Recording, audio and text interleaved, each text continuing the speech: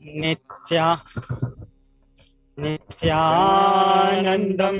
परमसुखदं केवलं ज्ञानमूर्तिं द्वन्द्वातीतं गगनसदृशं तत्त्वमस्यादिलक्ष्यम् एकं नित्यं विमलमचलं सर्वधी साक्षिभूतं भावातीतं त्रिगुणरहितं सद्गुरुं तं Namami.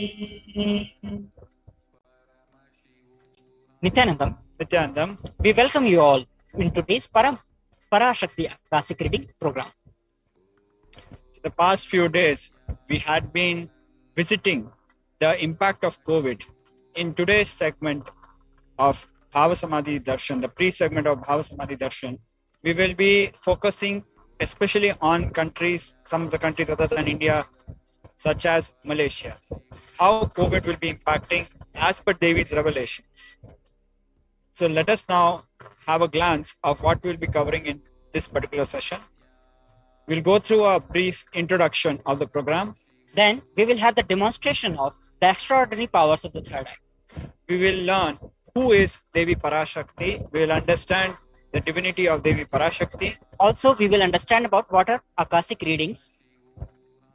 We will witness the darshan and receive the diksha, the initiation, and have an experience of our Akashic readings being read by Devi Parashakti herself, manifesting through the Nijavatara, the Supreme Pontiff of Hinduism, Jagat Guru Mahasannidhanam, His Divine Holiness, Bhagwan Nithyananda Paramashivam. And at the end, we will manifest the extraordinary powers of the third eye ourselves. So this is today's the whole flow of the program. So let us enter into the segment.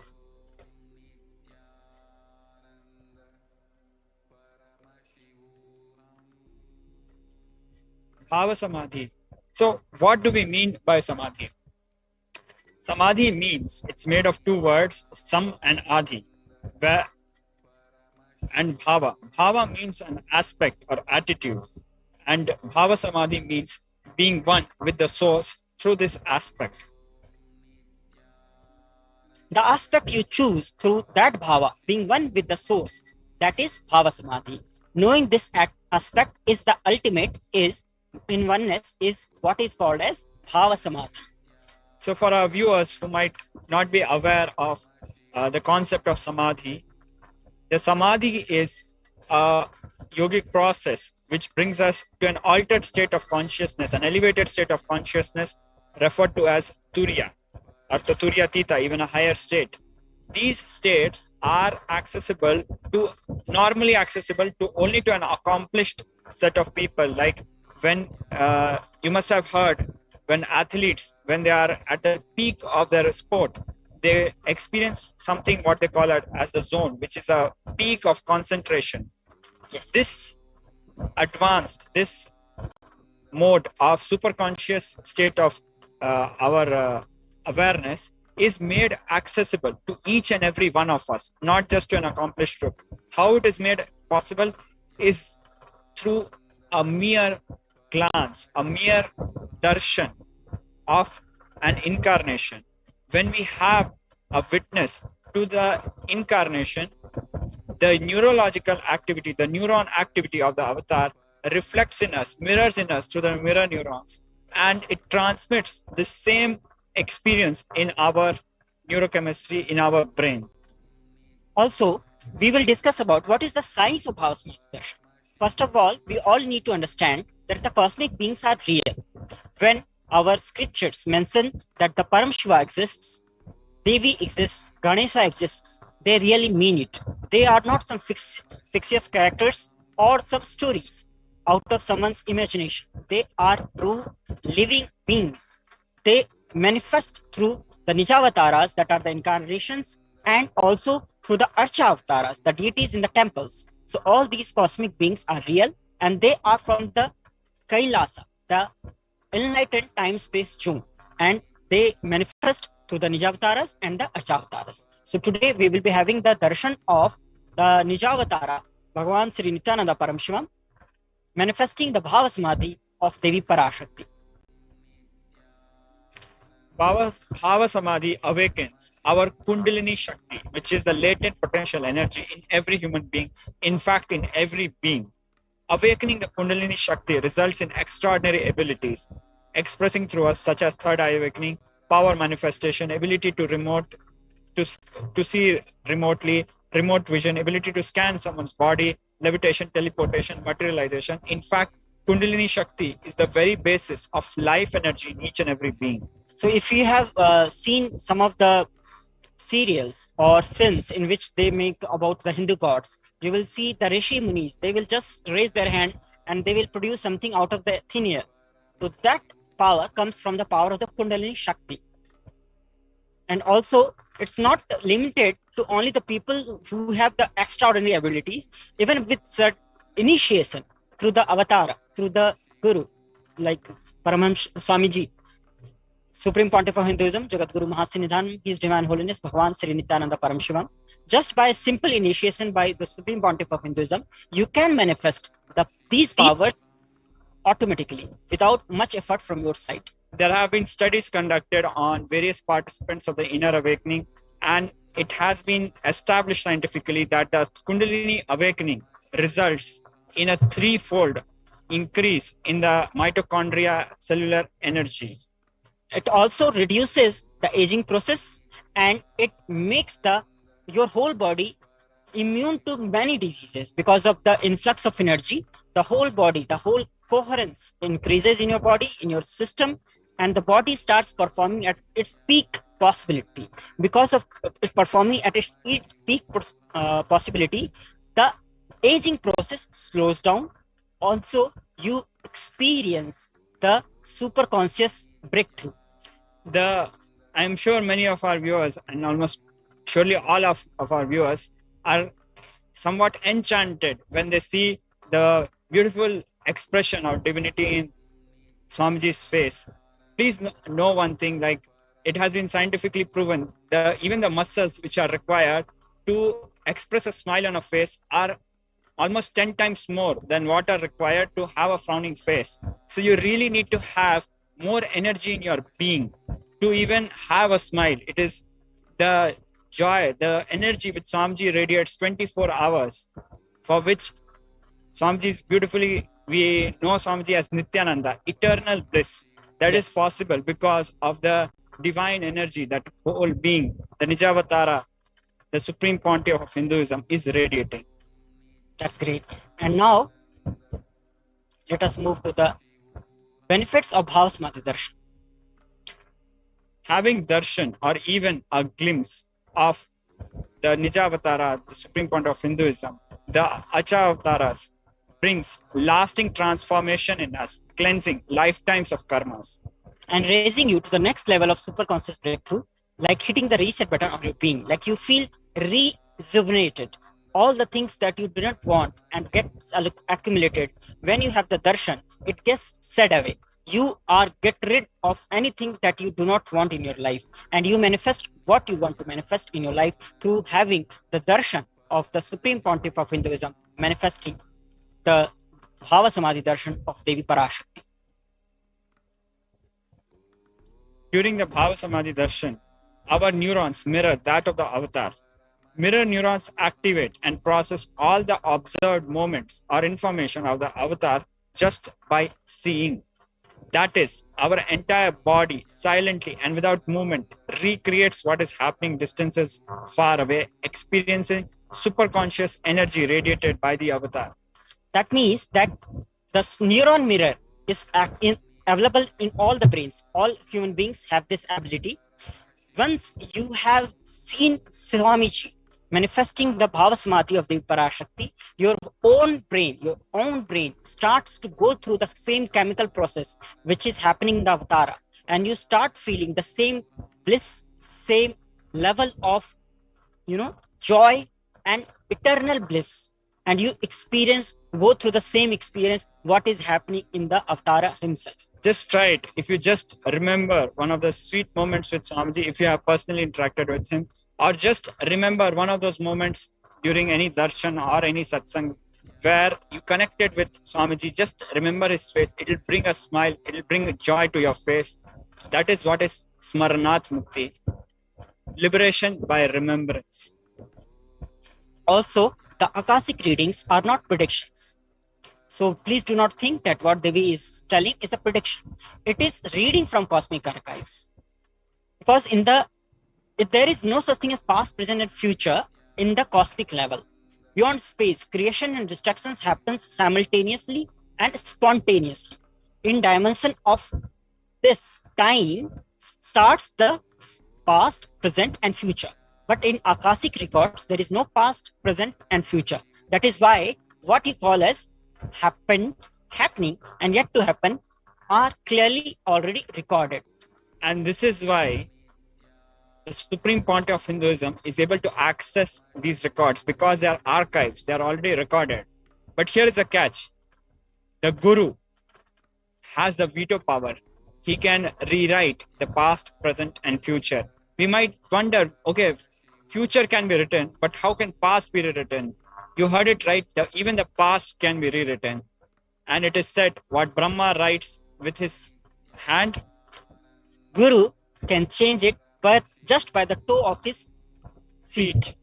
So if you want something to be changed in your life, you have to go and catch Guru's feet. Reach to Guru's feet and you will receive Paramashiva's feet. This is what is revealed in Guru Gita. Guru Gita, and yesterday's Parashakti Akashic reading also, Devi Parashakti mentioned this. So if you have reached to the Guru's feet, you will reach to Paramashiva's feet automatically. Now let us discuss about a short introduction about the Supreme Pontiff of Hinduism. The Supreme Pontiff of Hinduism, Jagat Guru Mahasannidhanam, His Divine Holiness, Bhagwan Nithyananda Paramashivam, is the reviver of Kailasa, a macrocosmic, ancient, enlightenment, Hindu civilizational nation. The Supreme Pontiff of Hinduism is the 1008th incarnation of Paramashiva as per Hinduism, recognized by his predecessors who are enlightened masters and adepts. The Supreme Pontiff of Hinduism has made the science of power manifestation, yoga, and temple-based universities a lifestyle for humanity. The Supreme Pontiff of Hinduism is ordained as the 233rd Guru Mahasannidhanam of Kanchi Kailasa Sarvanga Pitha Thondai Mandla Adin.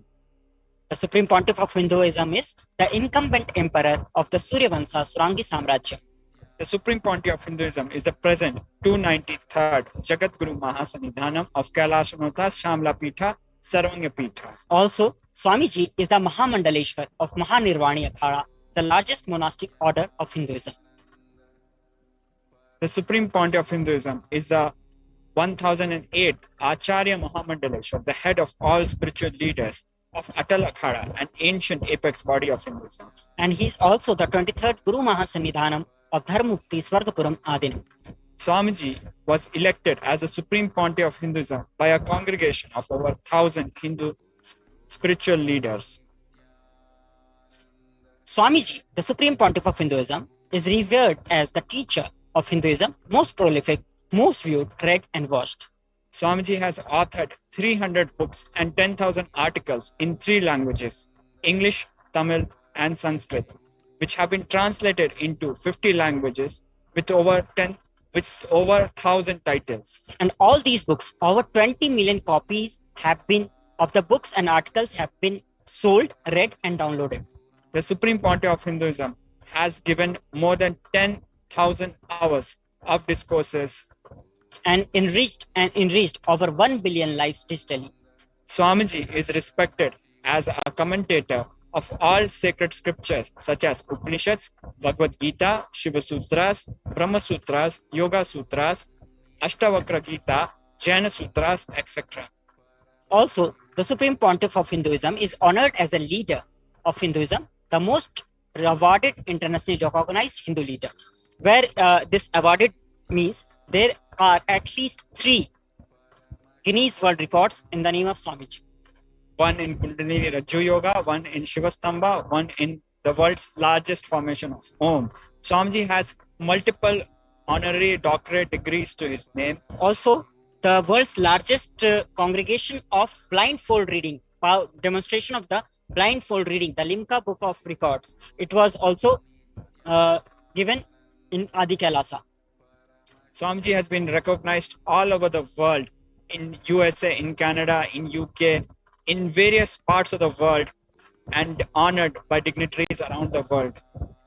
And Swamiji is the reviver of 108 ancient Hindu sampradayas, including the Rudrakanyas, Rudras, Bhairavas, Bhairavis, and Rishis, Rishikas, Sannyasis. He's the establisher of the largest Hindu university, Kailasa's Nithyananda Hindu University in the world, which has satellite campuses in 150 countries. Also, Swamiji is the establisher of 1,000 plus Kailasa enlightenment ecosystems. Swamiji is the founder and reviver of over 100 Sarvangapithas. And also a collector of the largest Hindu library with over 1 million books, 1 million palm leaf scriptures, and over 20 million digital books. So that was a very short introduction to our beloved Guru, the Supreme Pontiff of Hinduism. Now, we will be moving into the next segment, which is the demonstration of the extraordinary powers of the third eye. Stay tuned and enjoy the beautiful experience of power manifestation of entangling with the Gurukul Bala sense. Also, you will benefit by watching this intensely because mirror neurons will also be active now. If you are watching the power demonstration, at the end of the program, when you have to go through the power demonstration, manifestation of the powers, third eye powers, you yourself will find it very useful. So let us enter into the next segment after this short break. Stay tuned.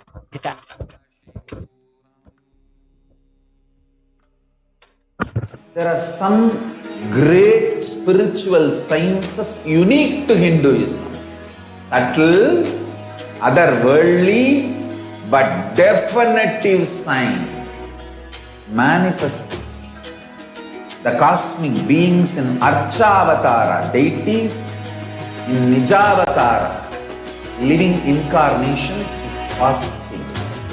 Understand? Kriya Pada of Vedas and Agamas elaborately explain the ultimate Shiva consciousness. Krishna is the bridge for you to achieve the Krishna consciousness. But the Shiva consciousness, Krishna consciousness, all consciousness is one and the same. Ultimate consciousness only. So that energy itself completely. Just like Radhika, when I see my own sweetness in the mirror, I become eager to taste it. I find that the only way to relish the sweetness is through the constitution of Sri Radhika. Bhava Samadhi Darshan is a window to the infinite expanse of consciousness, allowing us to glimpse the formless in a way that we can understand. It cleanses the karmas of lifetimes. It awakens our biomemory to the space of Paramashiva, the ultimate consciousness, and creates a deep and lasting transformation in us.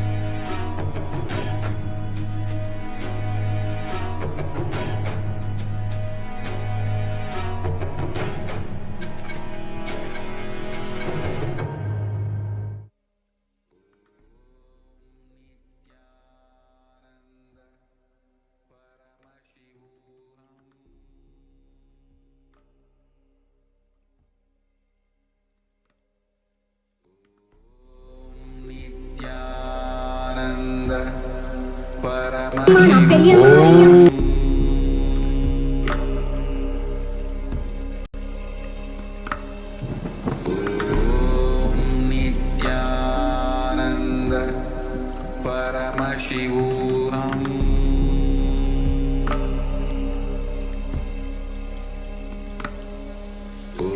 Om Nithyananda Paramashivoham.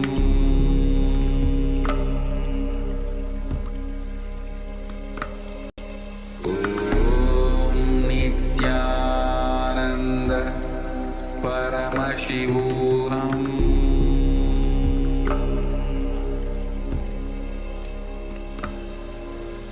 Om Nithyananda Paramashivoham.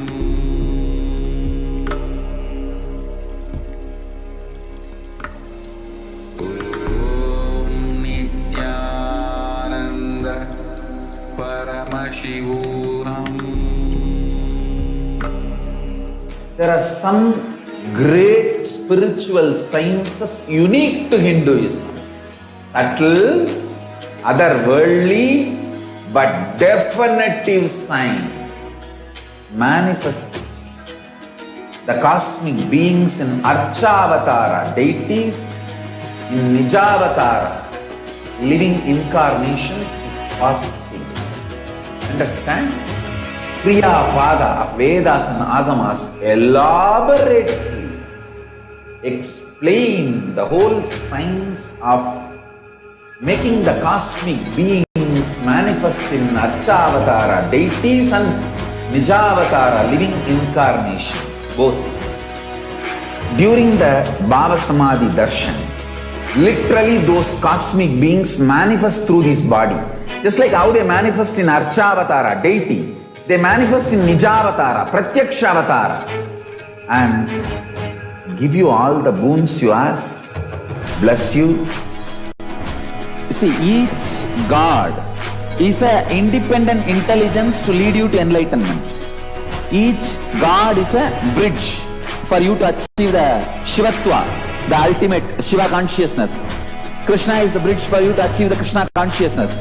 But Shiva consciousness, Krishna consciousness, all consciousness is one and the same. Ultimate consciousness only.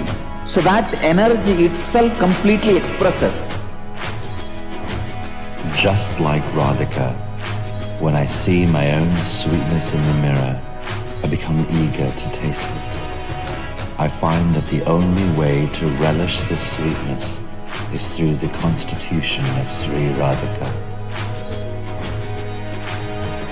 Bhava Samadhi Darshan is a window to the infinite expanse of consciousness, allowing us to glimpse the formless in a way that we can understand. It cleanses the karmas of lifetimes.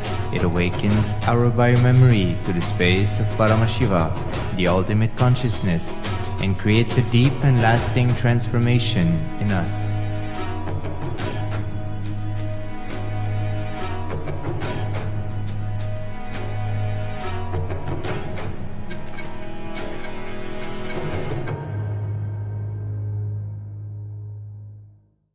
There are some great spiritual sciences unique to Hinduism. Subtle, otherworldly, but definitive sign. Manifest the cosmic beings in Archavatara, deities, in Nijavatara, living incarnations is possible. Understand?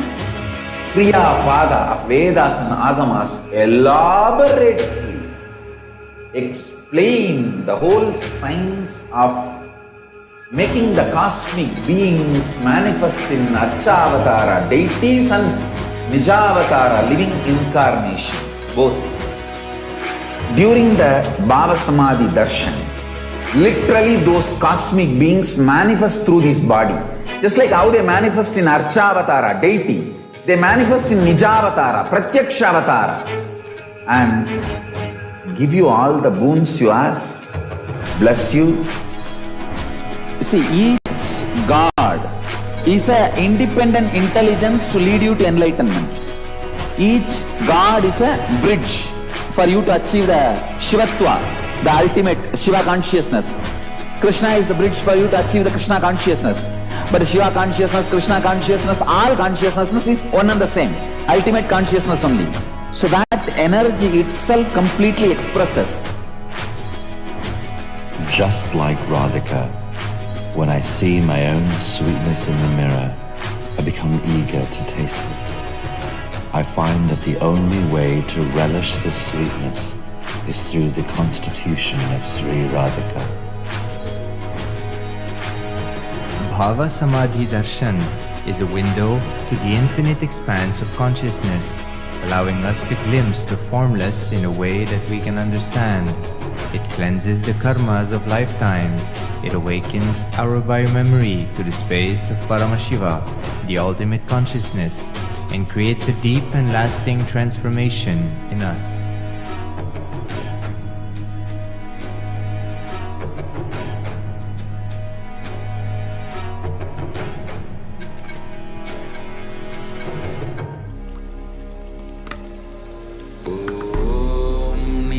Nithyananda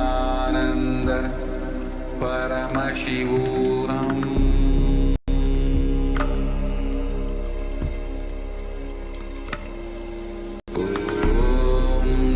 Nithyananda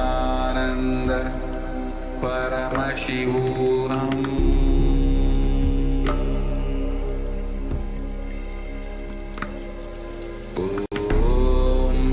Nithyananda Paramashivoham.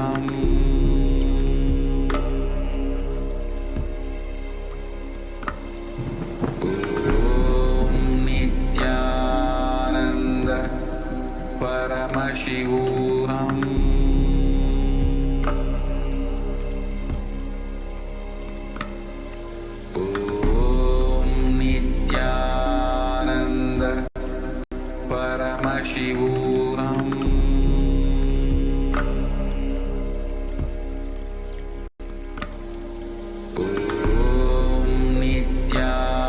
Nithyananda Paramashivoham.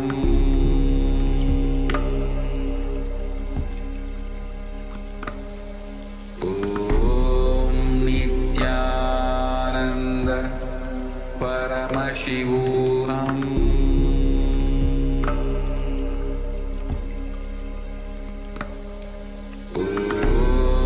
Nithyananda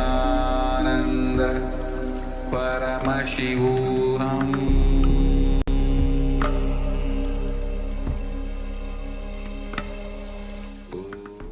Yes, Nithyananda everyone. Thank you all so much for joining us for today's segment of manifesting the extraordinary Shaktis and powers of Paramashiva.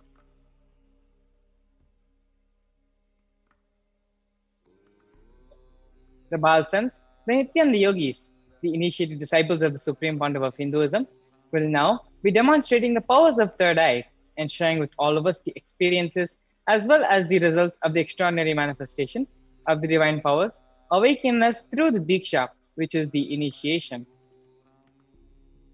In today's Bhava Samadhi Darshan, all of us will be receiving the initiation into the third eye awakening, as well as the various other powers with the blessings and grace of the Supreme Pontiff of Hinduism.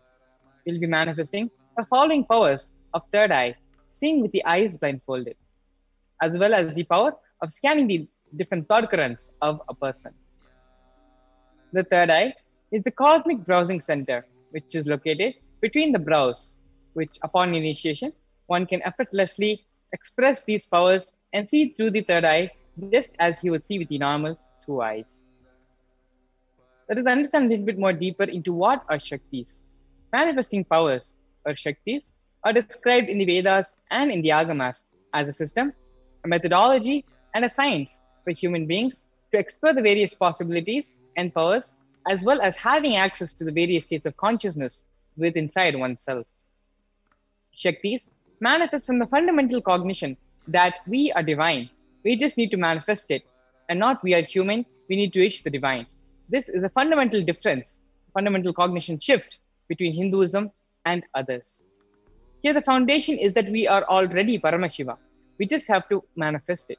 Our unmanifest recognizes that we are Paramashiva, even if we have not yet manifested it ourselves. That is why what Paramashiva is revealing through this body, through this system, through this methodology, any samyama you do on powerful cognitions, you manifest only Shaktis and powers, not Siddhis. These are the direct words from the Supreme Pontiff of Hinduism on this science of power manifestation. What are the difference between Shaktis and Siddhis? Shaktis express from the space of enlightenment as a side effect of feeling connection and high integrity with the Guru. Shaktis are the source of enlightenment, whereas Siddhis happen manifest on the path towards enlightenment, not from the experience of enlightenment itself. The Shaktis of Paramashiva manifest through ordinary human beings in an extraordinary way after the initiation from the avatar, whereas siddhis are not permanent and they may divert you from your path of enlightenment. Paramashiva is the source of all these Shaktis. He is the primordial divinity in Hinduism, the ultimate reality and cause, which is self-effulgent, Swayam Prakasha, all-pervading, unchanging in time, space, form and causality. As the fundamental base of Avyakta, the unmanifest, and Vyakta, the manifest existence, Paramashiva performs the Panchakrityas, or the five cosmic actions of Srishti, which is the creation, Sthiti, sovereign rulership and maintenance, Samhara, rejuvenation, Bhava, which is the pulling out of delusion, as well as the Anugraha, which is the liberating grace for all the enlightened beings. The Supreme Pontiff of Hinduism, Jagadguru Mahasanidhanam, His Divine Holiness Bhagwan Sri Nithyananda Paramashivam, is the 1008th living incarnation of Paramashiva, as well as the reviver of Kailasa, the ancient, enlightened Hindu civilizational nation, the great cosmic borderless Hindu nation. Ever since the beginning of civilization, the Sanatana Hindu Dharma has been the cradle for enlightened beings and these ancient, highly advanced sciences. It is where the science of enlightenment and powers, Shaktis, were first lived and taught as a lifestyle for modern day. For the first time in our time, in the modern day, the Supreme Pontiff of Hinduism is reviving these yogic sciences and transmitting them to the world at a record-breaking pace which has never been accomplished before. The science of power manifestation, which is laid down in our Vedas and Agamas, has been kept alive and is available to us today, even now, thanks to the Guru Parampara Sampradaya in Hinduism. The Guru Parampara Sampradaya is the reason for which the knowledge and science of manifesting the Shaktis are passed down from one generation to the next through the science of initiation, which is Diksha by the enlightened Gurus. The Supreme Pontiff of Hinduism, being recognized as an incarnation from a very young age, was taught and trained in these sciences to revive these initiations as well as these knowledge repositories for the benefit of the whole world. The Supreme Pontiff of Hinduism has been trained in the power manifestation disciplines of Vedanta, Tantra and Shri Vidya, Yoga and Yogic powers, Mantra Shastra, Siddha Vidya, the science of Aushadha, Advaita and Bhakti Yoga, Paramashiva and Paramashiva Vijnana. So how do we awaken the divine Shaktis in us? Every ultimate truth, Jnana, manifesting as a possibility, Prajnana, within our consciousness, manifests as possibility and power in every being, Prajnana. Diksha. Here, we have a beautiful video where the science of Diksha, the science of initiation, is expanded upon, is explained, as well as the various benefits which can be derived from Diksha. Let us all watch this video intensely as we understand and cognize what is the science of Diksha all about. Transfer of spiritual energy by Enlightened being through look, word, or touch. The traditional Vedic book Navaratneshwara states, Sarvasamapi dikshanam muktihi phalamakhanditam avirodhat bhavantyeva prasangyastu bhuktayah. The main benefit of all initiations is moksha, enlightenment. As a side effect, health, wealth, leadership, and well-being happen. And in Rudrayamala Tantra, Shiva says,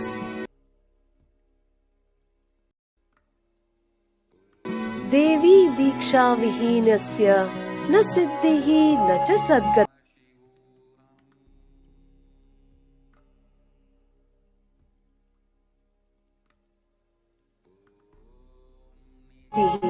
Tasmat sarva prayatnena.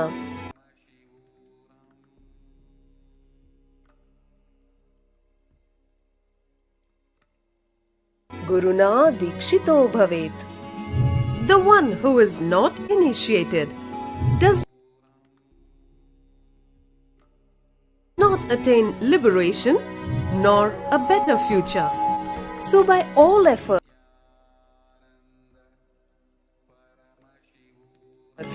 one should get initiated by Guru. What is the science of initiation? Neuroscience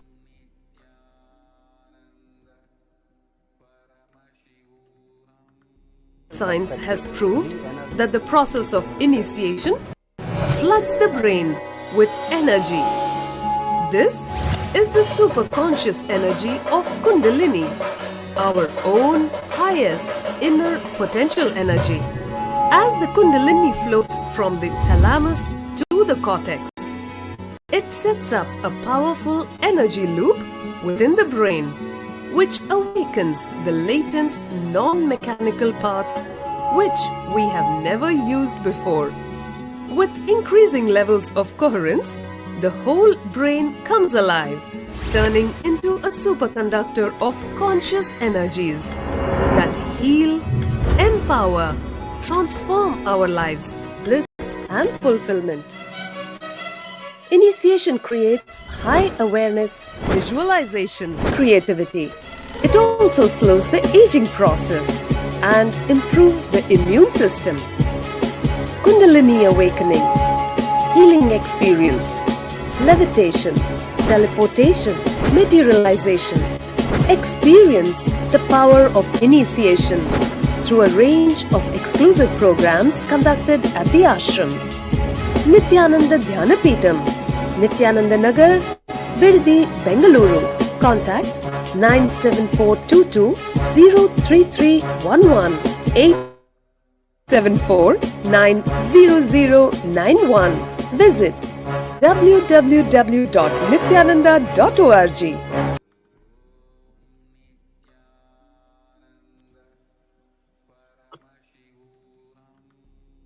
Beautifully, the science of Diksha and the benefits of Diksha was explained for all of us to benefit and understand why Diksha is necessary, why Diksha is important in all of our lives. Now let's understand a little bit more about the science of power manifestation. The science of power manifestation, which is revealed in our Vedas and in our Agamas, is authenticated through 4 different types of evidences, otherwise called as pramanas. The first is the Shastra Pramana, which is the scripture evidence from the Shastras or the source scriptures. The Shastra Pramana is the eternal, unchangeable truth revealed in the Vedas and in the Agamas. The next Pramana is the Apta Pramana. The Apta Pramana are the experiences and results of Aptas or authorities on Hinduism, such as our Vedic rishis and scientists, and our Puranas and Itihasas. Then is the Atma Pramana. The Atma Pramana is the personal experience of the Supreme Founder of Hinduism, Bhagavan Sri Nithyananda Paramashivam, who has time tested and authenticated this science by experiencing these powers, these extraordinary manifestations in his own life as well. And last, we have the Pratyaksha Pramana, which is the empirical evidences from observations and scientific experimentations. The Veda Agamas is a living applied science. Vedas are the ultimate superior authority for Hindus. Agamas are the pure science, the applied technology, where the applied science is expanded upon. Vedas and Agamas, the Veda Agamas are given the status of Shruti, as they are directly revealed by Paramashiva. They are the ultimate, eternal, unchangeable truths. A reference cited from the Shastras or source scriptures is called the Shastra Pramana. Let us now get ready to witness a very unique and exciting demonstration of this power of third eye. Here we have the Shastra Pramana, which is scriptural reference for the power of third eye. Kapalantarmanonyasya tishthanmilitalochanaha kramena manasodhardyat lakshaye lakshamuttamam. By fixing the mind on the inner space within the crown center and sitting stably without any movement, having the eyes closed in succession, by that stability of the mind in inner space through the power of the third eye, one directly sees the ultimate goal by having the vision beyond the sight that reveals any object or place, attaining the space of oneness with the source. Here you have the Apta Pramana, where Bhagavan Sri Krishna initiates Arjuna in the power of third eye. The Bhagavad Gita verse goes, Natu mam shakyase drishtam ane anenaikam swachakshusha divyam dhadami te chakshuhu pashyame yogamaishwaram. Bhagavan Krishna says to Arjuna, but you cannot see my cosmic form with these physical eyes of yours. Therefore, I grant you the divine third eye vision. Behold my cosmic opulence. In the Hindu Purana Bhagavad Gita, Bhagavan Krishna initiates Arjuna into the power of third eye to behold Krishna's Vishwarupa Darshan, the vision of his cosmic form. The 11th chapter of Bhagavad Gita is completely narrated by Arjuna as he describes the Vishwarupa of Bhagavan Sri Krishna through his third eye. And here we have the Atma Pramana, where Swamiji describes his personal experience of this power of third eye at the tender age of 10. In the Supreme Founder of Hinduism's own words, first experience that I was able to see everything around me, above me, the whole 360 degrees, 10 directions, below me, everything. I realized not only I was able to see, I was able to feel, experience all of that as me. And here we have the Pratyaksha Pramana, which is the empirical evidence from observations and various scientific experimentations. Study measures and compares the metabolic cell activity in the brain, the conscious and meditative open of third eye states using positron emission tomography, otherwise known as PET. When performing daily activities, high activity is measured in the brain where the third eye is located, and when in deep samadhi state, when the third eye region is active and almost 90% of the brain is at peace. And here you have the Sakshi Pramana, which are the experiences and results of the extraordinary power manifestation happening through the various initiated disciples of the Supreme Founder of Hinduism. The sacred science of power manifestation of third eye awakening is being made available to the whole of humanity for the ultimate enrichment and conscious evolution by the Supreme Founder of Hinduism, Bhagavan Sri Nithyananda Paramashivam, who, as the living incarnation of Paramashiva, the Supreme Founder of Hinduism, embodies the most profound yogic states that surpass all bounds of time, space, and matter. The Supreme Founder of Hinduism is gifting this pure and great science of third eye awakening, along with many other spiritual sciences, through initiation, which is the Diksha, and experiencing the profound results as extraordinary powers in their everyday life. So without further ado, let us get ready and enter into the power manifestation demonstration directly. Joining with us here today, we have Sri Shivashankarananda Maharaj, who is a Balsan from the Nithyananda Raj Vidya Gurukul, and who's an extraordinary power manifester who has been on multiple world tours across the world. Nithyananda Maharaj.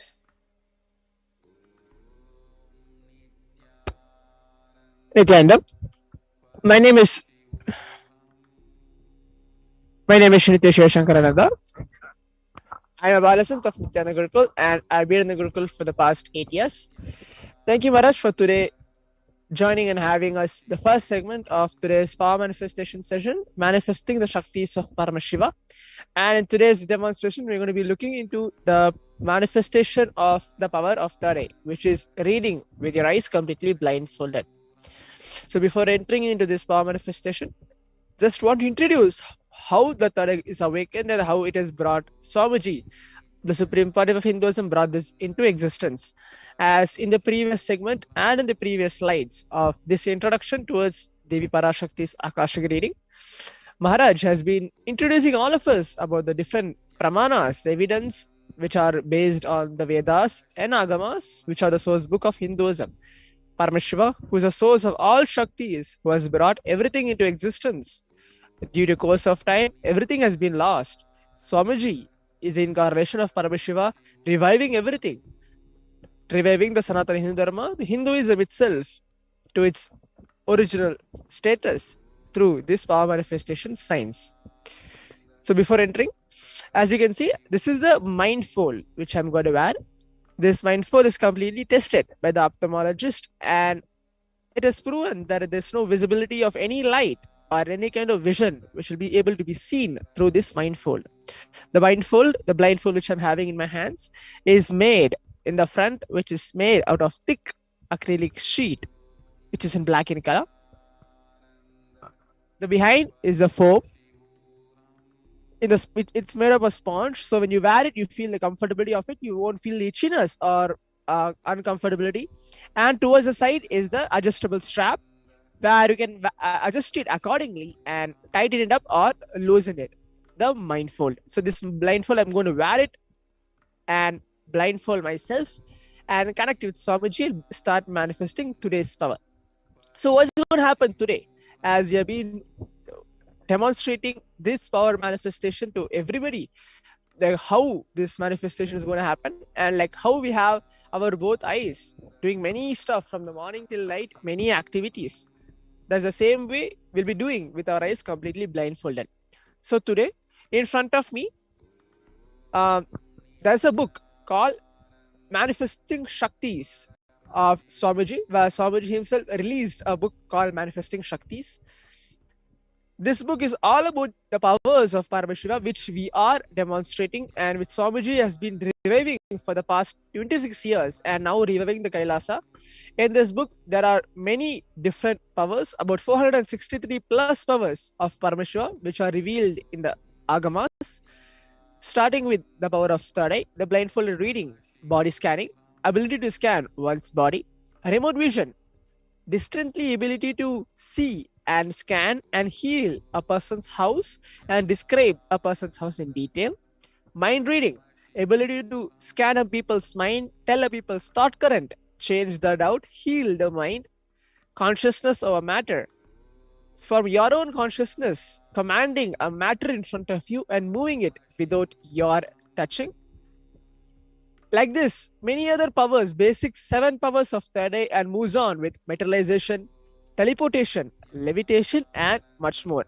So in this book of Swamiji, there are about 200 to 300 pages where Swamiji reveals why to manifest powers, what happens when you manifest powers, why when you manifest power, what helps you, what happens to your being actually when you manifest power, what are the side effects or what will you get when you reach enlightenment, what is the space you are, or before enlightenment, how you are.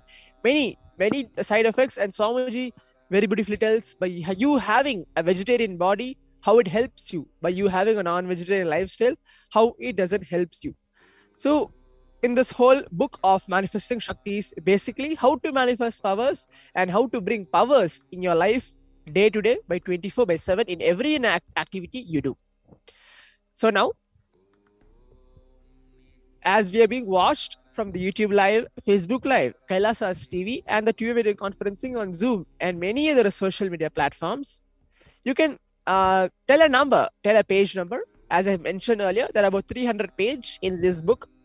You can mention a page number and leave a comment. So I'll be blindfolding myself and opening that exact page number and reading out what did Swamiji tell about that. So in this book, it is not only reading, it is reading the font color, reading the projecting the images which are there. So I'll be describing the whole image, how it is there in detail, and reading out and seeing what all is surrounding the whole picture. So that's going to be today's manifestation, reading and describing the picture in that particular page. So now let us all connect ourselves in the space of oneness with Swamiji by chanting the Mahavakya, Om Nithyananda Paramashivoham. By chanting this Mahavakya, requesting Swamiji's grace and blessings to manifest in ourselves, to manifest this extraordinary powers of third eye, which is reading with our eyes completely blindfolded.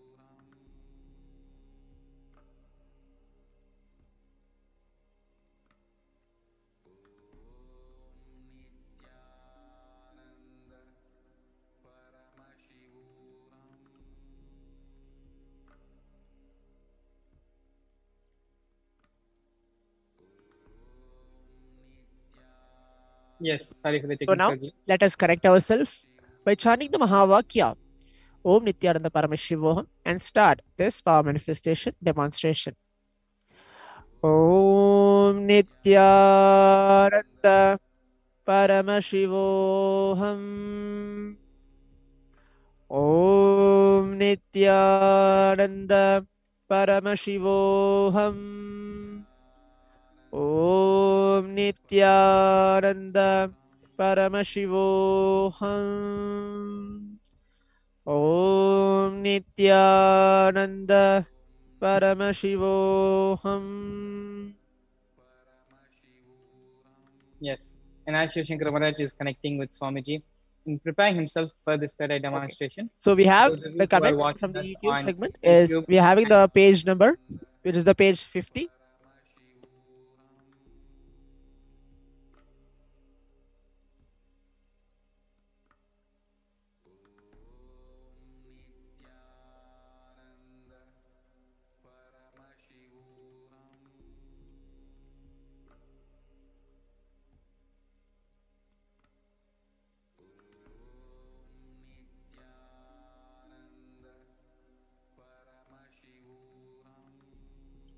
So there's page 50 over here.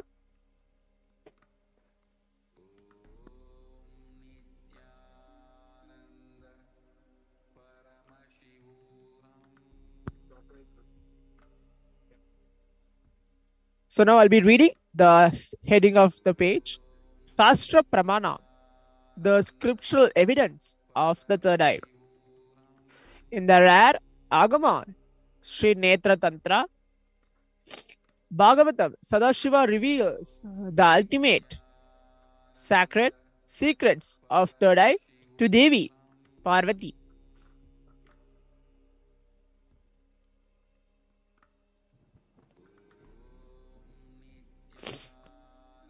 On her inquiry to the handsome Lord Shiva.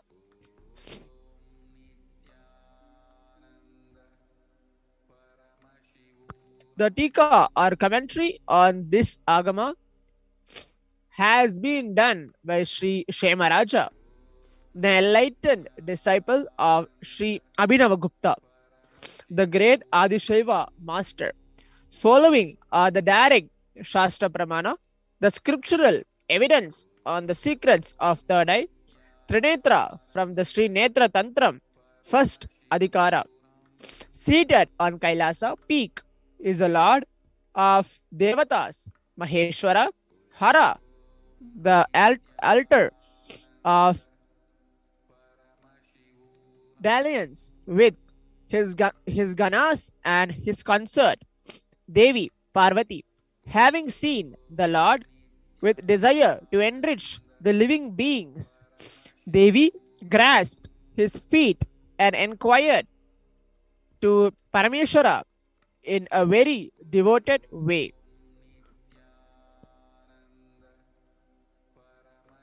Yes, So this thank is you the so much, first page.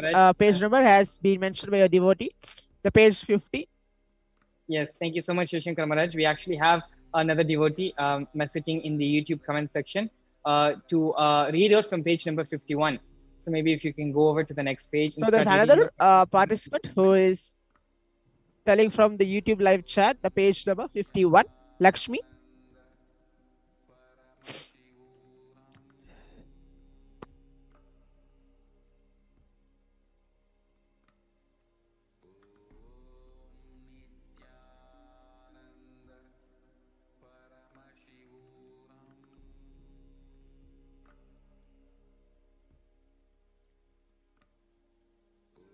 Netra Rahasyam, the secret of third eye. This is the heading.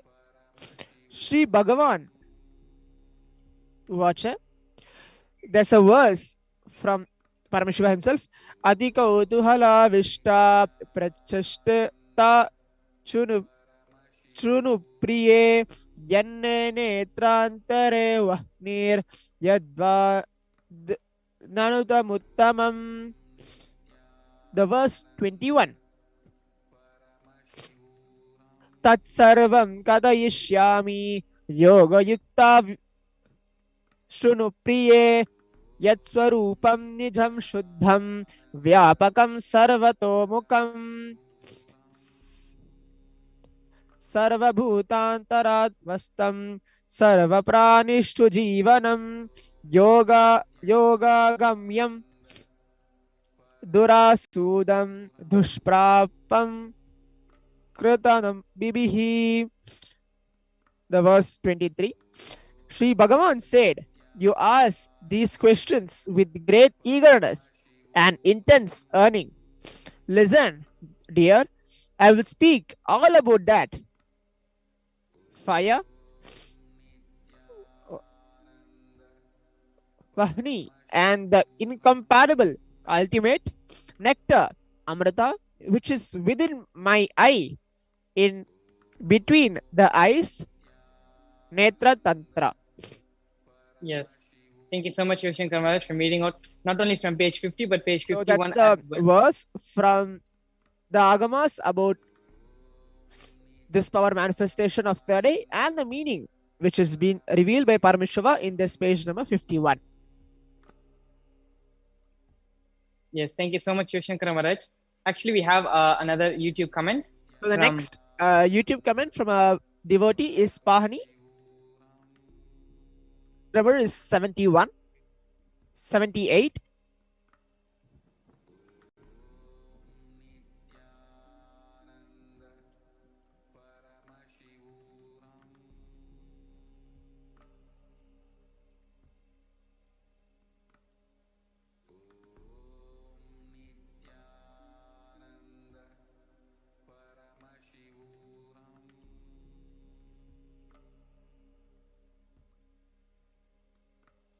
So as you can see, the page number 78, which is being projected.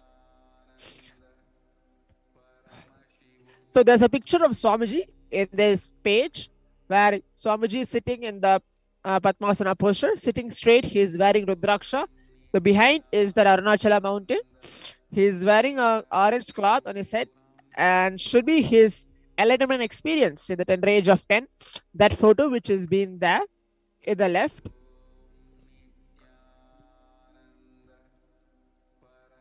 So towards the right of the photo, there are few words, laughed and said, "No, you are not possessed by a ghost, you are possessed by God." It was a great thing that not only she encouraged and took care of me, she also took care that I did not show anything abnormal to the outside world. Because of this experience, very wonderfully she managed that even after 2 days, the power of our experience, our ability to see all the 360 degrees was there. It did not go away. It was there very strongly. Actually, one of my friends and my classmate who still lives in my native place was the first person, I can say, who received energy darshan.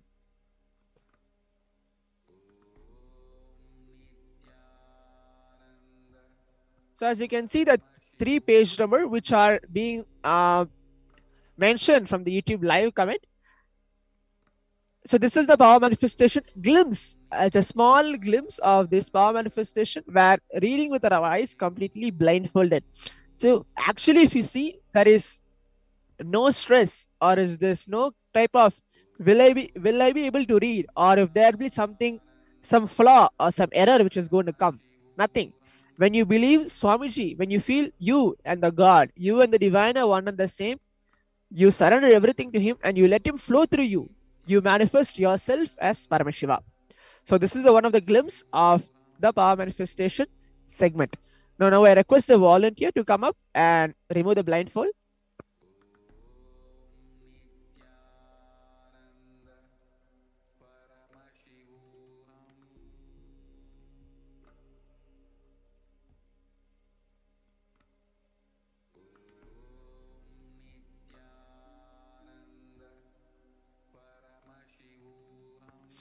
So with this, by having this glimpse of power manifestation segment, you all will be manifesting the same power towards the end of today's Devi Parashakti's Akashic reading session, where we'll be training you and guiding you to this power manifestation and leading you to manifest this power of third eye. So now we'll come to the conclusion of today's power manifestation segment. Stay tuned after a short break for next updates and introduction towards Devi Parashakti's Akashic reading. Thank you, Nithyananda.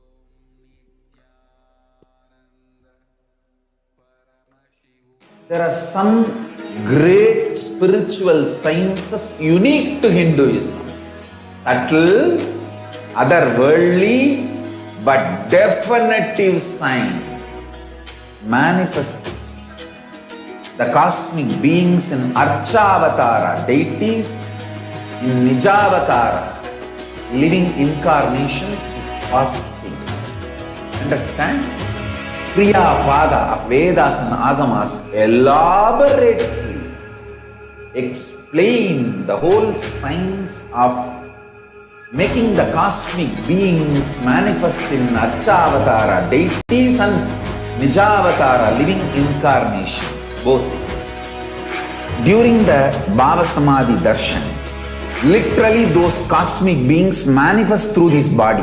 Just like how they manifest in Archavatara, deity, they manifest in Nijavatara, Pratyakshavatara, and give you all the boons you ask, bless you. You see, each God is an independent intelligence to lead you to enlightenment. Each God is a bridge for you to achieve the Shivatva, the ultimate Shiva consciousness. Krishna is the bridge for you to achieve the Krishna consciousness. But Shiva consciousness, Krishna consciousness, all consciousness is one and the same. Ultimate consciousness only. So that energy itself completely expresses. Just like Radhika, when I see my own sweetness in the mirror, I become eager to taste it. I find that the only way to relish this sweetness is through the constitution of Sri Radhika. Bhava Samadhi Darshan is a window to the infinite expanse of consciousness, allowing us to glimpse the formless in a way that we can understand. It cleanses the karmas of lifetimes. It awakens our biomemory to the space of Paramashiva, the ultimate consciousness, and creates a deep and lasting transformation in us.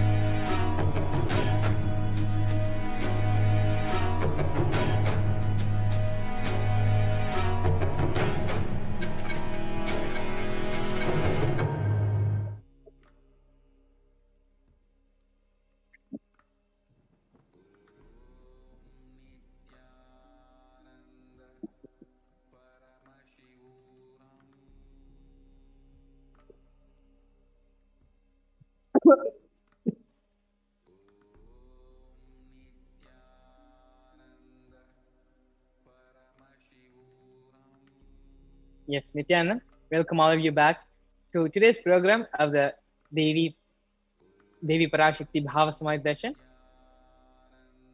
Previously, we had a beautiful demonstration of the power of third eye, where Shiv Shankara Maharaj read out pages at random from the Avatar Shastra book, where devotees and disciples on the YouTube live stream, in the live chat comment section, they have posted different page numbers for Shiv Shankara Maharaj to read out, and successfully Shiv Shankara Maharaj has read out all the page numbers from whatever was posted in the live chat. After witnessing this beautiful demonstration of the power of third eye, let us now understand about the Akashic records. What are the Akashic records? How can we benefit from having an Akashic reading being read out? So fundamentally, the Akashic records are records which are created in space. Whatever has happened there in time, exists as a file in the cosmic archives. Nothing can be destroyed. Understand? None of your actions, none of your emotions, none of your ideas, plans, thoughts, words, none of them can be destroyed. The Akashic records are the cosmic archives of everything happened, happening, and yet to happen. The Akashic records are the verbal, visual, five-dimensional document. Whatever is happening is continuously being recorded in the cosmic archives. All the information which is collected from all of your births is present in your very DNA inside your own body. Just accessing some of them helps you to understand and not to waste time repeating the same actions, the same mistakes again and again. The Akashic readings are not predictions, they are readings, reading out from files directly from the cosmic archives. In the Akashic records, there is no such thing as past, present, and future. Beyond space, creation and destruction happen simultaneously. The dimension of time starts the past, present, and future. But in the Akashic records, there is no past, there is no present, and there is no future. That is why what you call as happened, happening, and need to happen is already clearly recorded in the Akashic records. In Swamiji's own words, he describes the Akashic records. Nobody has the right to comment or on these readings. Nobody has the right to manipulate these readings. Nobody has the right to interpret these readings. They are complete unto themselves. For anybody to live in tune with the cosmos, the Jivan Mukti, the living enlightenment, they do not need any other special practice other than listening to these great readings again and again. When you listen to these great readings, naturally, the negative logic is penetrated, broken, and these great truths settle in your inner space and help you live enlightenment. As the avatar of Paramashiva, the supreme pontiff of Hinduism, has graced humanity with the blessings and darshan in the form of Devi Parashakti, revealing answers to questions to the yearning of seekers as solutions, breakthroughs, and liberating humanity from pain and from suffering. Any answer given by Devi Parashakti is not just an answer, but a karmic breakthrough for the receiver. Here we have the Shastra Pramana, the scriptural reference to manifest the power of Akashic reading. This is taken from the Vijnana Bhairava Tantra, 61st Dharana, 84th Sutra. Akasham vimalam pashyan kritva drishtam nirantara stabdhatma tat kshanad devi bhairavam vapurapnuyat. Bhagavan Paramashiva says, looking at the spotless, infinite etheric space, Akasha, beyond the sky and the clouds, one should fix one's gaze from the third eye without blinking continuously and make the body and inner space steady and motionless. In that very moment, O Devi, one attains the nature and powers of the infinite space, Bhairava. Here we have the Sakshi Pramana, where devotees and disciples from all across the globe are sharing their experience and the results of the extraordinary manifestation which has happened in their life after the blessings and the initiation from the Supreme Pontiff of Hinduism. You can see here various screenshots, snippets, snapshots from various social media posts where devotees are sharing their experience of how they have manifested the power of remote vision in their life. And here you have the Atma Pramana, which is the reference of the power of Akashic reading from the Puranas and Itihasas. From the Hindu Purana Mahabharata, that narrates the story of the great sage Maitreya, who reveals the secrets to Vidura, the story of his birth in human form, and the reasons for all of his sufferings. Sage Maitreya accessed the Akashic records and told Vidura that he was in fact not an ordinary man, but was the incarnation of Yamaraja, the Lord of Death. He was to play the part of a so-called Shudra for 100 years by being cursed by Manduka Muni. Here you have the Atma Pramana, which is the personal account of the Supreme Pontiff of Hinduism, where he has time-tested and authenticated the science in his own life. In Swamiji's own words, reading the Akashic records is just opening the screen and it will appear. Originally, the Akashic records appear in Sanskrit and then gets translated into English, being the process of the seer seeing the scene and cognizing. That is why most of the English words which are used, the same words are getting repeated in the Akashic records, because the seer, being the process of seeing, is translating the scene. Because the seer is the person who is speaking to you regularly in English, he uses the same words to cognize and translate the scene, being the process of seeing itself. What are some of the benefits of having the Akashic records being read out to you? The Supreme Pontiff of Hinduism beautifully says, all the information you collected from all of your births exists in your DNA. You can access some of them just to understand and not to repeat the same mistakes again and again, not to waste the time performing the same actions again and again. Accessing the DNA code, reading the Akashic records will be useful for you to be liberated from your default future, bringing an end to binding cognitions, known and unknown sufferings, allowing you to tread on the path of enlightenment to achieve the space of Paramashivoham. Only an avatar can alter the Akashic readings. While many Balsans have been initiated to view the Akashic records, only the avatar can edit, alter, or upgrade the Akashic records. During the darshan and during the diksha, Supreme Pontiff of Hinduism blesses and upgrades the Akashic records as per the prayer of the devotee. So what can you expect in an Akashic reading? You can expect the most accurate and unbiased answer to any questions about your life, your destiny, and purpose in everyday parts of your life. You can be spiritually healed from physical and emotional problems with just a look or a word. You can understand the reasons behind your life's happening, as well as receive blessings to fulfill your right desires and have the clarity to redesign your future. Now that we have understood the Akashic records, what are the Akashic records and how can we be benefited by it? Let us now understand about Devi Parashakti. Who is Devi Parashakti and how can we experience her grace completely? Here we have the Dhyana Shloka of Devi Parashakti, which describes her form, her grace, and how she blesses her devotees.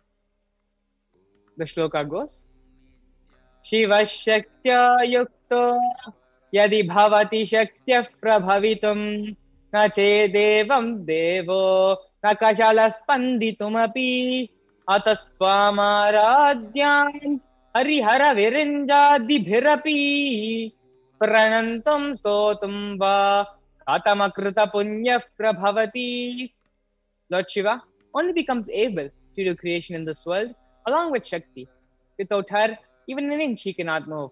And so how can one who does not do good deeds or who does not sing your praise be adequate to worship you, O Goddess mine, who is worshipped by the Trinity? Bhavanitvam dase mai vitara drishtim shakarunam etistotum vanchan hadayati bhavanitvam ya tadaiva tvam tasmai risasi nija sayujya padavi mukunda brahmendra sputamakuta nirajiti padamam. If anyone has a wish in his mind to pray, you Bhavani, my mother, please shower on me a part of your merciful love. Even before he says you Bhavani, you my goddess, would give to him the water falling from the crowns of Vishnu, Rudra and Brahma at your feet and grant him the eternal life in your world. Devi is the ultimate, the pure feminine consciousness, and all the great things can start only with the mother. Bhuvaneshwari is a cosmic mother, and from her cosmic womb, from which billions and billions of universes go in and come out, the source where the Big Bang and black holes go on. Parashakti is the source of all of us. We all came from Parashakti, stay in Parashakti, and go back to Parashakti. Listen very carefully. We are literally waves in the ocean of Parashakti. Parashakti is the source, source Shakti, source energy, source power from which all of us came, which all of us even now reside in, which all of us are going to merge back into. It is like a wave starting from the ocean, staying in the ocean, rising in the ocean, and falling back into the ocean. We all start from Parashakti, stay in Parashakti, raise in Parashakti, drop and merge back into Parashakti. Parashakti is the main deity of the sacred feminine, as well as the divine consort of Bhagavan Paramashiva, who is the Lord of the Supreme Consciousness. Parashakti is the embodiment of Tyaga. The divine feminine consciousness is unique to Hinduism. The unique contribution of the spiritual consciousness from the Vedic tradition is the sacred feminine worship. Even if everything from what the Vedic tradition gave to the world is lost, if just the feminine tradition, if just what the worship is retained, then everything can be brought back to life, because it is the feminine, the mother worship tradition, which is the seed of Hinduism. Hinduism has at least 10,000 subsects or sampradayas, and if all of them are lost for some reason, and only this one sampradaya of Devi worship remains, the whole thing can be revived back, because it is this sampradaya of mother worship, of Devi worship, which is the blueprint, the hologram of the Vedic tradition. Very beautifully, in Avatar, a great Mahapurusha, Sri Ramakrishna Paramahamsa, narrates a beautiful story. Shiva is Brahman, but Devi, Parashakti, has the key to reach Brahman. Only if she opens, anyone can reach. It is like the husband is the owner of a house, but only the mother has the key to open the house. And the key is usually kept on the hip of the mother.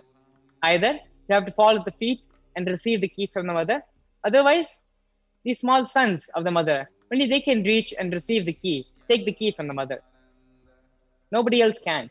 So either surrender to the mother or surrender to the people who are close to the mother, who can reach and give you the key.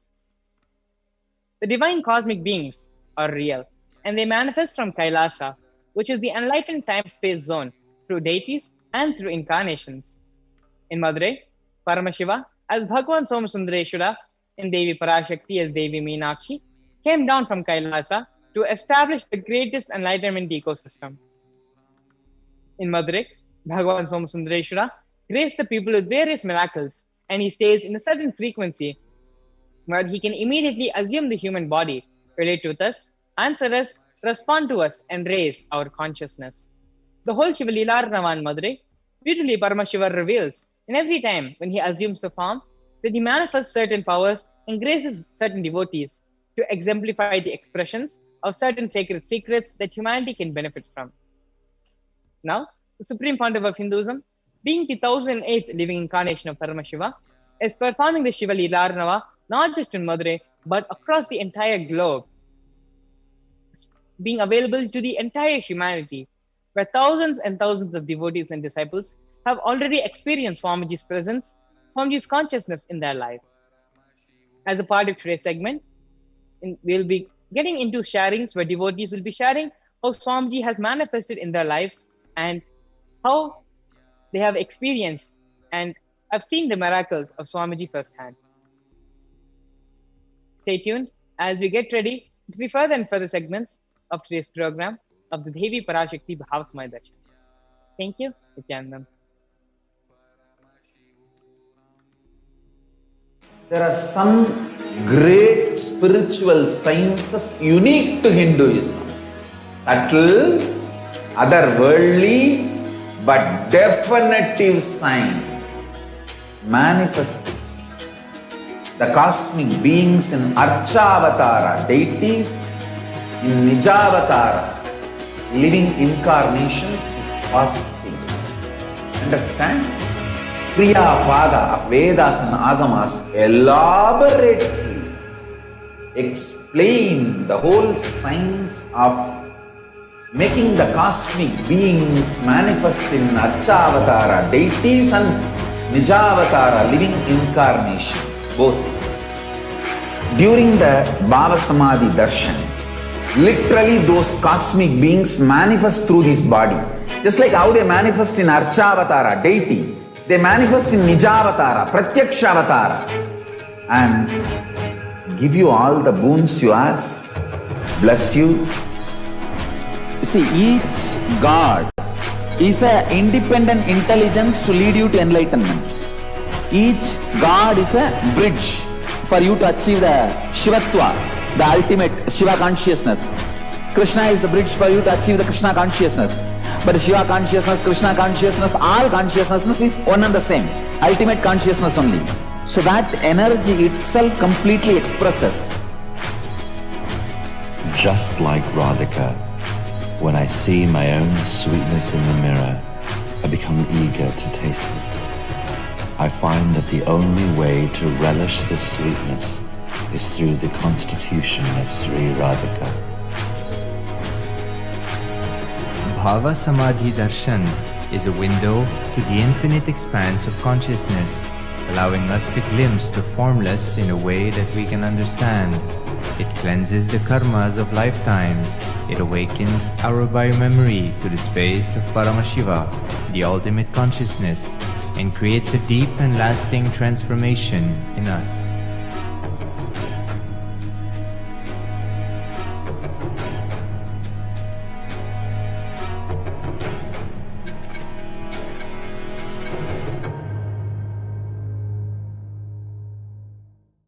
There are some great spiritual sciences unique to Hinduism. subtle, otherworldly, but definitive sign manifesting the cosmic beings in Archavatara, deities in Nijavatara, living incarnations is possible. Understand? Kriya Pada of Vedas and Agamas elaborately explain the whole science of making the cosmic beings manifest in Archavatara, deities and Nijavatara, living incarnations, both. During the Bhava Samadhi Darshan, literally those cosmic beings manifest through this body. Just like how they manifest in Archavatara, deity, they manifest in Nijavatara, Pratyakshavatara, and give you all the boons you ask, bless you. You see, each God is an independent intelligence to lead you to enlightenment. Each God is a bridge for you to achieve the Shivatva, the ultimate Shiva consciousness. Krishna is the bridge for you to achieve the Krishna consciousness. But Shiva consciousness, Krishna consciousness, all consciousness is one and the same. Ultimate consciousness only. So that energy itself completely expresses. Just like Radhika, when I see my own sweetness in the mirror, I become eager to taste it. I find that the only way to relish this sweetness is through the constitution of Sri Radhika. Bhava Samadhi Darshan is a window to the infinite expanse of consciousness, allowing us to glimpse the formless in a way that we can understand. It cleanses the karmas of lifetimes. It awakens our biomemory to the space of Paramashiva, the ultimate consciousness, and creates a deep and lasting transformation in us.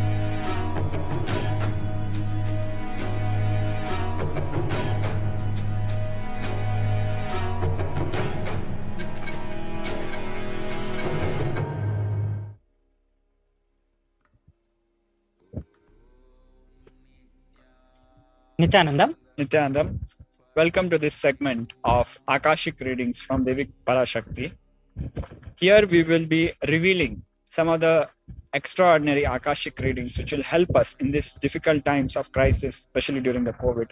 And we will also see the state of the world and map these readings to the current happenings by the help of media, news and references. And we'll understand how we can benefit from these revelations.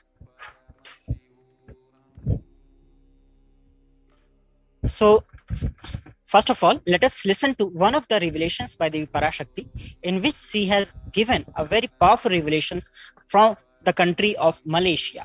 So, what Devi has revealed about Malaysia, then we will be entering into the mapping of the words, Devi's mapping of the words, and then we will be giving the statistics and data. So, let us enter into the video now.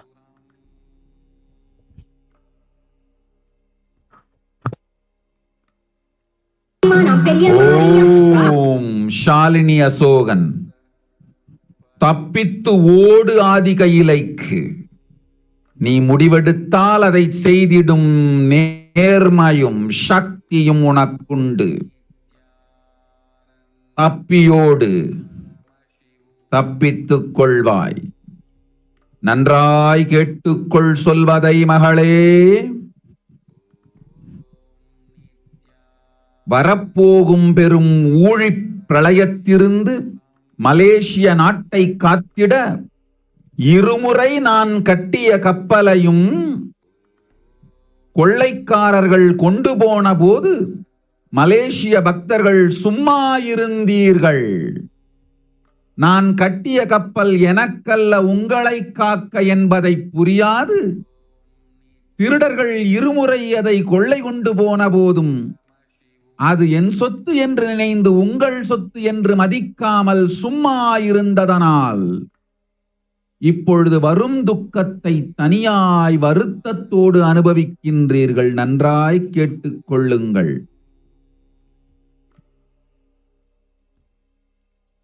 மனை தோறும் மரண ஓலம் கேட்கும் கொடுமையை Malaysia காணப்போகிறது. Corona கொள்ளை நோய் மலைநாட்டை கொண்டு போகும் கொடுமையை பார்க்கப் போகிறீர்கள். உயிர் காக்க வேண்டும் என்று நினைப்பவர்கள், உயிரை காத்துக் கொள்ள நினைப்பவர்கள் ஓடுங்கள் ஆதி கையிலைக்கு. நான் செய்திருந்த ஞான கப்பல் மலேசியாவில் மலர்ந்திருக்குமானால் இன்று ஆதி கையிலையைப் போல் அங்கும் உங்களையெல்லாம் காத்திருப்பேன். கட்டிய கப்பலை திருடி கொள்ளை கொண்டு போன போது கவலையில்லாமல் இருந்தீர்கள். இப்பொழுது பார்ப்பீர்கள் மனை தோறும் மரண ஓலம் கேட்பதை. யார் தடுக்க முடியும்? அவரவர் கர்மம் அவரவர்க்கானது. ஓம் ஓம் ஓம்.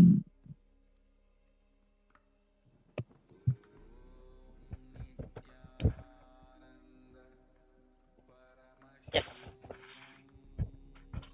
So, what Devi revealed in this, we will be reading out the transcripts of this. Please understand that what we are going to read out are mapping of Devi's words into English. These are not verbatim. These are mapping of Devi's words into English. So the reading goes thus, the broad translation. Escape and go to Adi Kailasa. If you decide you have integrity and Shakti to escape, you will escape. I am protecting Malaysia. 2 times I built the ship. Here Devi by ship is referring to the Kailasa ecosystems, which are like Manu's boat or Noah's ark, which are meant to carry humanity and help them sail through these times of crisis during this deluge. So further the reading goes, when looters took and went, people of Malaysia kept quiet.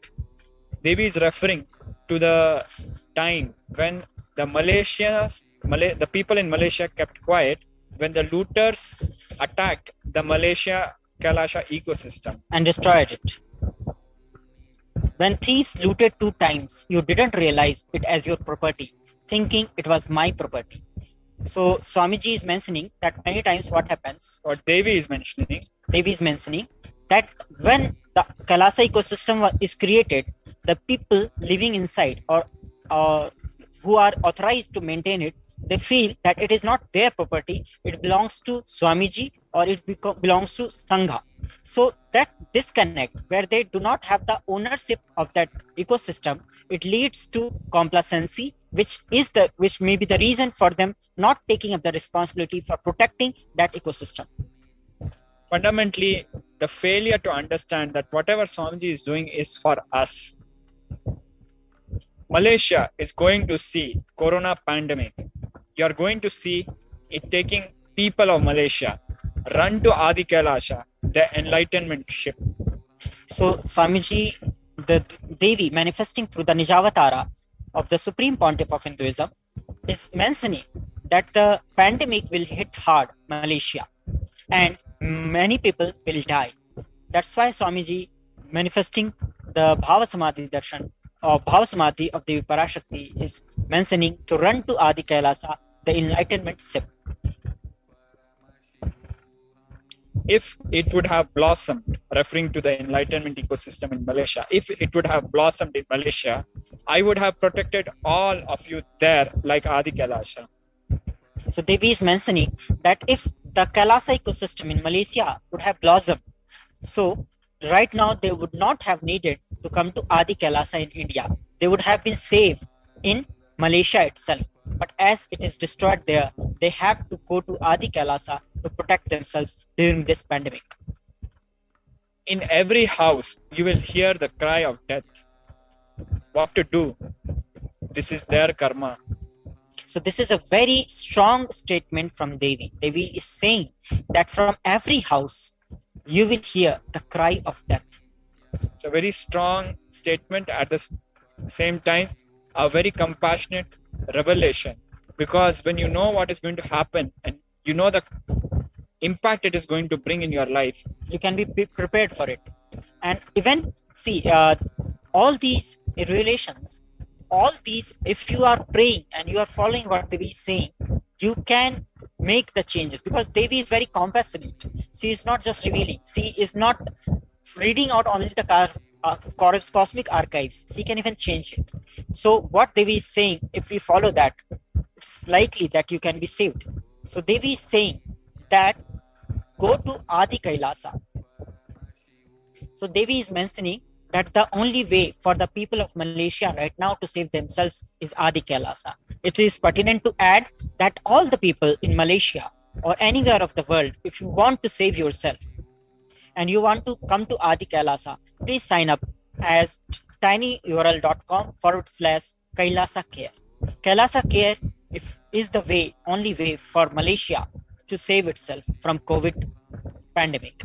So requesting all the viewers, if you are watching it and if you are from Malaysia, if you want to save yourself and your family, please sign up at tinyurl.com/Kailasa Care. So let us look into what are the activities that Swamiji did in Malaysia, how he created the ecosystem, and what was the ecosystem like. So Swamiji gave a series of talks during his visit to Malaysia. Below you can see pictures of Swamiji giving a talk at Kuala Lumpur Infrastructure University College. After the discourse, Swamiji met individually with each person and gave healing and blessings. So you can see the pictures.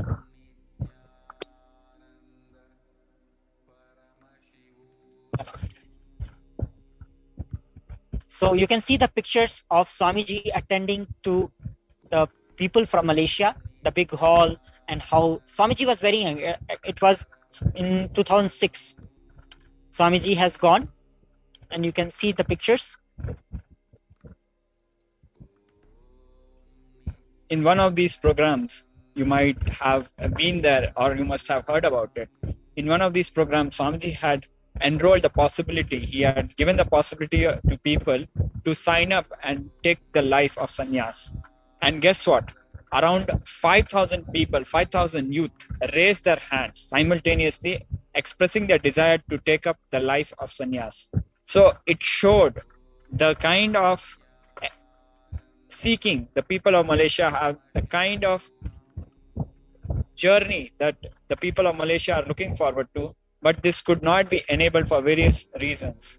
Reasons might be many, but now is the possibility, even now we have the time in hand, and there's a possibility open, and the doors of Adi Kailasa are still open. So you can see Swamiji was giving every person darshan individually, initiating individually. It's already a trademark of Swamiji. Even if there are thousands of people and Swamiji has to sit for 24 hours at a stretch, he will not get up till the last person receives the initiation. In fact, I believe one of the biggest gatherings was during the Ujjain Kumbh Mela, where alone the registered participants were more than 5,000 and the visitors were close to 10 million.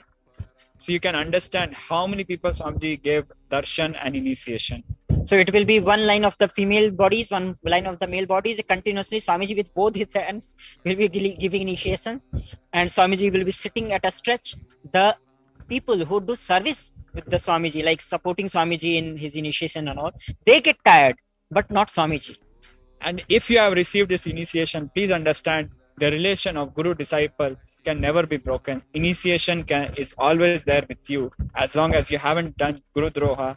And the power of initiation, the love of the master, which has filled you and comes back as love for the master, that guru-disciple relationship, he has given the commitment for your well-being, and and because of that commitment for your well-being and your enlightenment, Guru has opened the doors. Now it is for us to make the move and do what is right, not what is pleasant. So you can see the different news articles which were published in 7th October 2006 in Vanambadi, Tamil newspaper of Malaysia. So it was very, in 2006, Swamiji was very young. He was 33. No, in 26, 27, 28, only 28 years. Swamiji was only 28 years old when Swamiji, these pictures are taken. in 2006. So you can see at such a young age, Swamiji had such an impact on the people. And Swamiji was able to create what others, for a 28-year-old normal boy who is struggling even to get a job, a small job. And here Swamiji is creating empires. In 33 countries, in a matter of 5 years from inauguration of the mission of Swamiji, the global mission, the public face of the global mission, in mere 5 years, spreading to 33 countries. And why? It was just to reach to you, each and every one of you, who are connected cosmically to the Guru, cosmically connected to Devi, cosmically connected to the Supreme Pontiff of Hinduism. So when Swami Devi is mentioning that she was creating the Adi Kailas, this ecosystem, this is what Swamiji was doing multiple trips to Malaysia to establish the Kailasa there. From 2004, 2005, 2006, 2007, 2008, it went on. It went on until it was made impossible by the lawfare, by various vexatious litigations and trying to seize Swamiji's passport by the authorities. Until these problems came up, Swamiji made sure to reach out to Malaysia and made himself available to the people of Malaysia to establish Kailasa there. In this article, you can see it is dated 4th November 2006. So Swamiji was continuously in news in the Malaysia whenever Swamiji used to visit Malaysia, and his impact was too much and the people were liking him. But some vested interests, some, there are always some bad apple, some people who do not want the Kailasa ecosystem to grow, the humanity to have a breakthrough.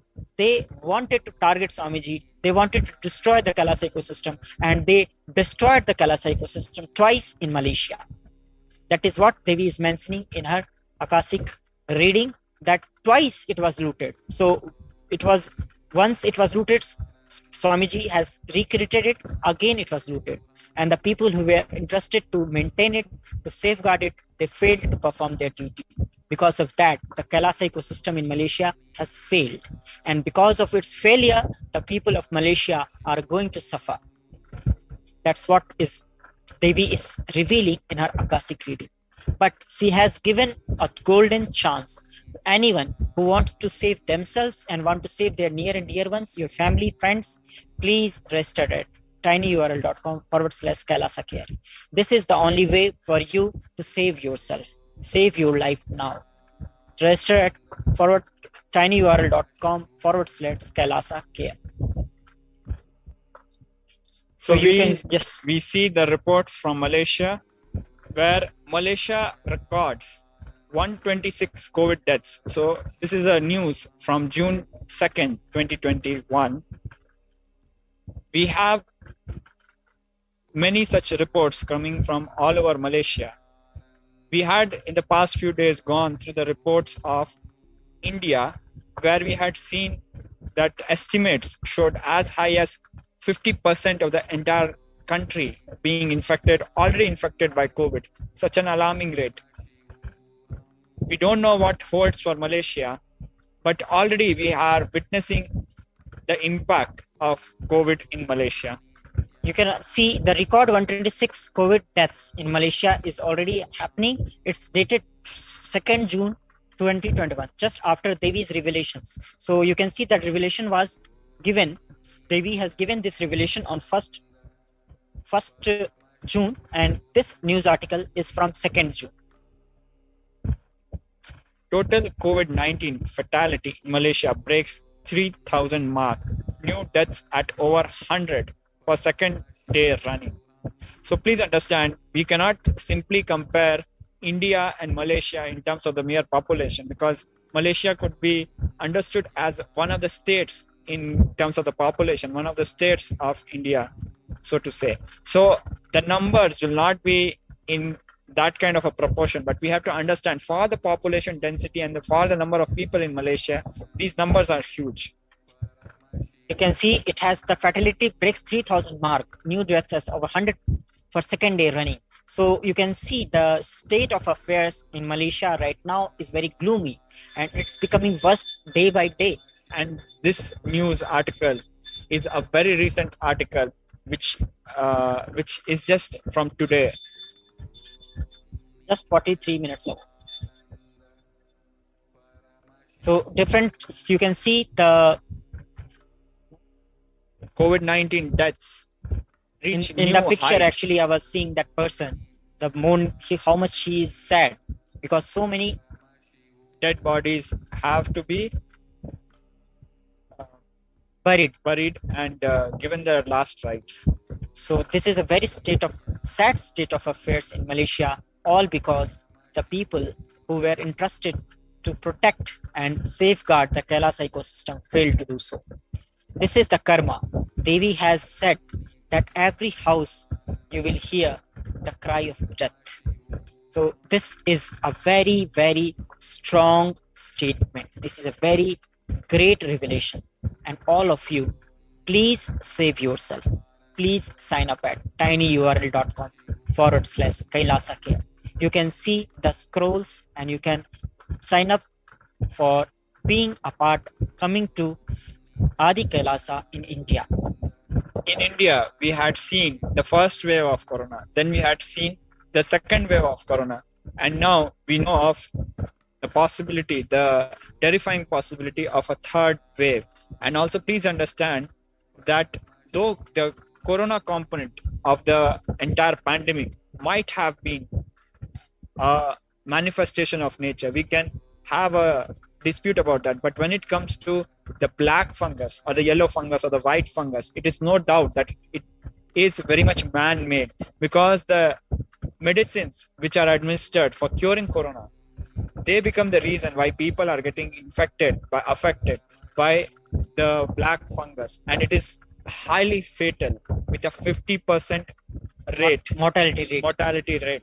So just imagine when these kind of unfortunate things happen in other countries, we don't know how humanity will be able to face this situation.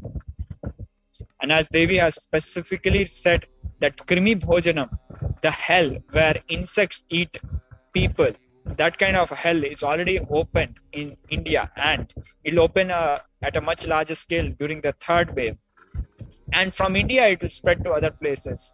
The hell will open in other countries also, especially referring to the Indian subcontinent, which includes all these countries around India also. India and Southeast Asia. So you can see in this graph, the total number of cases, this is how it represents. Total active cases, total confirmed cases are 5,87,165. This data is from 2nd June 2021, 6 p.m. So 5,87,165 confirmed cases.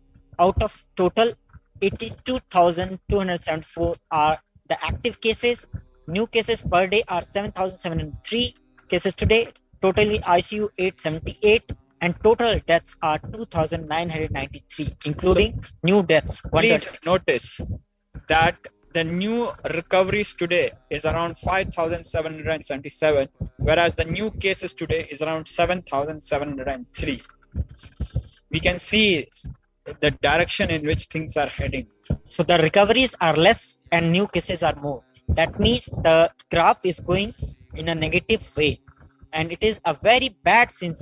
It's a very concerning, very serious situation. Very bad sign for Malaysia.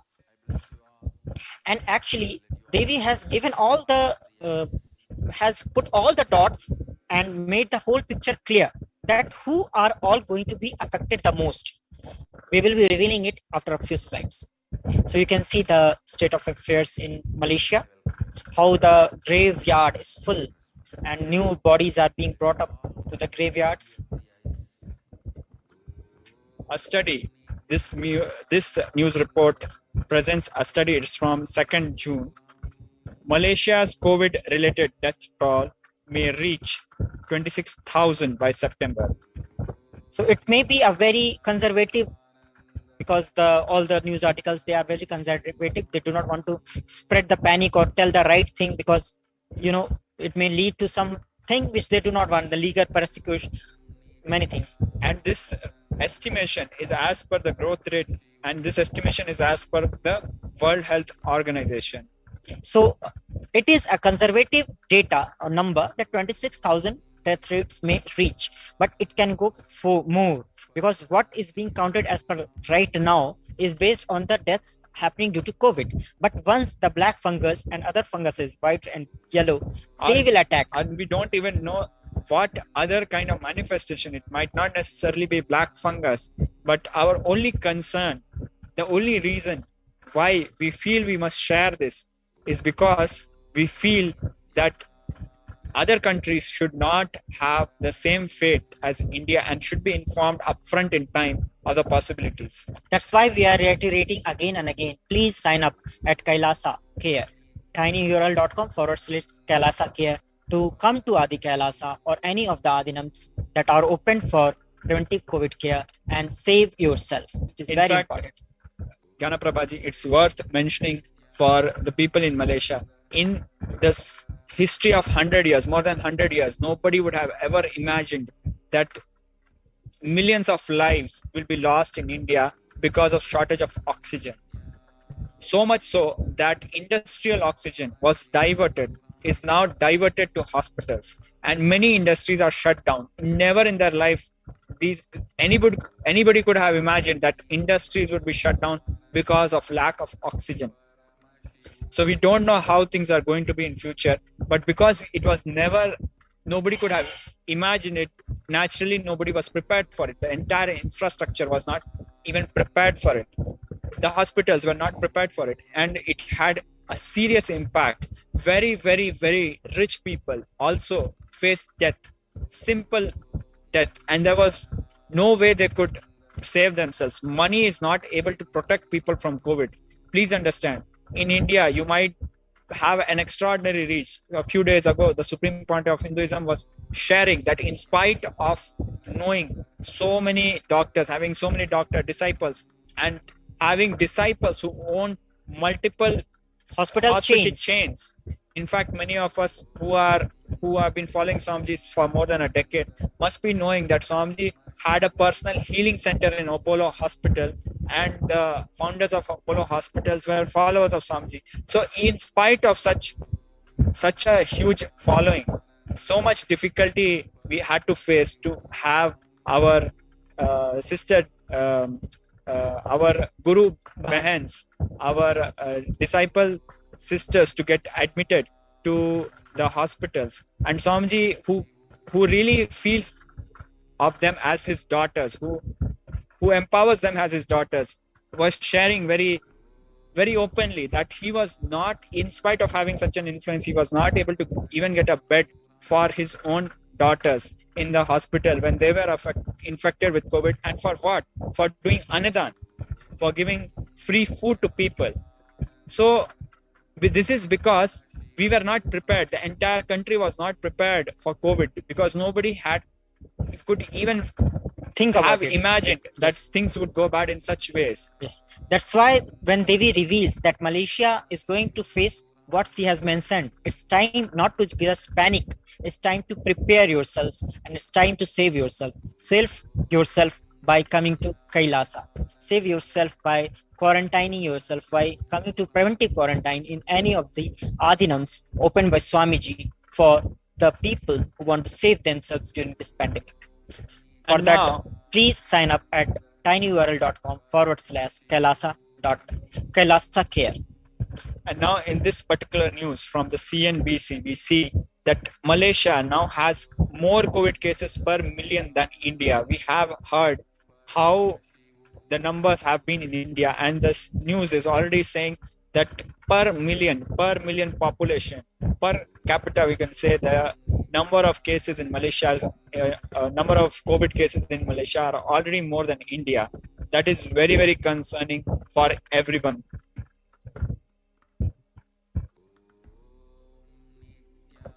You can see the different news articles mentioning the same. If we go back to the previous news article, I would like to highlight that India has been experiencing a devastating second wave since April and has the world's second largest COVID caseloads. And now we are having Malaysia, which is surpassing, and it has been battling a surge of coronavirus cases since the last few months. So now we have Malaysia, which has more number of cases per million than the world's second most affected country. And Devi has already mentioned it. What is the reason? Because the people who failed to save the Kailasa ecosystem, which was created by Swamiji there. So twice, it is not only once, it was destroyed twice. Because of that karma, this is happening. This corona pandemic is killing the people because the Kailasa ecosystem was destroyed there. So even now, please come to Kailasa. Please sign up at Kailasa Care. Please sign up at tinyurl.com/Kailasa Care. You can see the scrolls and you can sign up right now. So moving ahead, we will be seeing more articles about how this is our comparison with Malaysia and India. These are two different, because in the population in India is huge, but once it comes to the per million death rates or the cases of corona, Malaysia is beating India. In fact, to put the numbers in perspective, the population of India is around 1.3 billion, whereas of Malaysia is around 23 million. So it's almost 5 times. It's not 5 times. It is 23 million and 1.3 billion. More than a factor of, I'll say 440 or 400. Yeah. So the thing is, what we should understand, like some cities like Bombay, their population, the kind of the population, a single city like Bombay, Mumbai or Delhi, they have almost like 1 crore people, which is like 10 million, one city alone. And here we have the entire country with a population of 23 million, which is like add 2 cities of India together, Mumbai and Delhi, you get population equivalent to Malaysia. So the numbers might not be comparable in that terms, but let us look at what is happening. We had a huge second wave, you can see in the graph, a few days ago in India, and now we see that India is recovering, but Malaysia is climbing up towards a similar wave, which is what is being predicted by Devi Parashakti. So you can see this is 205 cases per 1 million population, and India's has reduced to 150 cases per million. So this all graphs, they are showing that the spike in the cases of COVID-19 in Malaysia. Also, now we want to discuss the state of affairs of Indians in Malaysia, how the Indians are suffering in Malaysia. It is very important to note that a significant size of Indians are part of the Malaysian population, Malaysian demography, but they are not experiencing the same level of justice, same level of equality with the other people in Malaysia. So we will be going through a few slides, a few information. It is not a blanket statement about all the cases. It is just, we just want to highlight some of the things that are happening. We are in no way accusing any country. We are just trying to present the picture, how it is happening. So you see in the article in front of you, it shows that more than 50% of present death victims are Malaysian Indians. And this is something concerning, and we would like to discuss such matters.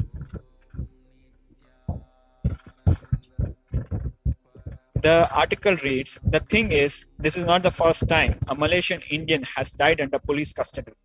There are at least 29.4 million Malaysian citizens.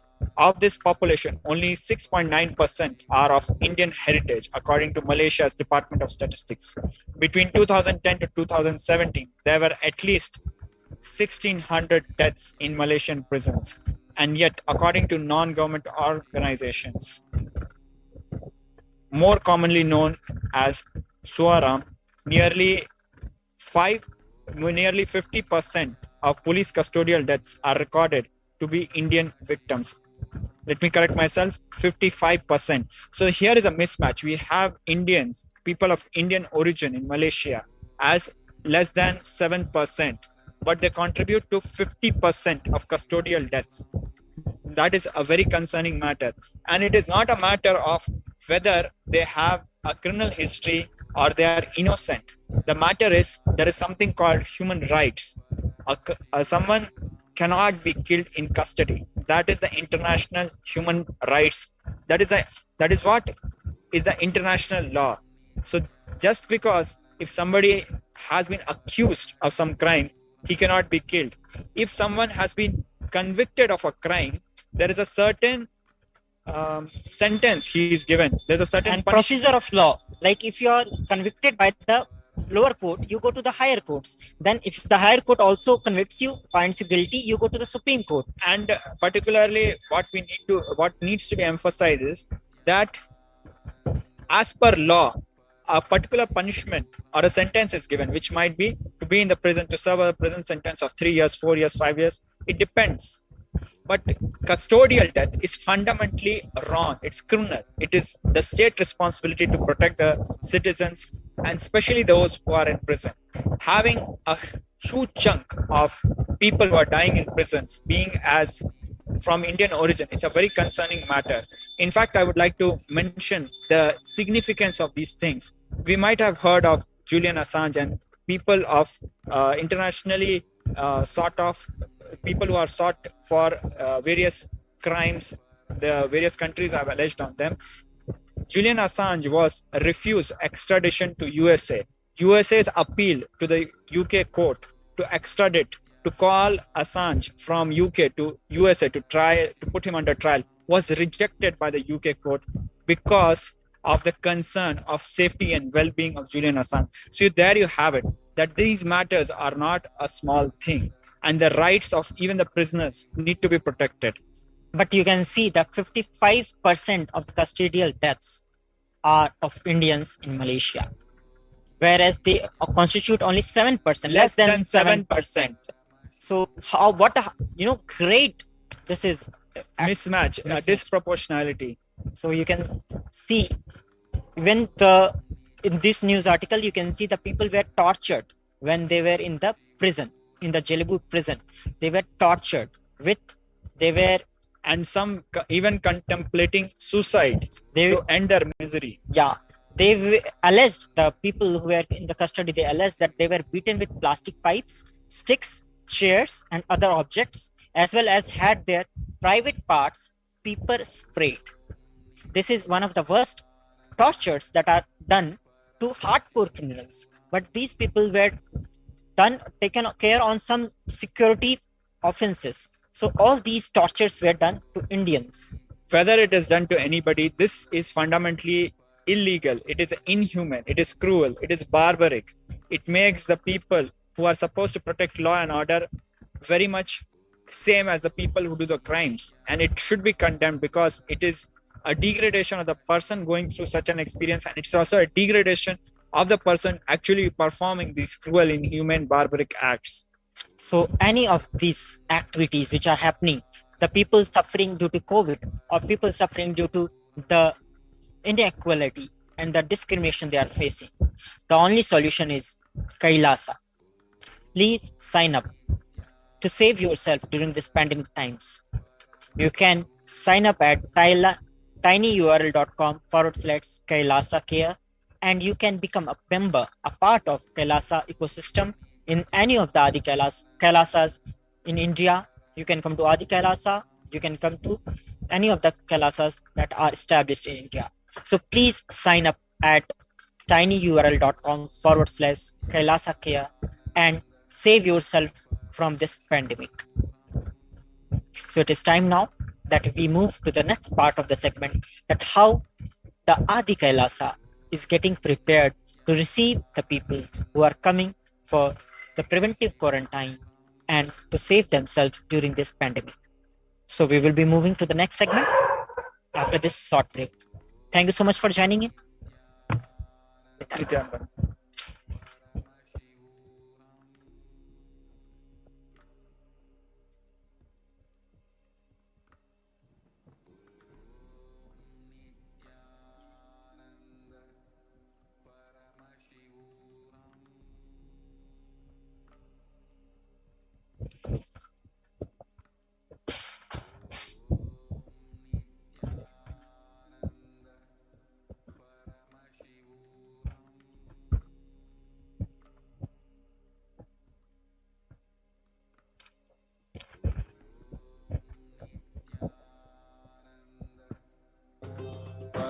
Paramashivoham Nithyananda Paramashivoham Om Nithyananda Paramashivoham.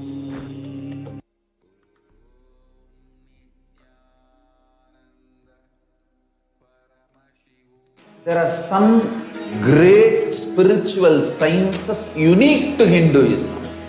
Subtle, otherworldly, but definitive sign. Manifesting the cosmic beings in Archavatara, deities in Nijavatara, living incarnations is fasting. Understand?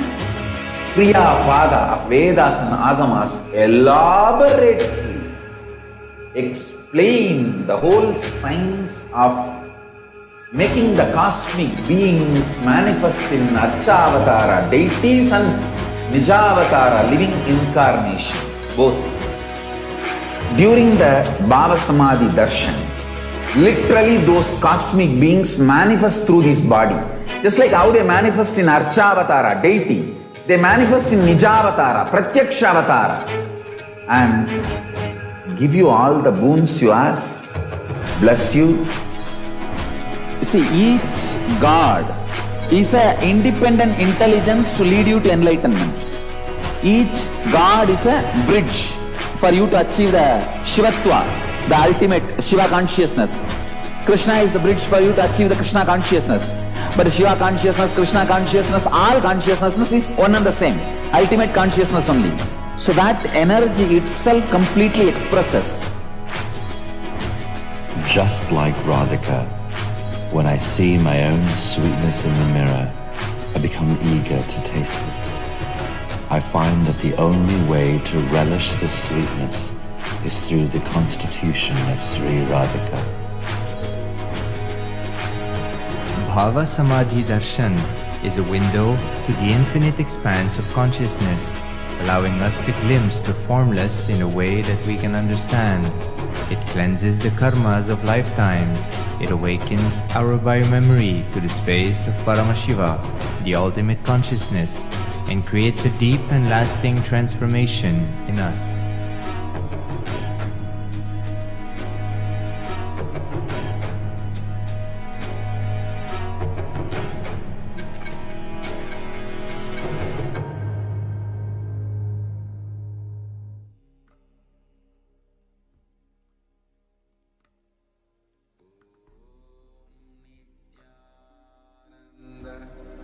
Paramashivoham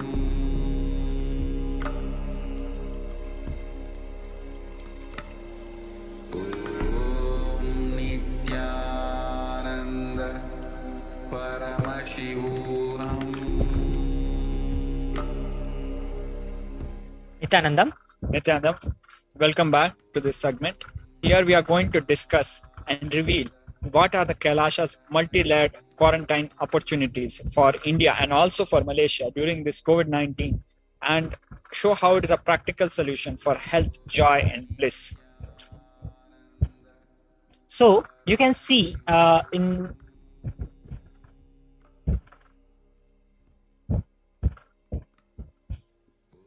yes.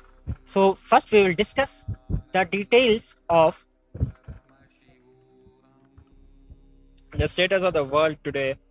So we have seen that coronavirus has affected the whole world. Total deaths of 3 million, total confirmed cases of almost 140 million, new deaths which are happening every day, around 12,744, and latest daily figure of 837,000.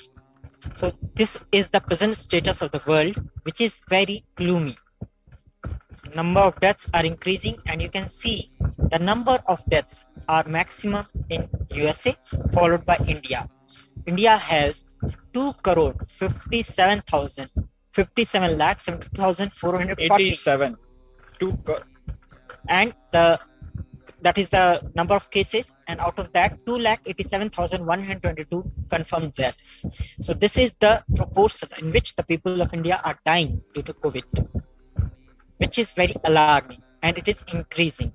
And please understand, the numbers as per various estimates are highly underplayed. It might be very non-intuitive to know or to hear that number of cases in the US are so much more than India, whereas we know the population of India is much higher. So, and the health hygiene conditions, the density of population, the distance between the people, how they live, and compared to how people lived in a very jam-packed way in and the India. medical resources available for testing and all, if you match all this, then you can easily guess that who will be on the top.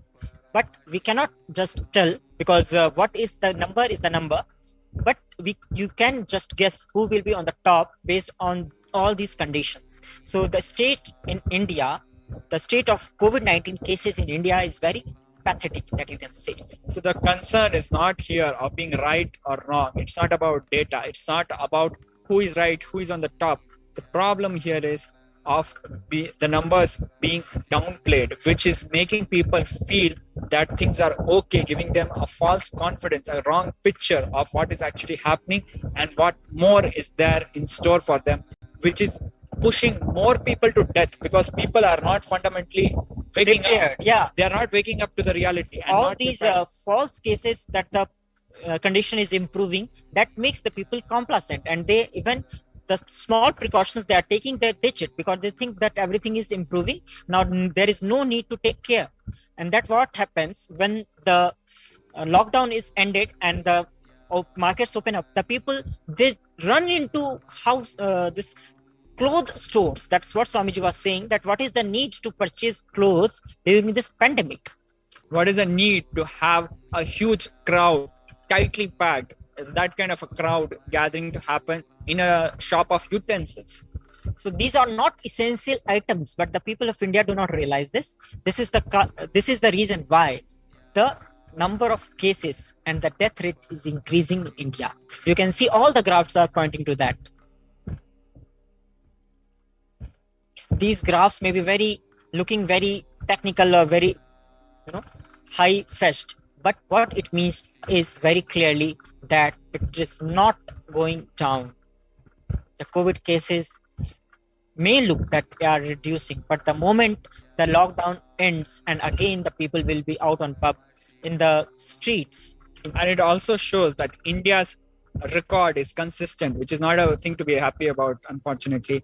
India's record of failing to protect its people for one or the other reason, or we should say that the karma is falling on the people of India very consistently. In India, we are having around 8,83,000 or 283,000 deaths, 4,500 new deaths in last 24 hours, and around 25 million confirmed cases, which is like, I should say, it is almost equal to the population of entire Malaysia. Yes. So you can say that almost everyone, if you consider the population who are confirmed cases, COVID cases in India, they are equal to the population of Malaysia. So this is, however, believed to be very downplayed. Actual numbers are estimated to be much higher, almost 14 times higher, with a total of almost literally 50% of the country infected. The New York Times has mentioned in one of its articles that almost 50%, that is 70 million Indians will be infected by COVID by now. 700 million Indians would have been infected with COVID-19 by now. That is a worst case. 1.23 lakh, which is about 123,000 deaths in 71 days. Gujarat government claims only 4,218 died of COVID-19. So here we see how the numbers are being muddled, how the numbers are being fudged, how the facts are being muddled, and a wrong picture is being portrayed. You can see the state of Gujarat. It is not the largest state of India. It has a decent and middle level density of population, but it has issued 65,085 more death certificates during the 71-day period this year than in 2020. Last year, the number of people that died in the same 71 days, 65,000 more deaths has happened in this year. And it cannot be said that these deaths are not linked to COVID, because it's a jump of more than double. That speaks a lot of what is happening right now. You can see the various graphs. It shows how the things are happening. More COVID vaccination and medical support are needed in India. Whereas if you see the kind of vaccine supports which the people in India are able to avail is much lower than rest of the world. Probably one of the lowest in the graphs which we are seeing. It's almost about 10% of the population have received the COVID vaccination. It is highest for Israel, then followed by United Kingdom, US, United States, Canada, Germany, Italy, and India is lagging far behind with only around 10% of the population receiving the COVID vaccination and medical support. Where is the world heading? Where are we safe in today's world? This is the question which we all need to ask ourselves. Where is the world heading? And where are we safe in today's world?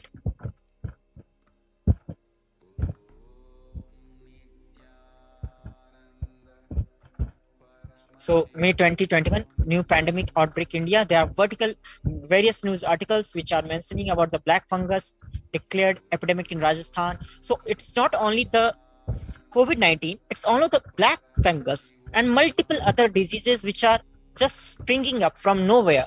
They are just coming and becoming epidemic in no time. An epidemic inside an epidemic, or a pandemic inside a pandemic. There are multiple pandemics happening and we are not even awakened to the reality. It's this news article precisely points to the same, that more deadly fungal diseases emerge in COVID-wracked India. It's very clearly mentioned that it is more deadly.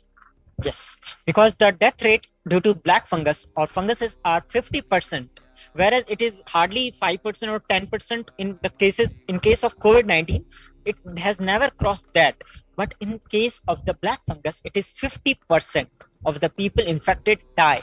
So it is like a death warranty issued to anyone who gets infected with the black fungus. These fungal diseases which happen post-COVID Only to the people treatment. who are infected with COVID get hit by this black fungus. A black market of oxygen concentrators is spraying on affluent Indians hit by COVID-19. Let that sink in. Black market.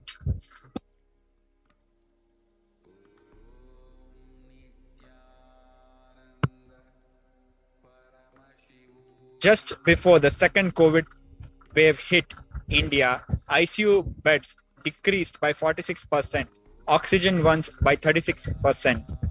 So this is a report we have. Similarly from BBC, COVID-19 in India, patients stuck at home as hospital choke. So it's not that if you have money and have influence, you will be able to get treatment, medical facilities and everything in India. Because when the hospitals are jam-packed, they cannot remove someone without someone getting cured or someone dying. So only two conditions, either someone gets cured or someone dies. Even if you are influential person, you will get a bed after that. So if nothing of this happens, the people have to wait in their home for the medical facility to be available to them. And also please understand, home quarantine has failed. There have been multiple reports. Even the Chief Minister of Assam has pointed out that home quarantine has failed, and in fact is one of the most biggest reasons for spread of COVID. So you don't have an option other than being admitted to an hospital if you are COVID infected. It is not something which can be cured from your home. So please understand what are the choices available.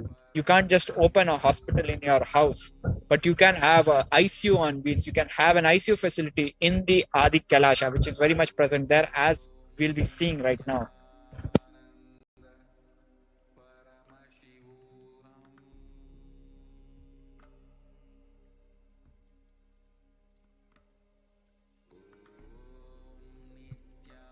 The Supreme Pontiff of Hinduism has revealed 6 months ago that multi-layer quarantine is needed to protect people. Swamiji has said, if you are in India and you want to protect your immediate family or extended family, and we believe that Malaysia is our extended family, anyone who will listen to you, get them immediately to our campuses. So, taking this opportunity, I want to reiterate this. Please sign up at tinyurl.com/Kailasa Care. If you want to save yourself from pandemic and the post-pandemic effects, please quarantine yourself. Please come to Adi Kailasa or any of the Adinams that have been opened for Kailasa Care. Please sign up and you can come to any of the Kailasas and save your life to getting lost in this pandemic time. So here we see a list of 12 Adinams, 12 COVID care centers opened across India with Adi Kailasa on top, and several of them in Tamil Nadu, such as in Salem, Tiruvannamalai, Rajapalayam, Pudavai, Patnam, Sirgapadi, Sripuram in Hyderabad, Madurai again in Tamil Nadu, Avitipalayam Erode in Tamil Nadu, Hosur in Tamil Nadu, Baroda Adinam in Gujarat. But the list might seem huge or it might seem small. It depends on what we know about the kind of impact Swamiji had, especially before 2010. In 2010 alone, more than 54 centers were burnt and forcibly shut down by anti-Hindu forces in 2010 in Tamil Nadu alone. That speaks volume of the kind of impact we had. And also, please understand, if 54 were there, just in Tamil Nadu alone, when these ecosystems would have expanded to the other places in India and also worldwide, we can very well understand the kind of impact it would have had on humanity and how it would have been able to protect the world today. And also, I would like to mention that the kind of capacity with a handful number of people that Swamiji has demonstrated in Kumbh Mela, for example, in Ujjain Kumbh Mela alone, Swamiji had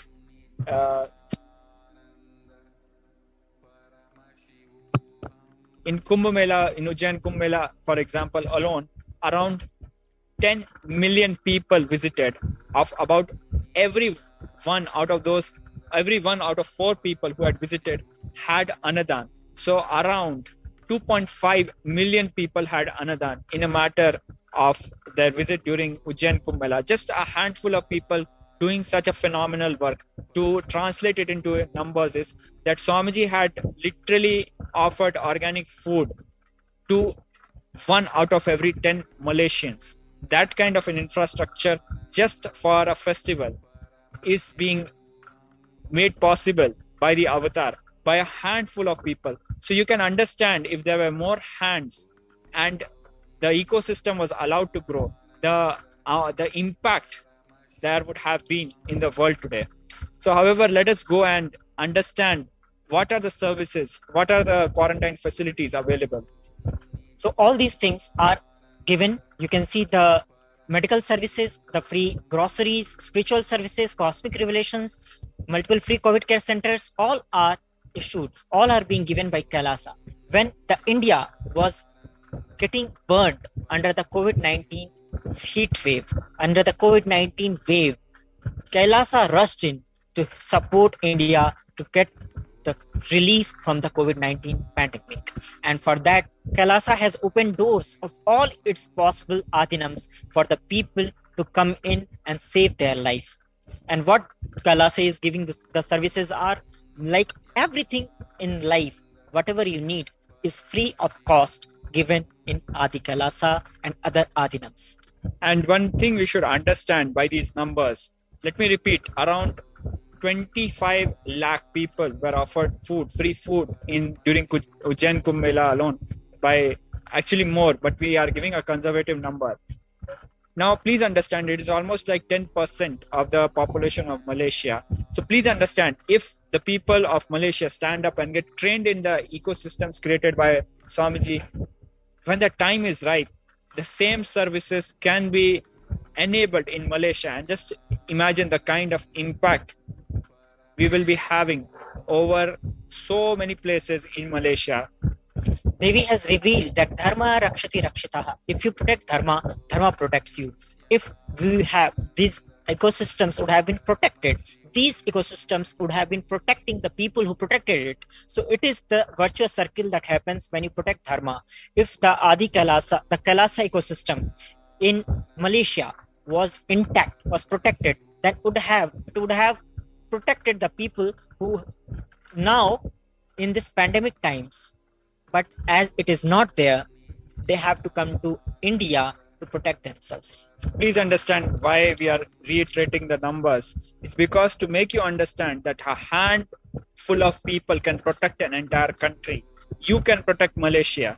It is possible and it has been demonstrated.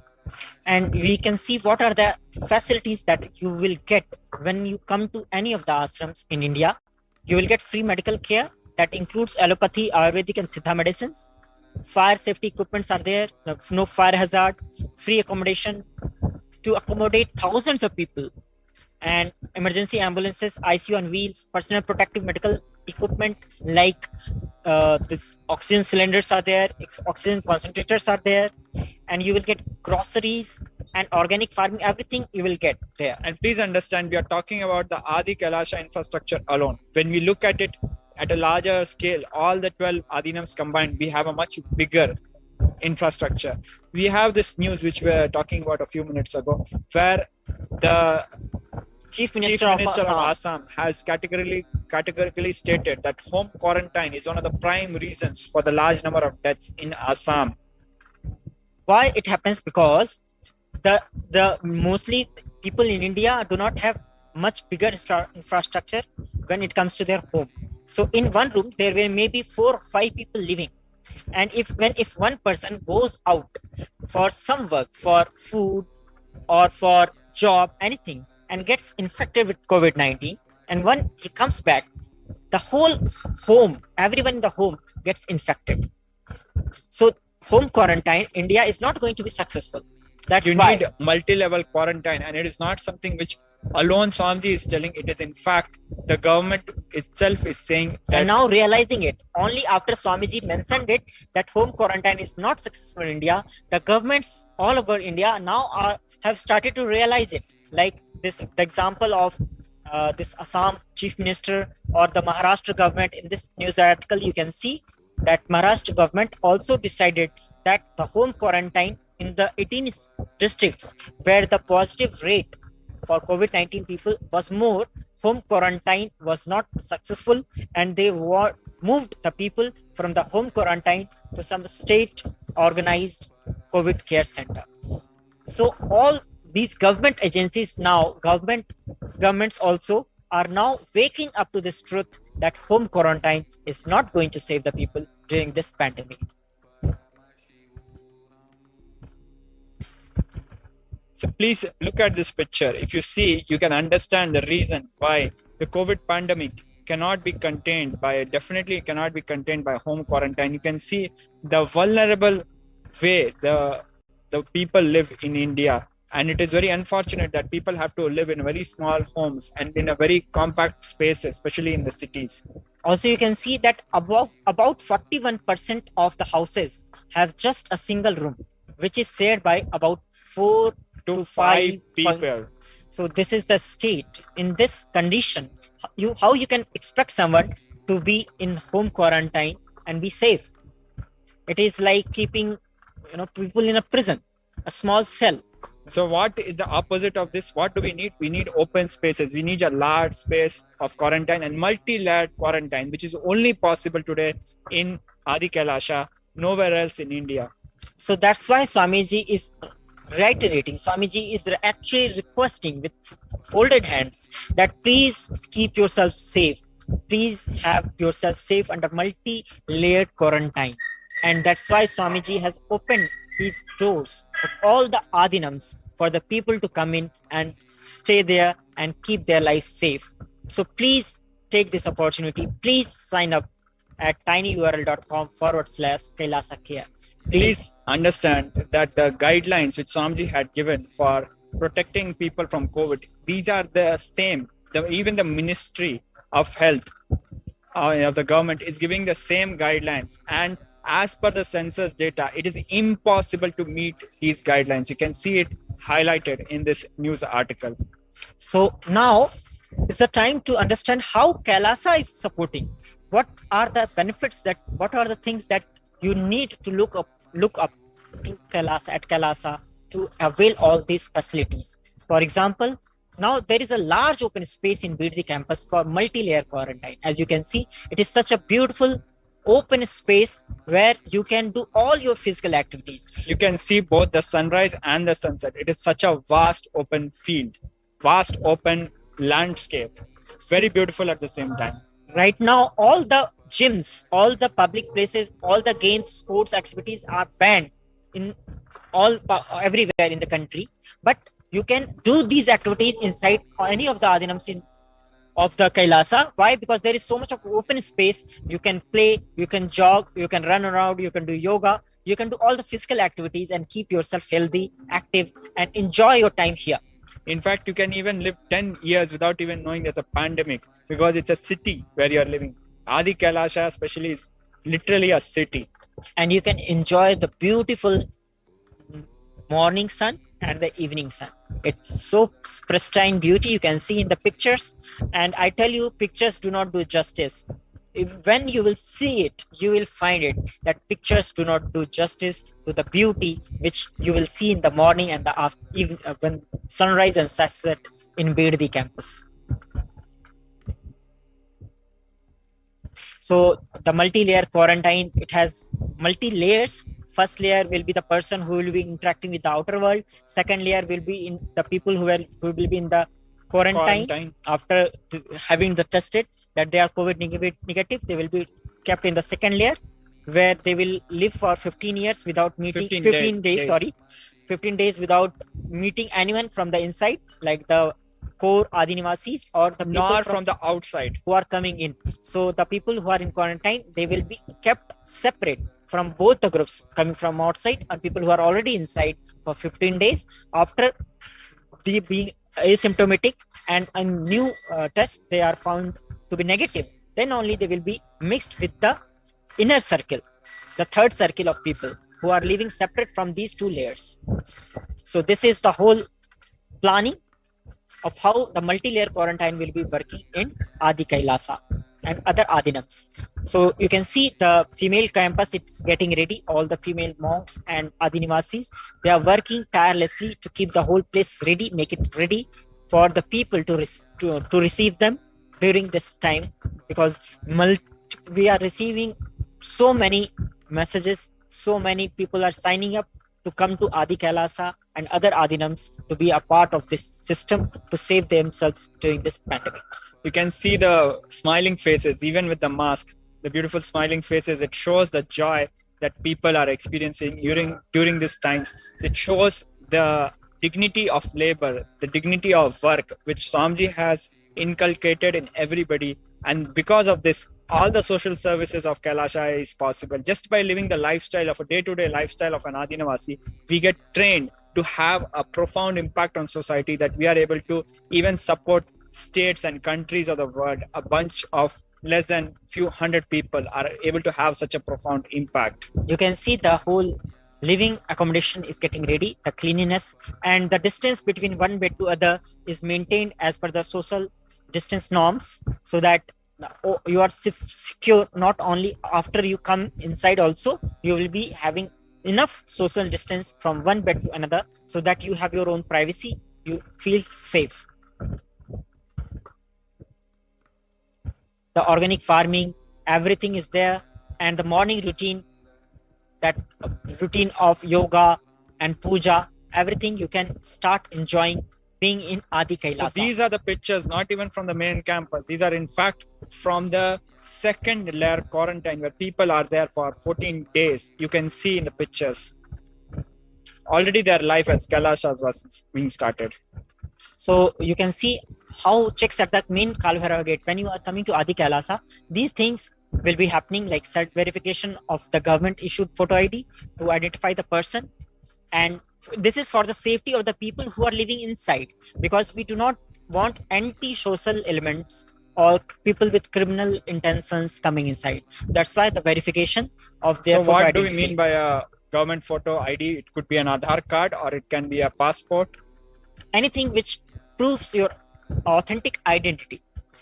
And COVID negative report shown in mobile, all medical reports, and assigning point of entry and forming respectively. All this procedure will be followed, where step by step you can see such detailed guidelines are there. All the forms or everything will be scanned, and minimum physical touch will be ensured, so that there is no interaction. Even the objects or items that will be brought from outside will not be touched, or minimum required touch will be done, so that people who are coming inside, who are inside already, they are safe.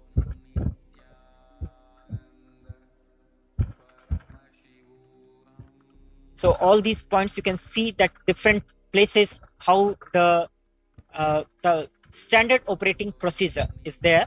Entry specific point of contact to receive at the gate. So all these are minutely planned. These all things are micromanaged by the Supreme Pontiff of Hinduism himself, so that no blind spot is left. No blind spot is left for the people to get infected with COVID-19. So everyone is safe. The people who are on the gate, they are safe.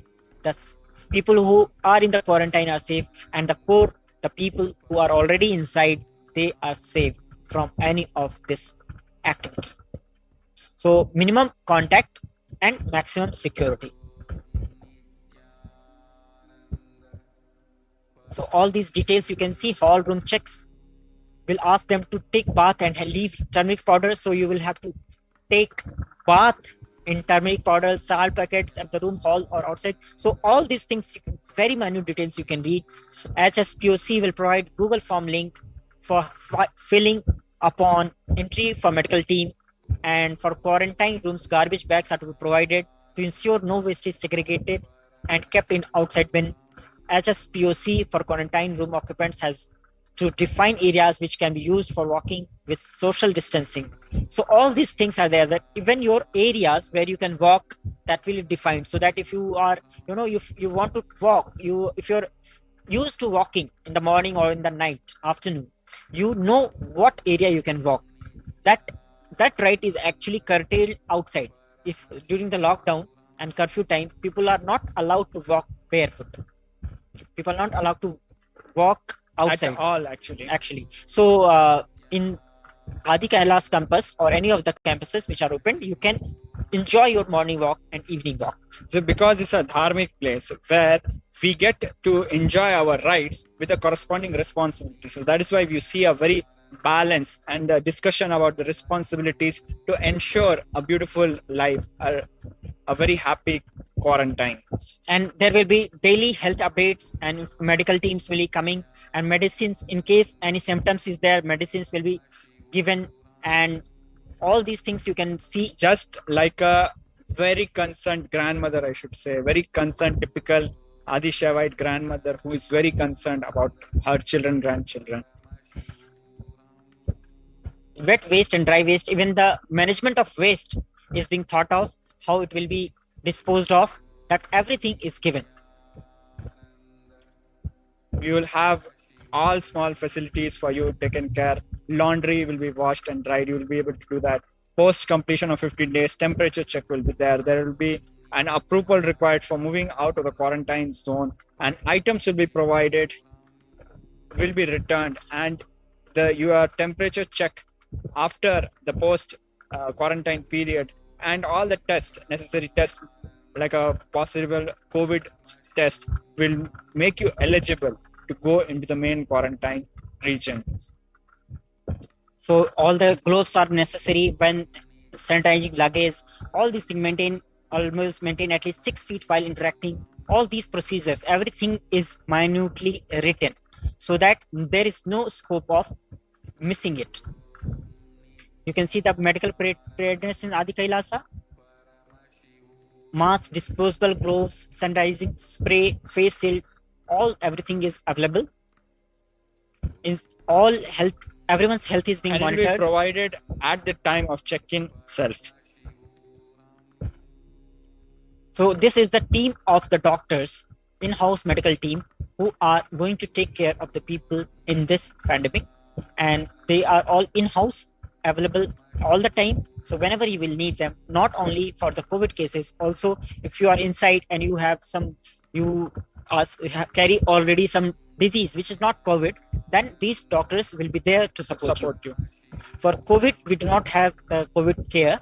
You have to go to, if you are COVID positive, we may You not need to come with a COVID negative certificate. but Means you are need to get suffering healed. from diabetes or any other blood pressure or any of the regular lifestyle diseases. For all these kind of diseases, these doctors will be there to support you.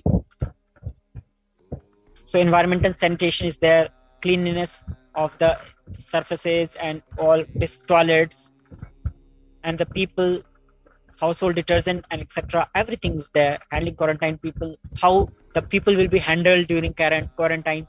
All these things. There are special designated people to engage with the people in quarantine, and there is a plan for taking care of people who are ill. There's a medical team with good hospital relationships with the hospitals around the Bidadi campus to ensure that everybody is protected from not just corona, any of the possible issues they might be facing.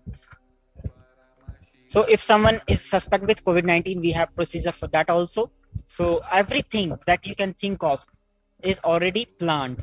And you can see the ICU on wheels, the emergency ambulances, they are equipped with oxygen cylinders. You can see the vast number of medicines. You can see liquid gold, castor oil, and so many herbs. You can see oxygen concentrators already ready. And mind you, the ICU on wheels also has oxygen cylinders, and we have multiple oxygen cylinders here in the campus. And we also have the required hospitals facility nearby. So everything is enabled and accessible in a staged way, depending on the seriousness of the matter. And the food is already stocked. Swamiji has already loaded all the adinams with 100-ton groceries. So it is almost equal to 3 years of quota. So you can see all these items are procured, and multiple, all the adinam, everyone in the adinams are getting 3 meals, 11 course, 3 meals. So morning, afternoon, and dinner. So breakfast, lunch, and dinner. Every time 11 items are given. You can see in the middle picture how the food has been packed hygienically. Very hot food, just directly after being cooked, is transferred to these hygienic containers and closed, so that there's no possibility of any infection or any disease spreading. You can see the blissful people living and the blissful quarantine conditions. You can see how tirelessly the female monks are working towards the creation of this facility and maintaining the dignity of labor and making sure the best experience.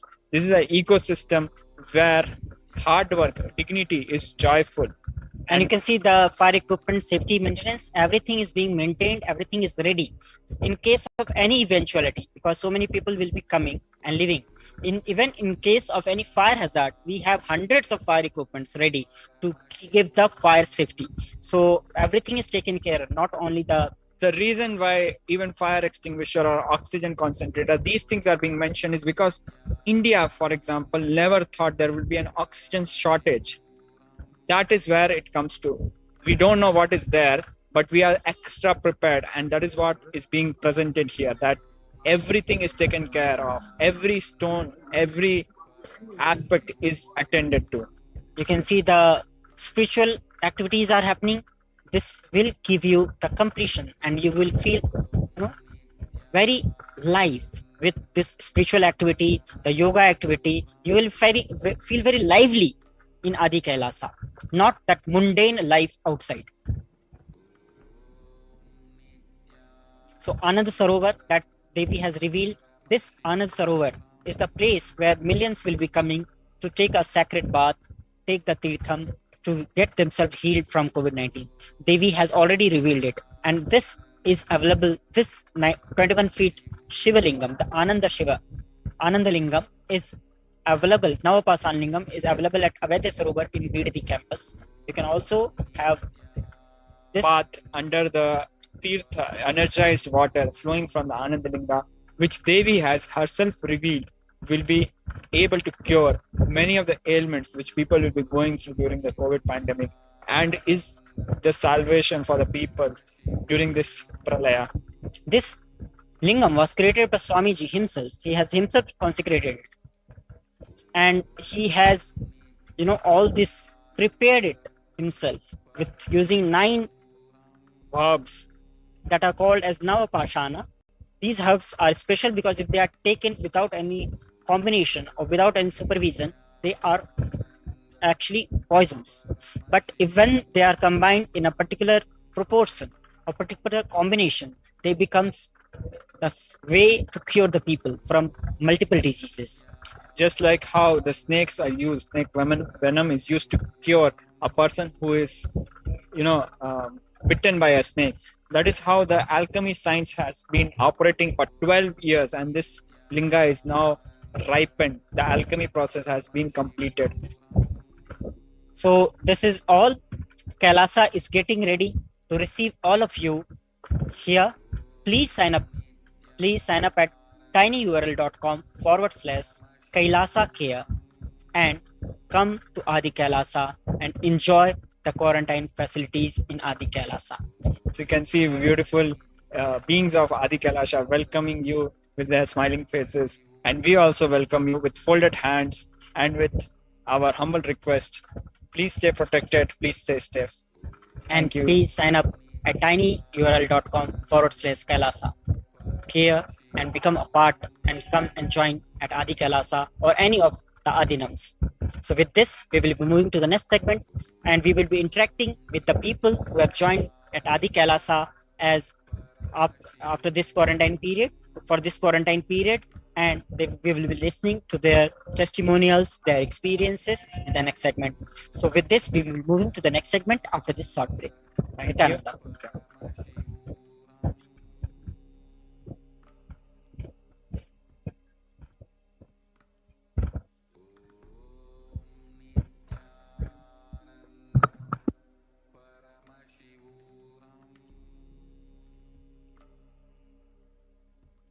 Nithyananda. Paramashivoham Nithyananda Paramashivoham Om Nithyananda. There are some great spiritual sciences unique to Hinduism. Subtle, otherworldly, but definitive sign. Manifesting the cosmic beings in Archavatara, deities in Nijavatara, living incarnations is fasting. Understand? Kriya Pada of Vedas and Agamas elaborately explain the whole science of making the cosmic beings manifest in Archavatara, deities and Nijavatara, living incarnation, both. During the Bhava Samadhi Darshan, literally those cosmic beings manifest through this body. Just like how they manifest in Archavatara, deity, they manifest in Nijavatara, Pratyakshavatara, and give you all the boons you ask, bless you. See, each God is an independent intelligence to lead you to enlightenment. Each God is a bridge for you to achieve the Shivatva, the ultimate Shiva consciousness. Krishna is the bridge for you to achieve the Krishna consciousness. But Shiva consciousness, Krishna consciousness, all consciousness is one and the same. Ultimate consciousness only. So that energy itself completely expresses. Just like Radhika, when I see my own sweetness in the mirror, I become eager to taste it. I find that the only way to relish this sweetness is through the constitution of Sri Radhika. Bhava Samadhi Darshan is a window to the infinite expanse of consciousness, allowing us to glimpse the formless in a way that we can understand. It cleanses the karmas of lifetimes. It awakens our biomemory to the space of Paramashiva, the ultimate consciousness, and creates a deep and lasting transformation in us.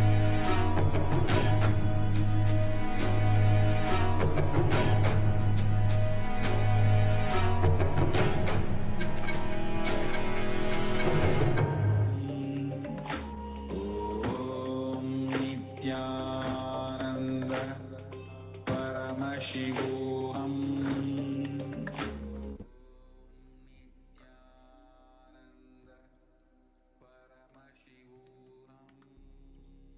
Nithyanandam.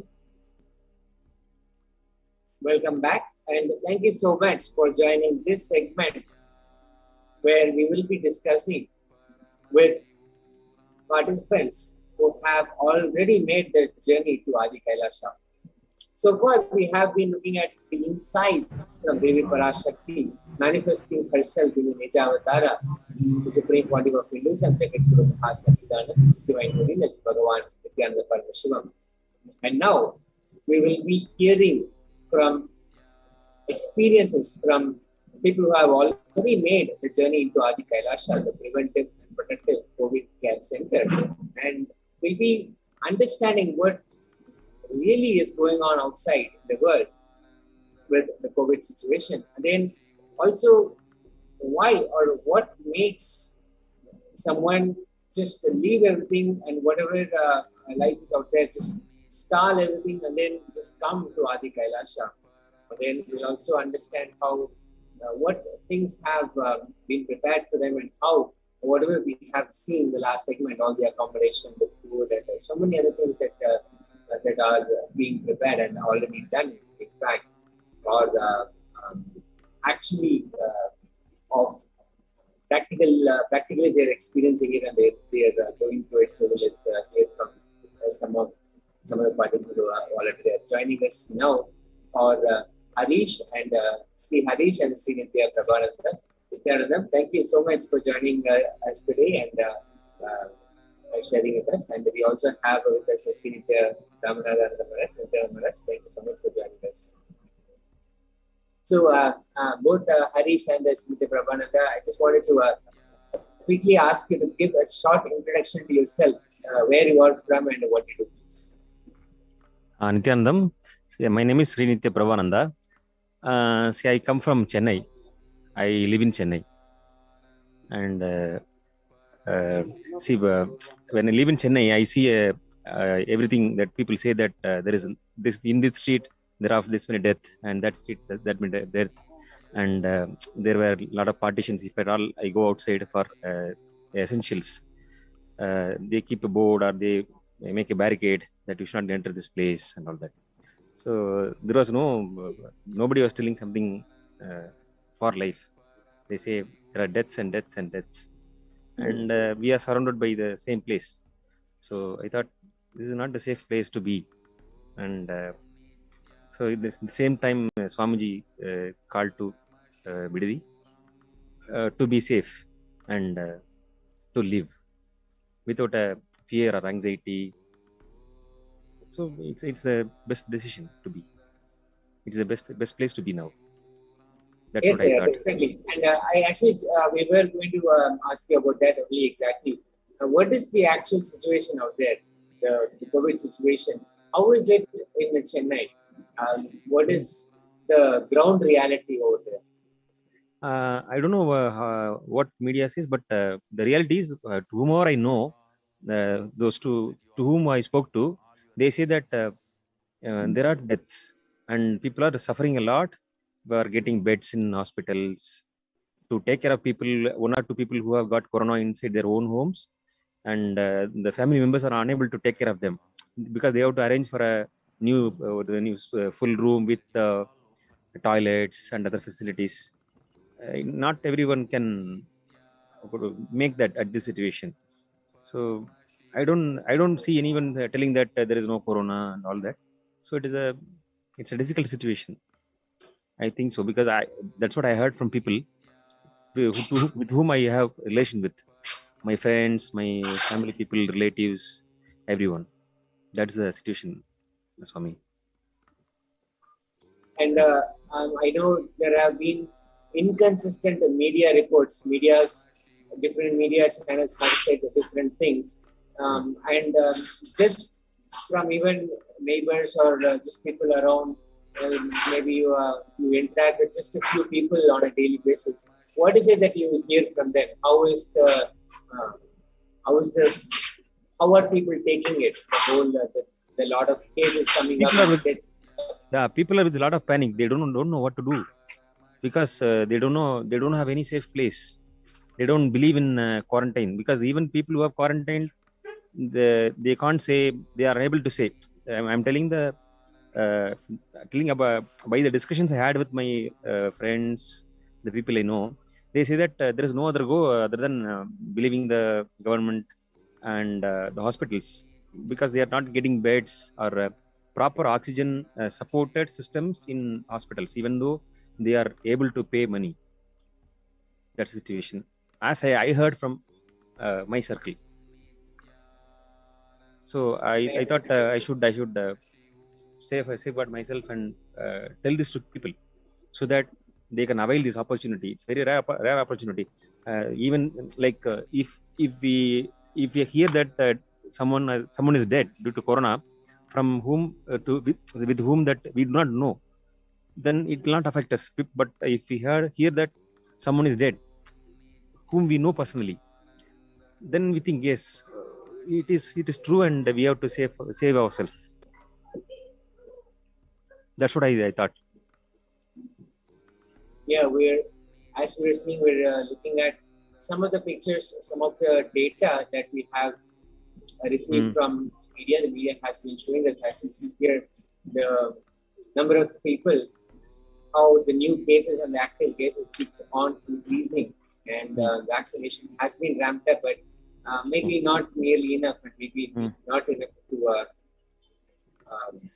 really stop the calamity, the pandemic that is going on.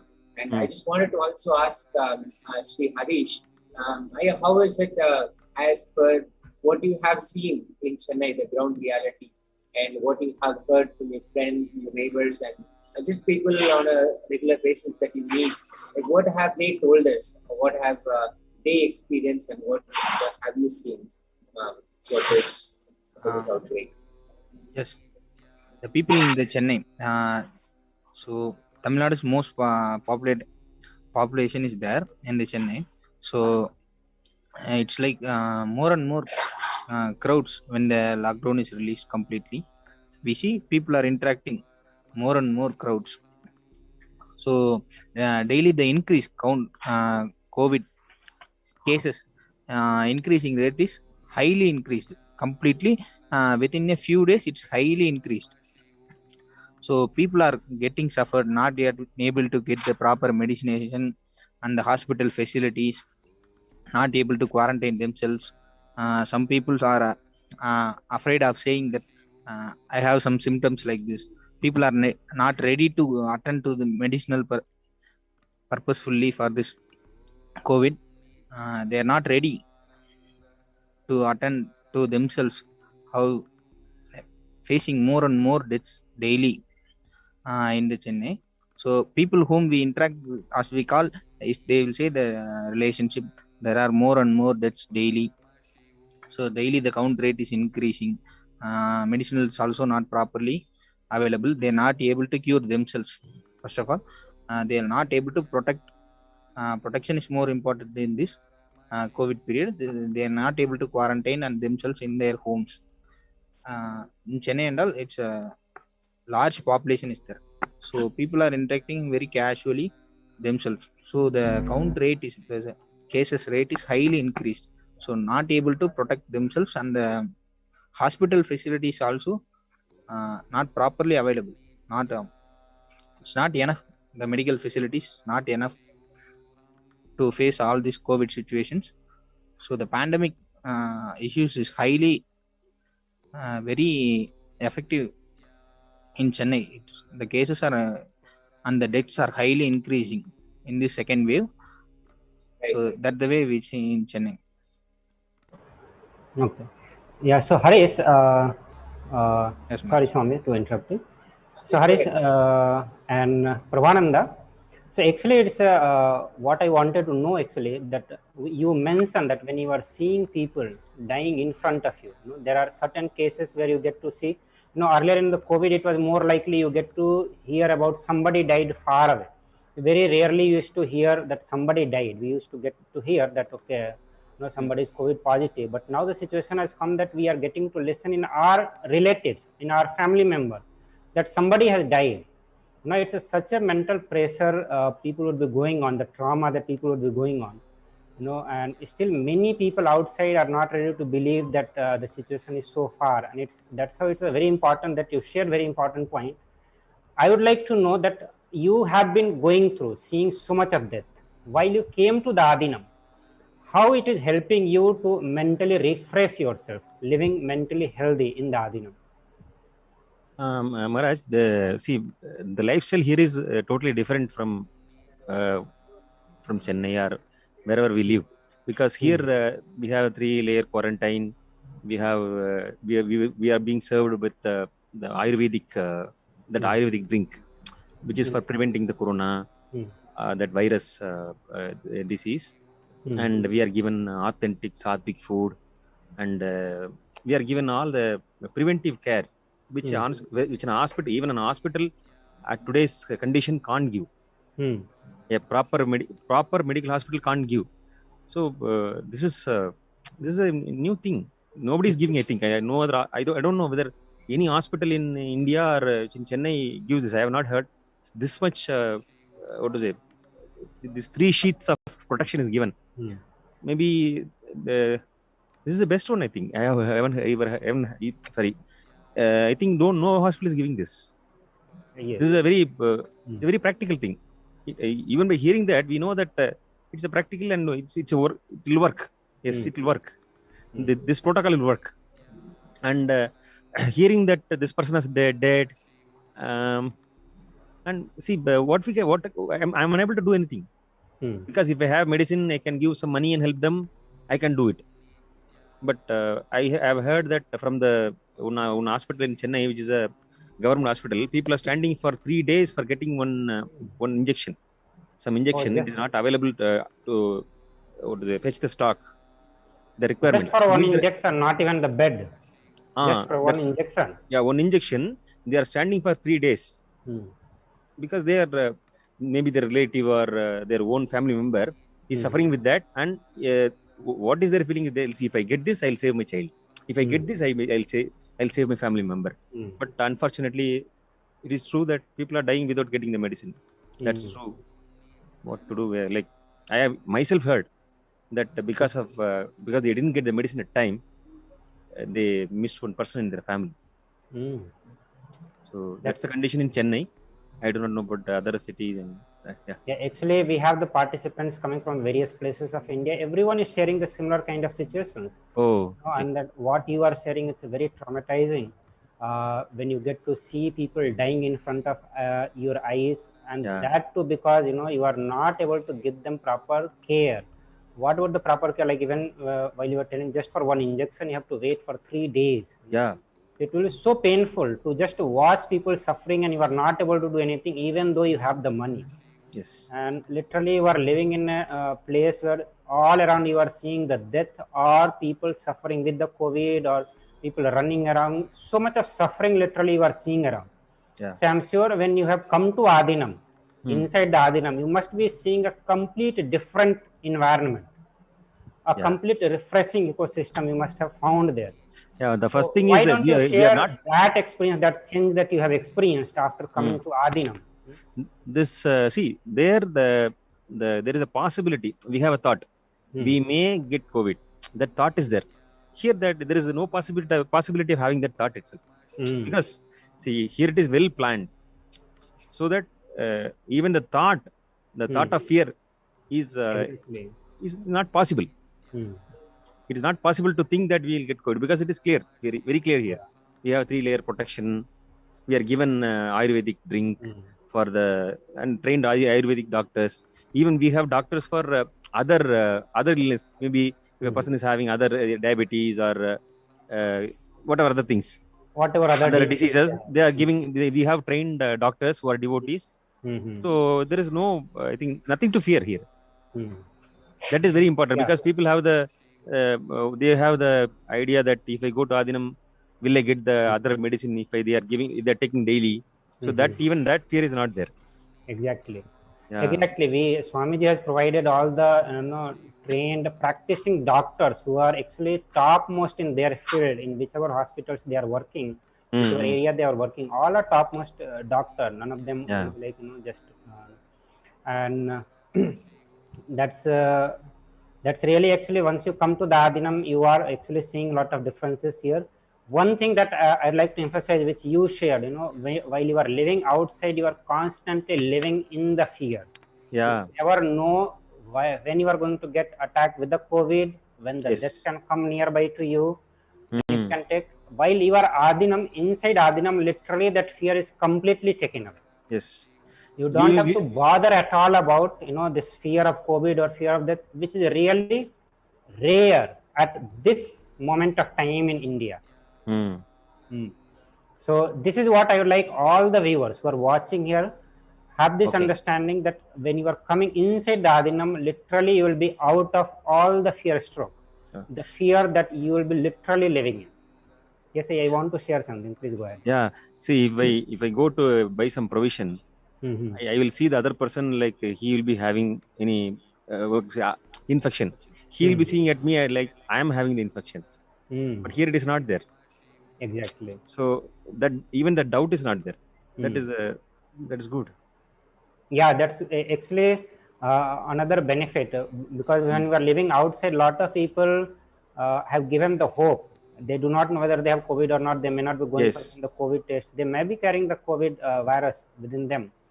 And while the lockdown, while there is a relaxation for purchase and all that, lot of people gather, and literally they do not follow any kind of quarantine. You must be aware of, you must be seeing all those things, which is literally a frightening situation for many of people who are living outside.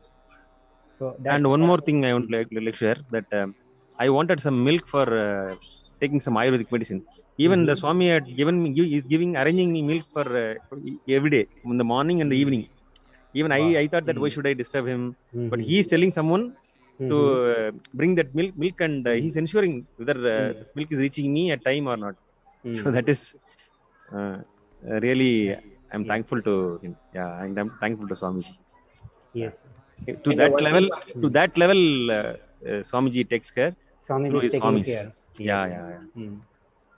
Thanks to Swamiji. One thing to also understand is all these are organically grown, the vegetables and that we are having, and they're all prepared. The defense for COVID, the preventive medicine is prepared within our campuses, and then we basically it is ensured, it is done by experts, medical experts, and just to ensure that no other, even many of the other diseases that are coming along with COVID, we're also prevented. We're also from that as well.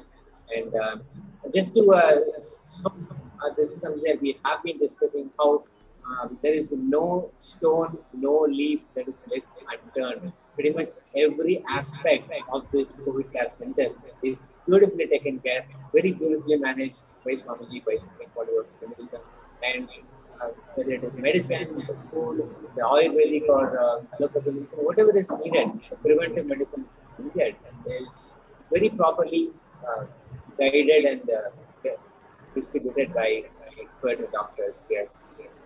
So just wanted to also get your take on that, Harish. How have you seen this since you have come here and staying here? What has been your takeaway from the whole thing, especially after generations? Yes, Nithyanam. So my inspiration to come to Adi Kailas is Devi herself revealed in the Akashic records that Ananda Lingam, that Vaidya Sarovar, 21 feet, Ananda Lingam is the only medicinal cure for this COVID pandemic situation. So that's hit me a lot. So I have decided, so this is the only solution. So I need to reach Adi Kailash immediately. So that made me to reach here. So that completely the medicinal part, the 21 feet Navapa Shanalinga is the only medicinal cure for this COVID. Devi herself revealed in the Akashic records. So that's the only main part current that hits me, and I have reached the Adi Kailash. Yes, Swami.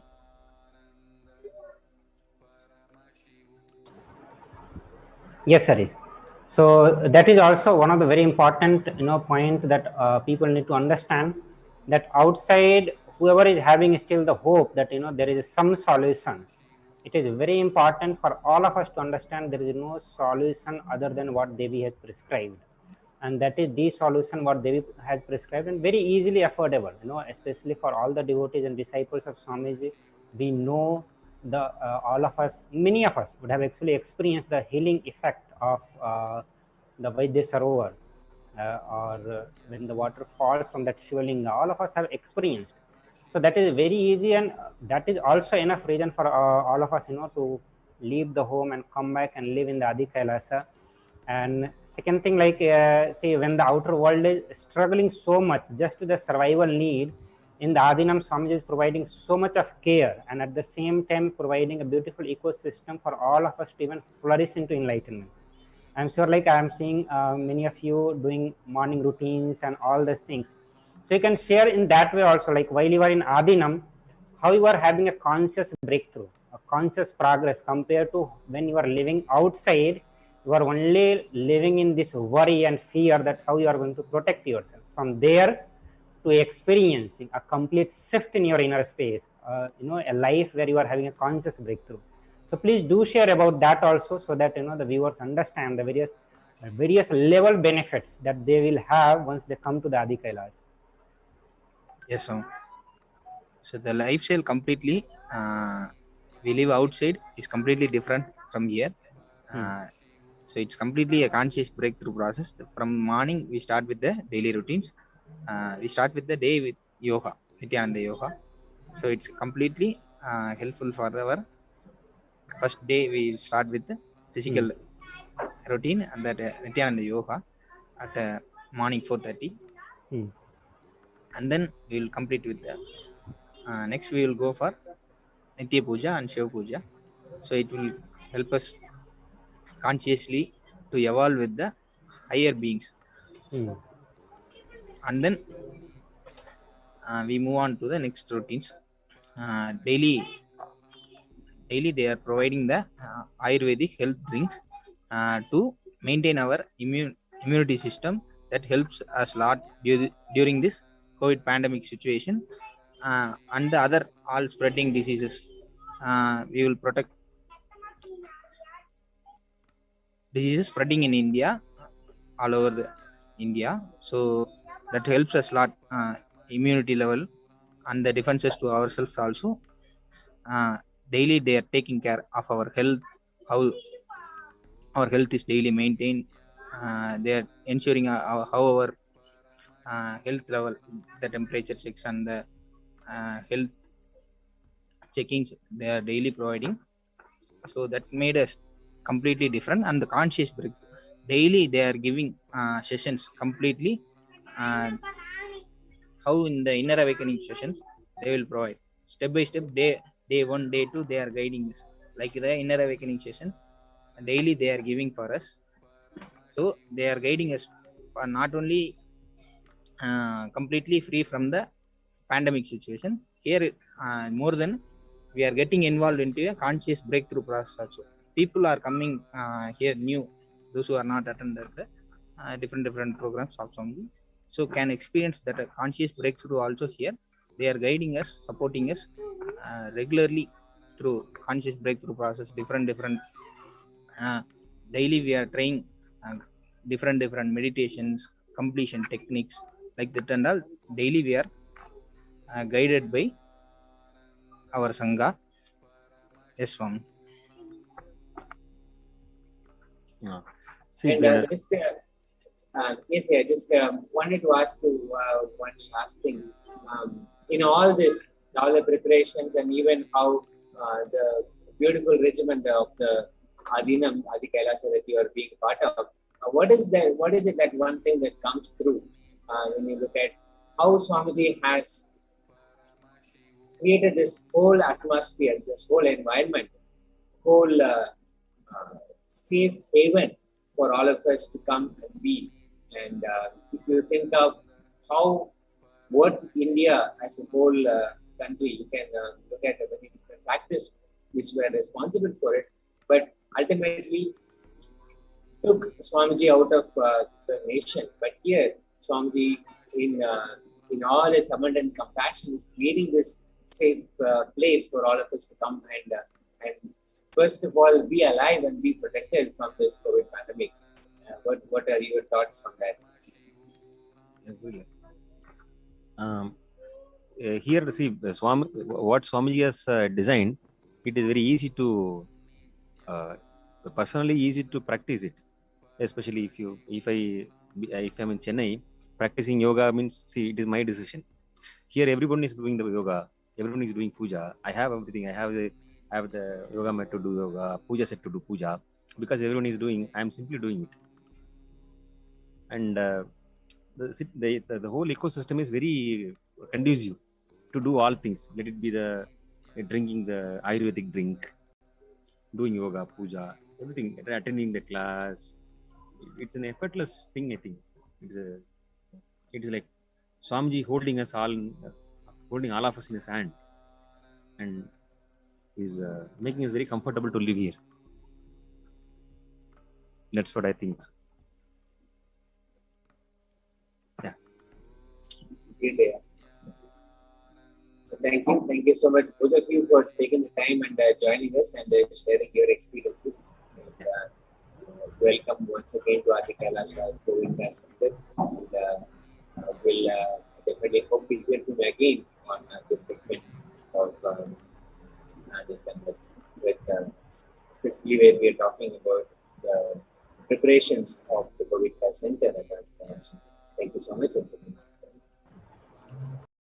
Thank you. Yeah. Thank you for coming and sharing. Thank you, Nithyananda.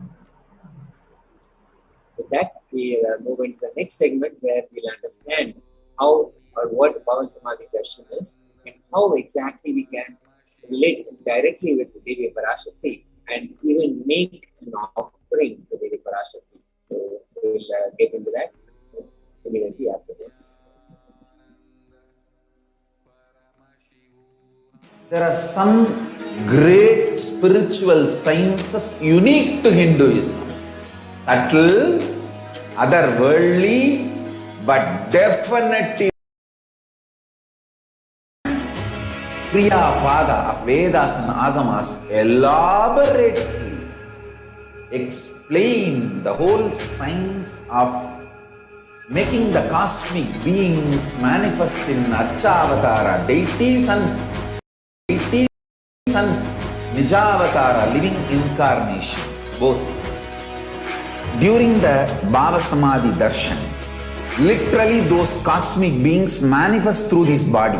Just like how they manifest in Archavatara, deity, they manifest in Nijavatara, Pratyakshavatara, and give you all the boons you ask, bless you. See, each God is an independent intelligence to lead you to enlightenment. Each God is a bridge for you to achieve the Shivatva, the ultimate Shiva consciousness. Krishna is the bridge for you to achieve the Krishna consciousness. But Shiva consciousness, Krishna consciousness, all consciousness is one and the same. Ultimate consciousness only. So that energy itself completely expresses. Just like Radhika, when I see my own sweetness in the mirror, I become eager to taste it. I find that the only way to relish this sweetness is through the constitution of Sri Radhika. Bhava Samadhi Darshan is a window to the infinite expanse of consciousness, allowing us to glimpse the formless in a way that we can understand. It cleanses the karmas of lifetimes. It awakens our biomemory to the space of Paramashiva, the ultimate consciousness, and creates a deep and lasting transformation in us.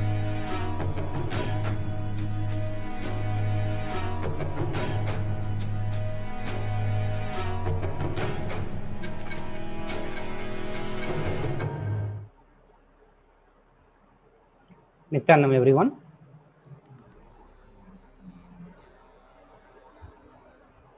Nithyanam everyone. So welcome back again to this session, and in this session we are going to be learning about the offering to the Devi Parashakti, the various offerings that you can make onto Devi Parashakti. And in this session we will actually learn the context that you need to hold while you make the offering onto Devi Parashakti, the various kind of offering which is completely aligned or completely as per the Vedagama or Hindu scriptures. There are various benefits associated with that. So let's, without any delay, let us start understanding the significance of offering.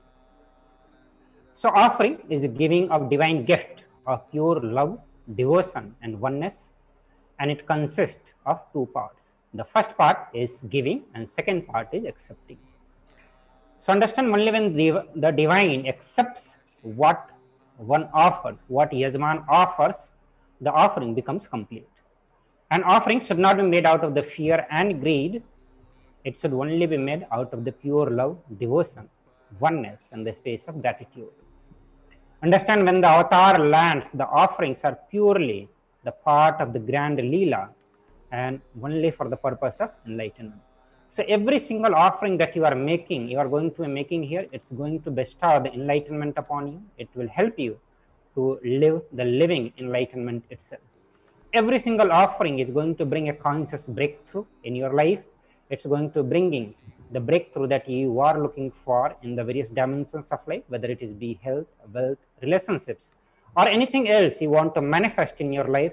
This offerings, your offering out of gratitude, love and devotion is directly going to be helping you to manifest your reality.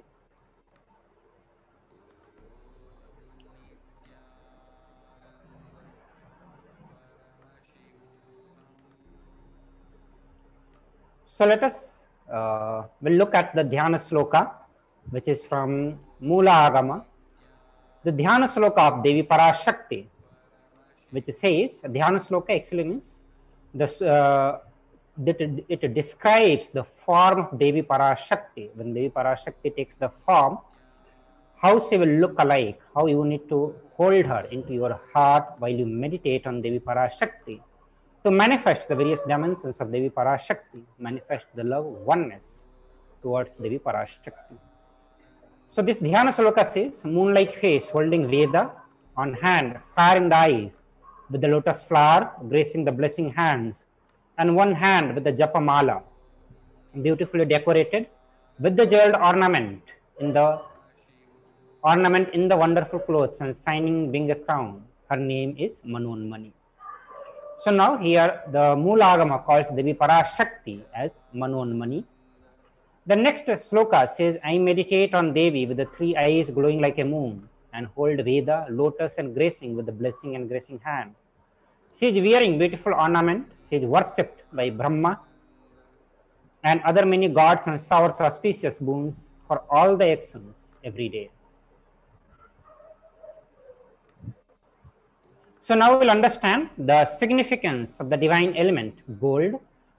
You may be wondering, the various offering which is going to be presented in front of all of you are going to be directly related with the gold. So why so much of gold is used? We really need to understand the context, the significance of why we need to make our offering in the gold, or why so much of gold is used in the temple, specifically on the Devi deities as a jewelry, as the ornaments, or even the very deity itself.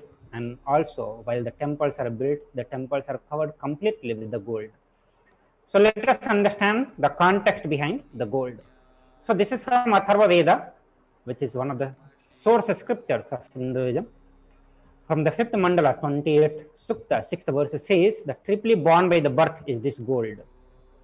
From the atoms of Agni is one. It becomes dearest to Agni, which is fire, one fell away from the Soma when it was hurt. So Soma means moon, one they call the seed of virtuous and powerful Apaha, water. Let the triply gold be for your long life. So gold carries the essence, or you can say the very quality of water, fire, the Agni itself, the Lord Agni, the Lord of water and the Lord of moon, actually the moon itself. So it carries the divine quality from the divine beings, and that's how make the gold itself a divine element. It purifies anything it touches because it is so divine in the nature, it purifies anything that it touches. It is an element of spiritual significance and the great spiritual powers of healing and enlightening. Because of its power of healing and enlightening in nature, it is used extensively into the various rituals, especially in the temple, in the deities, in all such way. The vibration of gold has the power to infuse sattva, energy and positive thought currents in anyone who wears and anyone who sees or operates even in its vicinity. So gold is so powerful element, so powerful in carrying the divine energy within it. So when it gets energized by the presence of the divine, by the incarnation, by gods and goddesses, it becomes so powerful that it starts radiating the sattva energy, the positive thought currents, that whoever comes in the vicinity of it, they also get those vibrations, they get entangled with those powerful cognitions, they start experiencing sattva in them just by being in the presence. Gold is mentioned in all the scriptures, whether it is Vedas, Agamas, Shruti, Smriti, Itihasa or Purana. In all the Hindu scriptures, it is abundantly displayed that gold is most auspicious and purest metal which purifies our being. In the Hindu civilization, everything was built in the gold, exchanged in the gold, ritual fees were offered in the gold bricks. Because of its enlightening quality, because of the ability to hold the sattva energy, because of its ability to hold the positive thought currents and its ability to radiate it, pass the vibration into the human being or the being who comes into the close, it was used extensively in the Hindu civilization. So extensively that all the arches, the doors, the big doors, the street would have the huge columns, huge arches made of the gold. Gold used to be used as the currency. Everything actually was used to be built in the gold. Also, when one was to be saved from life-threatening illness, gold was offered as the ritual fee. Gold was in abundance and used for weighing equivalent amount of commodities, including cows. Kingdoms were built huge with the huge doors of the gold. The street would have huge columns and huge archways made of the gold. Horses, cows were dressed in the gold. So that is the way how the Hindu civilization lived, flourished, thrived when we lived on the principles of Vedas and Agama. Hindu civilization thrived on the bank of river of gold, in the river called Hiranyamaya. In the Rig Veda, the river Saraswati was called Hiranyavartini in Atharva Veda. Understand, gold is the supreme element for offering gift to one you love and revere. Temples are constructed and paved in the gold. Deities are made in gold and decked and adorned in the gold. Because it preserves the enlightenment energy for thousands of years. It lasts forever. So now let us enter into the various offerings that are available to all of you as per the Hindu scriptures. It's any one of you can make unto Devi Parashakti and receive her blessing, receive the enlightenment from the Devi Parashakti. And the first is Ihundi. So the Shastra says that Devi is fond of true devotion and is realized through true devotion. She can be won over through true devotion. She removes all the fear. So whenever you make the offering unto Devi Parashakti, whenever you offer your devotion, your oneness, that is the way you can realize That is not just a way to experience, but that is also the way to manifest the true devotion in you. That is the way to manifest the Devi Parashakti in your life. And understand, the Shastra says the Devi is true fond, Devi is fond of true devotion. She can only be realized through devotion. She can be won over through the devotion.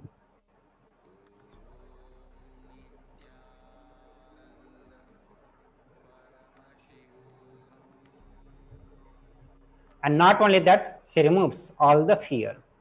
So every devotee and disciple who are going to be making the offering onto Devi Parashakti through e-hundi, be sure that Devi is going to be removing your fear from your life, which is one of the biggest obstacles in manifesting anything we want in our life. And that would be experience of all of us, that whether you want to have a breakthrough in the field of wealth, whether you want to generate the huge wealth, money, or whether you want to have the success in any of your career, whether it's career or education, or whether you want the success in your relationship, everywhere we experience fear to be one of the biggest obstacles. Fear obstructs realizing our truth. So in day-to-day life, fear affects our life.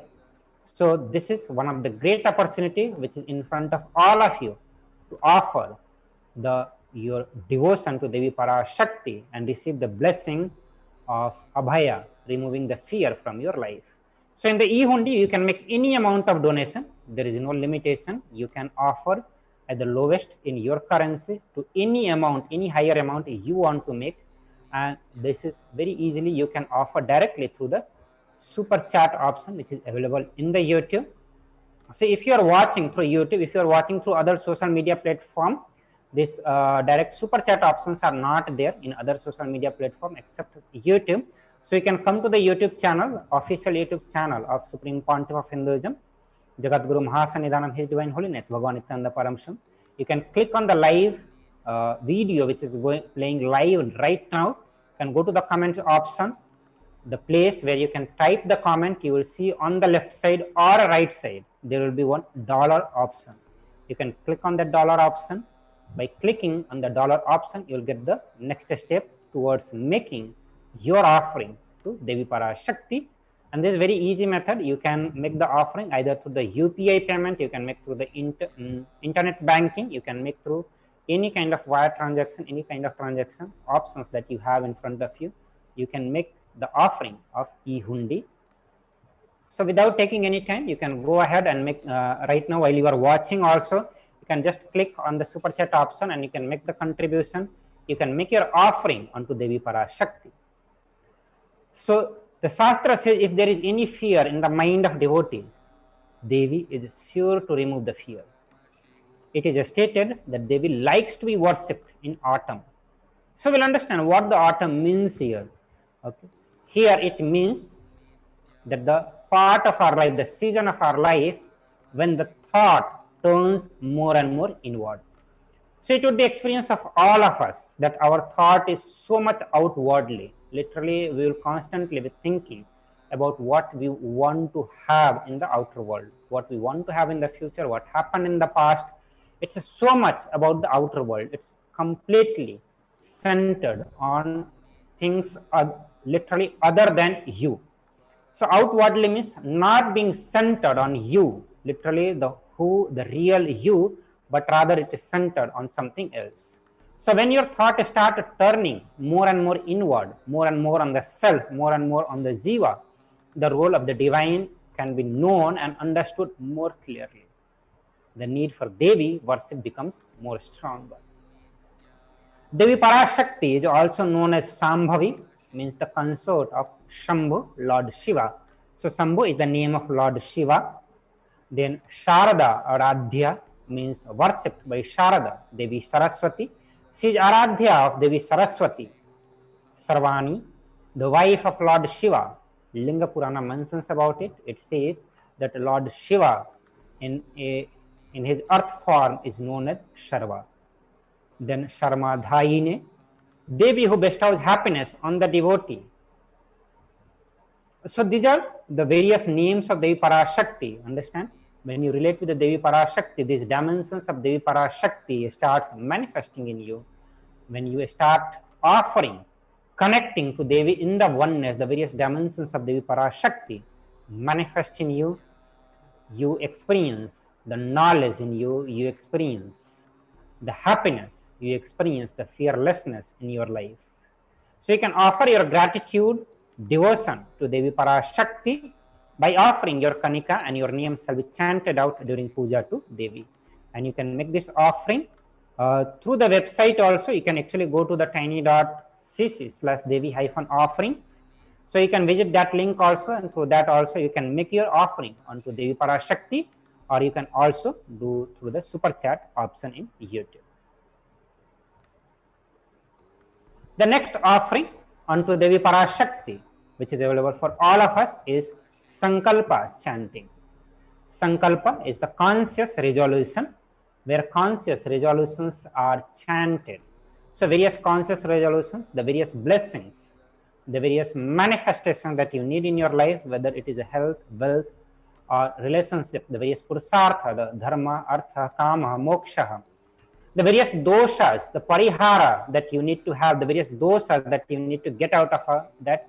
It's a very descriptive chanting. The conscious sankalpa, the satya sankalpa, or the conscious resolutions are made while this ritual.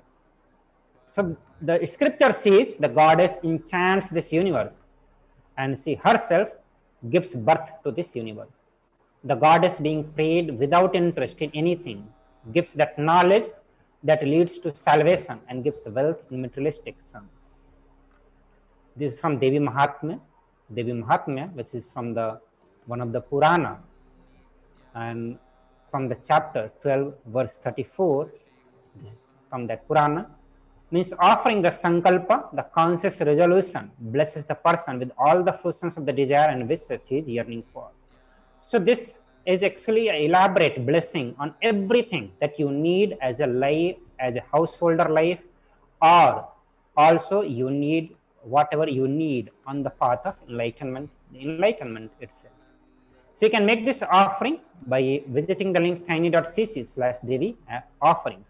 So once you make the offering, we'll also be guiding you. On the last slide, we will guide you through the other link where you are going to be submitting the name which will be chanted during the Satya Sankalpa. The next in the offering is Sahasranama Swarna Kasu. Sahasranama means 1000 names of Devi Parashakti. Swarn is gold, Kasu, gold coin. So this is actually offering of 1008 names of Devi Parashakti, and it's a very special and unique archana offered to Mahameru of Devi Parashakti. The scripture says that Devi is fond, Devi likes the repetition of her various names, as it says in the Sanskrit that Nama Parayana Prita. Devi is the one who loves the Parayana of her name. So 1008 names, when it is offered, it bestows the various Ananta Kalyana Guna of Devi Parashakti. Each of the names of Devi Parashakti are the manifestations of the various Ananta Kalyana Guna of the ultimate. When those names are chanted, those Ananta Kalyana Guna manifest in your life. So this is one of the very special offering that you can make, and these offerings are available in the three denominations of $75, 151 $, 251 $. You can actually offer the gold coin inscribed with each of the 1008 names and receive the blessing to have the Ananta Kalyana Gunas, all the divine qualities of Devi Parashakti. The next in the offering to Devi Parashakti is Mukta Anguthi, finger ring with a pearl. The scripture says, I bow to the goddess Meenakshi, whose crown has garlands of pearl and the face shining like a full moon, who wears anklets that are studded with a gemstone and has a small bells, who is shining like the splendor of lotus, who grants all the wishes, the daughter of mountain, who is worshipped by goddess Vani and Rama. I remain ever bowing to the goddess Meenakshi, the ocean of compassion.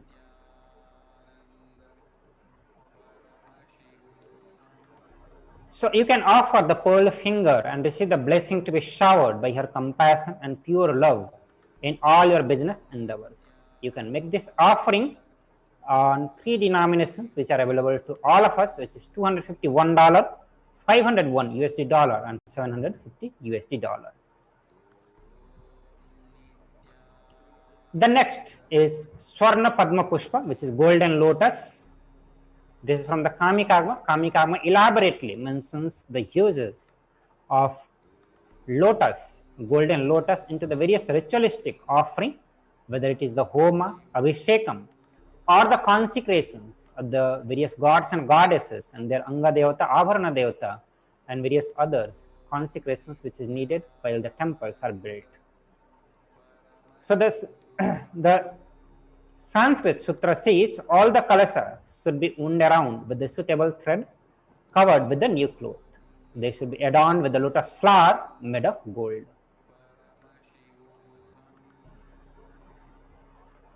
So there are hundreds of scriptural references, actually all the scriptures, the major scriptures which is Vedas and Agama, they specifically the ritualistic part which we can call as the Kriya Pada. So all the Kriya Pada of Agama mentions elaborately on the uses of golden lotus.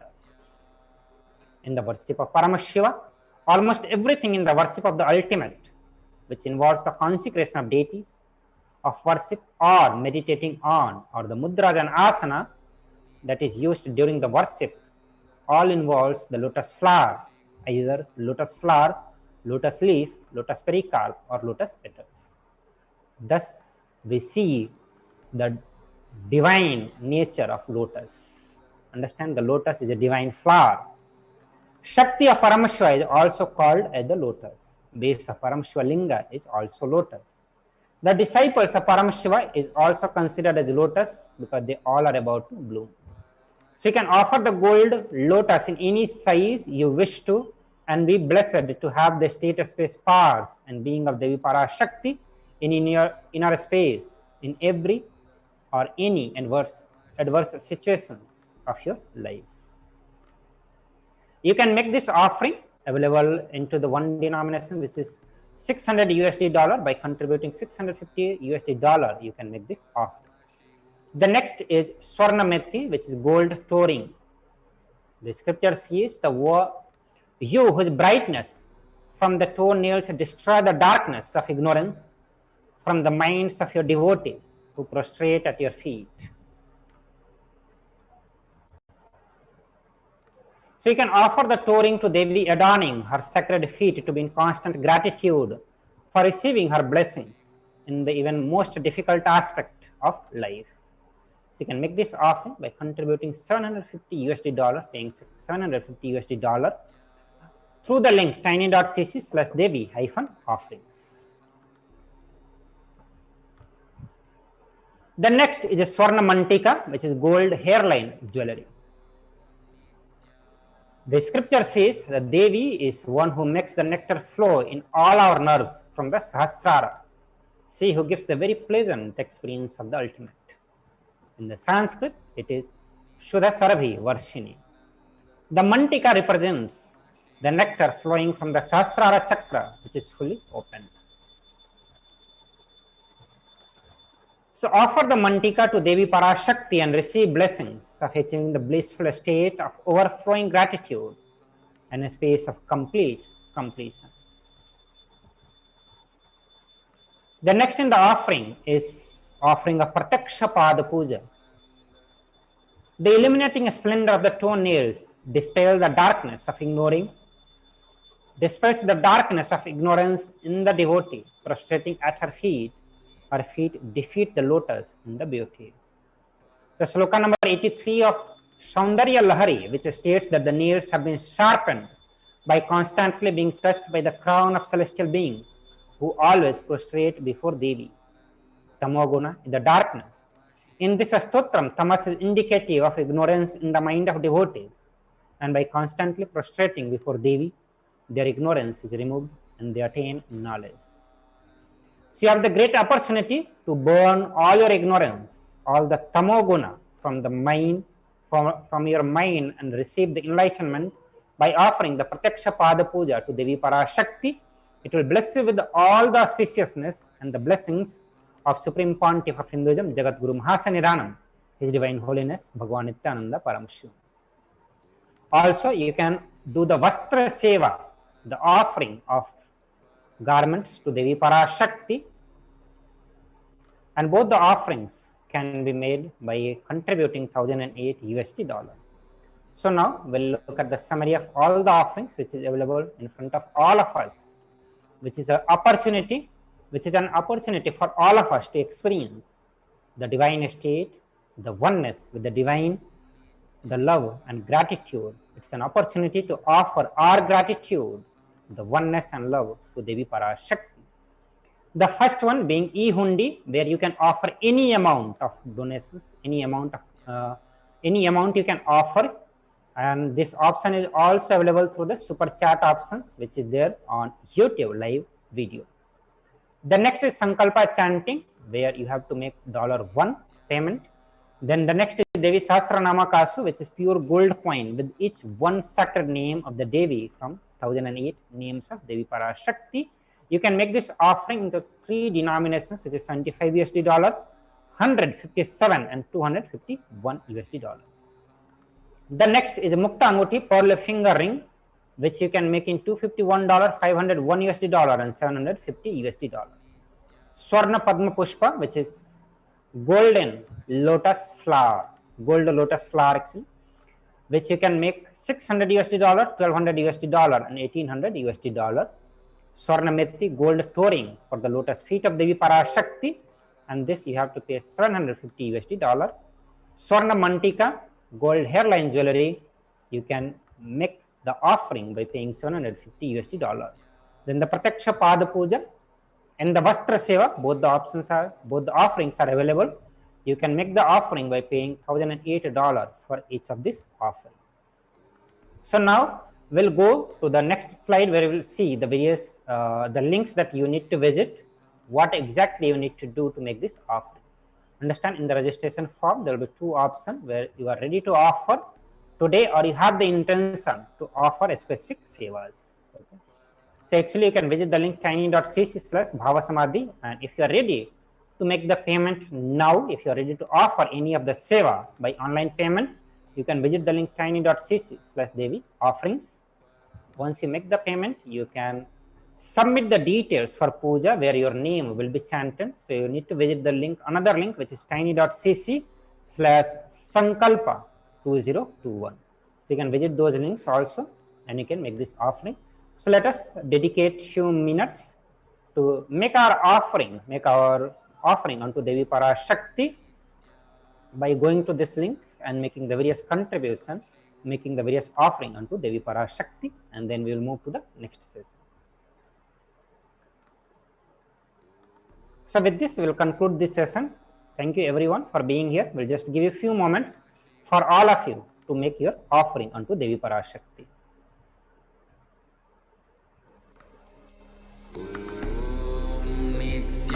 Nithyananda Paramashivoham.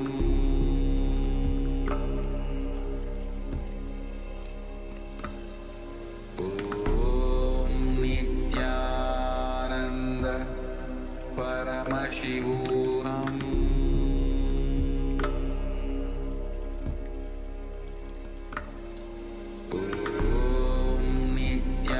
Nithyananda Paramashivoham.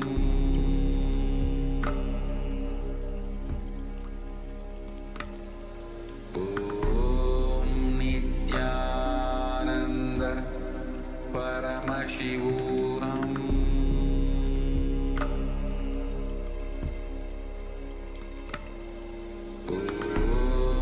Nithyananda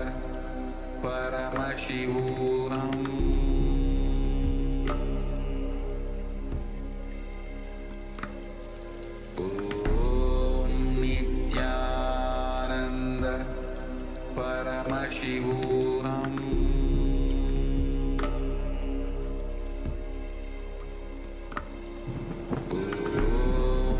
Nithyananda Paramashivoham.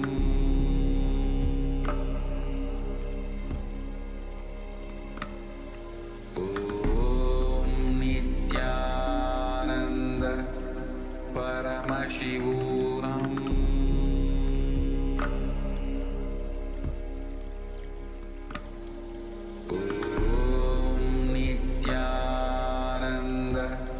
So once you click on the link tiny.cc/Devi-offering, you will be led to this page. All of you can see this on your computer screen. So while you go there, it's for Parashakti Darshan, where you can make any amount of offering. So you can choose this option, choose an option. So when you click on this, the various offerings which we just now went through in this session, all those offerings will be available here.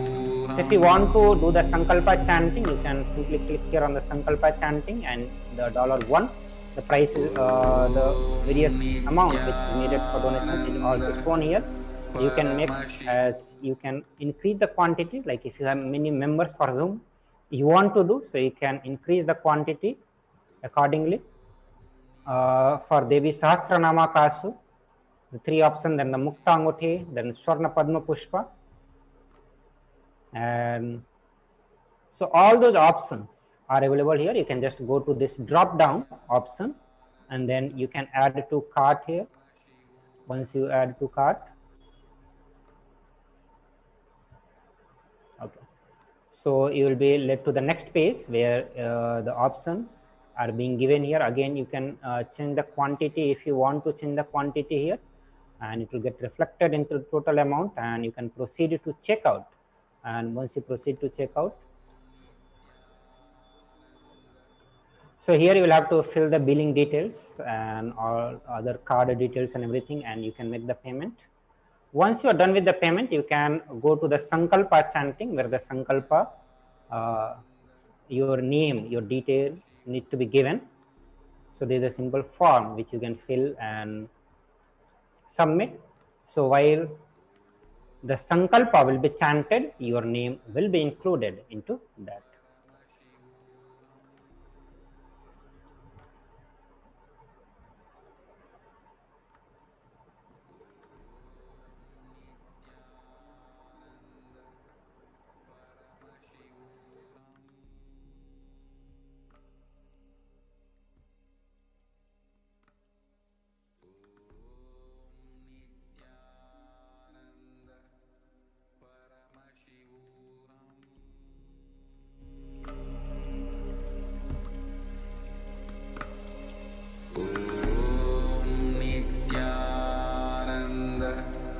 Paramashivoham.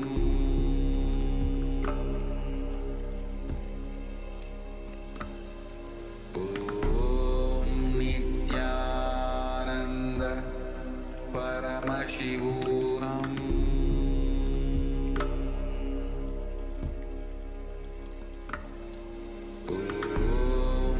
There are some great spiritual sciences unique to Hinduism. Subtle, otherworldly, but definitive sign. Manifesting the cosmic beings in Archavatara, deities in Nijavatara, living incarnations is fasting. Understand? Kriya Pada of Vedas and Agamas elaborately explain the whole science of making the cosmic beings manifest in Archavatara, deities, and Nijavatara, living incarnations, both. During the Bhava Samadhi Darshan, literally those cosmic beings manifest through this body. Just like how they manifest in Archavatara, deity, they manifest in Nijavatara, Pratyakshavatara, and give you all the boons you ask, bless you. See, each God is an independent intelligence to lead you to enlightenment. Each God is a bridge for you to achieve the Shivatva, the ultimate Shiva consciousness. Krishna is the bridge for you to achieve the Krishna consciousness. But the Shiva consciousness, Krishna consciousness, all consciousness is one and the same. Ultimate consciousness only. So that energy itself completely expresses. Just like Radhika, when I see my own sweetness in the mirror, I become eager to taste it. I find that the only way to relish this sweetness is through the constitution of Sri Radhika.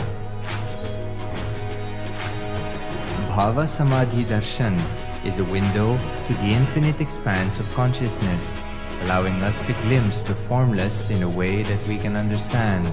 It cleanses the karmas of lifetimes. It awakens our biomemory to the space of Paramashiva, the ultimate consciousness, and creates a deep and lasting transformation in us.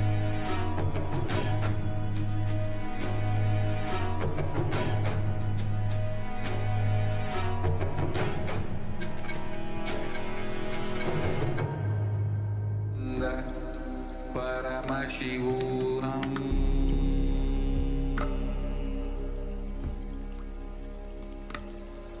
Om Nithyananda Paramashivoham.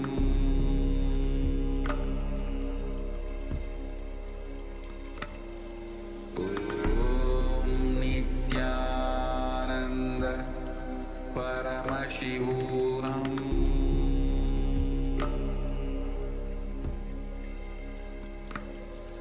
Paramashivoham. Om Nithyananda Paramashivoham.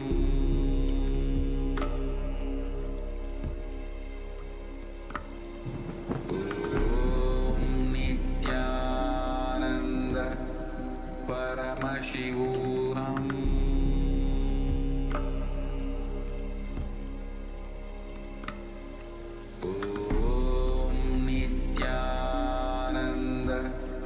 Paramashivoham. Paramashivoham.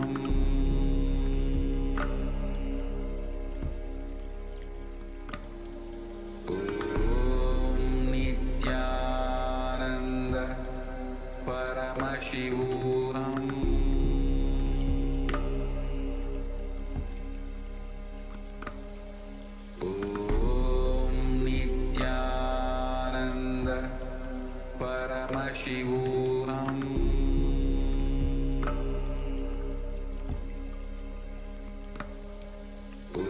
Om Nithyananda Paramashivoham.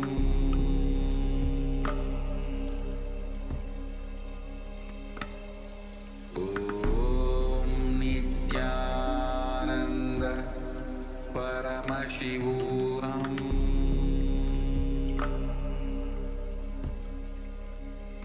There are some great spiritual sciences unique to Hinduism.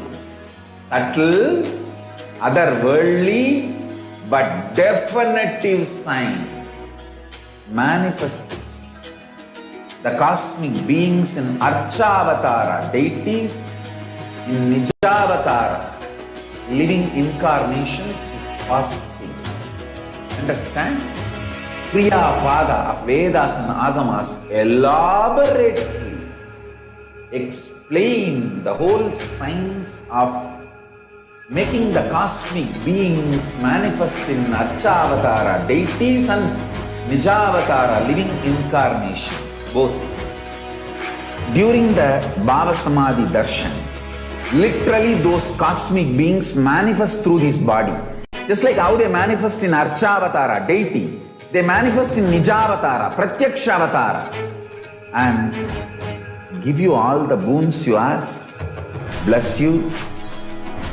You see, each God is an independent intelligence to lead you to enlightenment.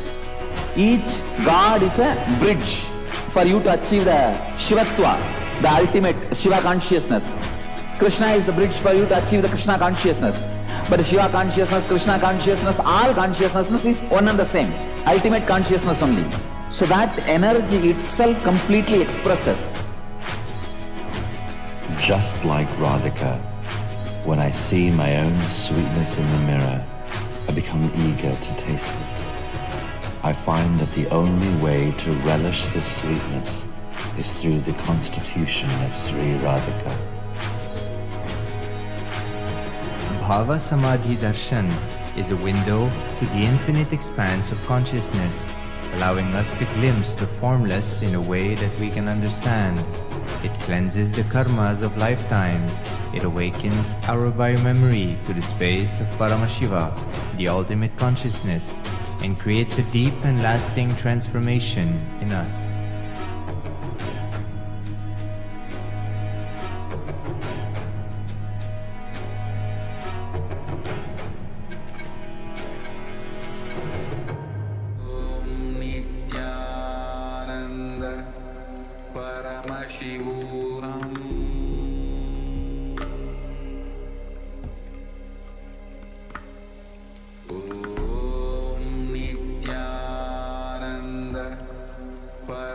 Paramashivoham.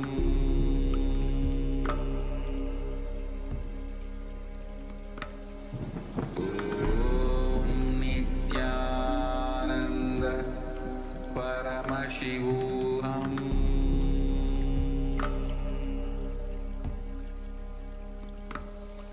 Om Nithyananda Paramashivoham.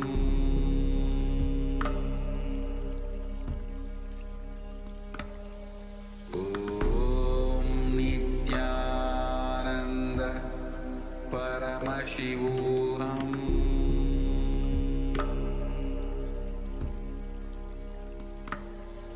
Om Nithyananda Paramashivoham.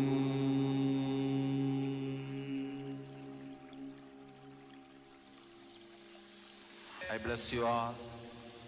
Let you all open all your three eyes.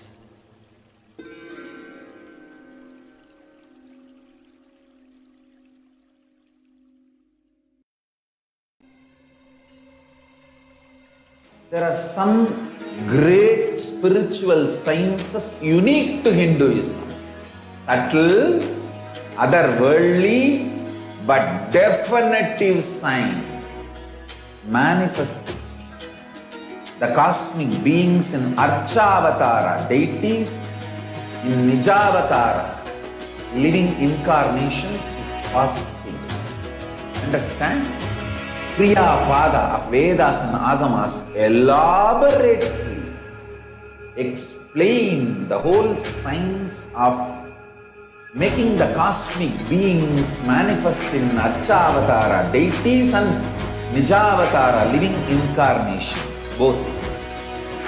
During the Bhava Samadhi Darshan, literally those cosmic beings manifest through this body.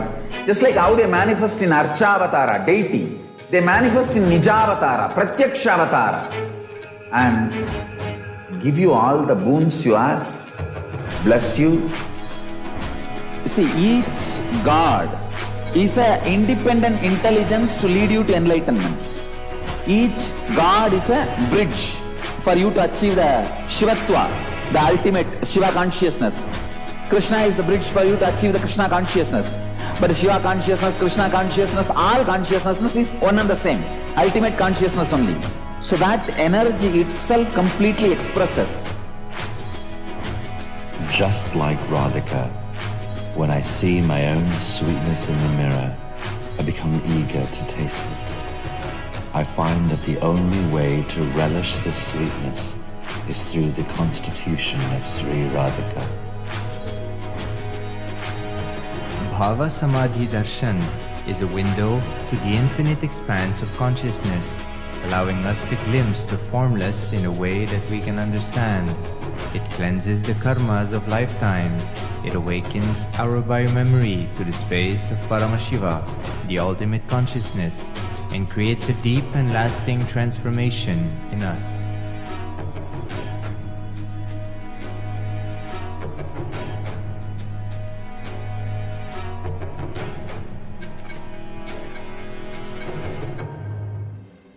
With my love and respect. Let you all open all your three eyes. Om Nithyananda Paramashivoham.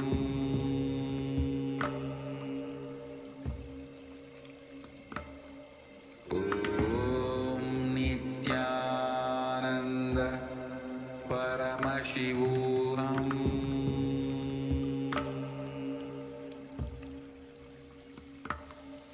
Om Nithyananda Paramashivoham.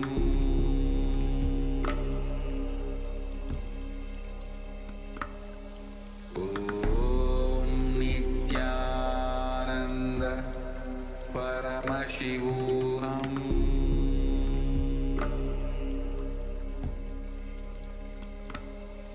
Om Nithyananda Paramashivoham.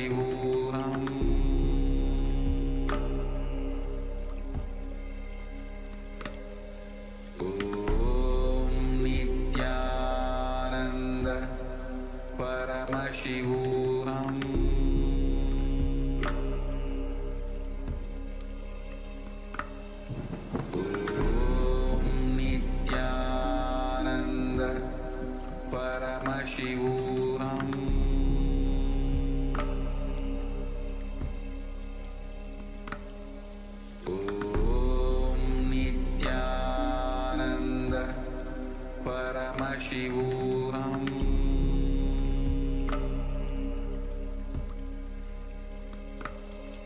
Om Nithyananda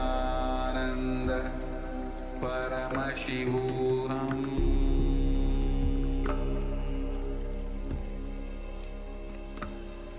Om Nithyananda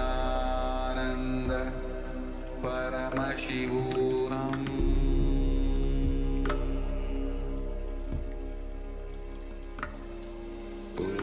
Om Nithyananda Paramashivoham.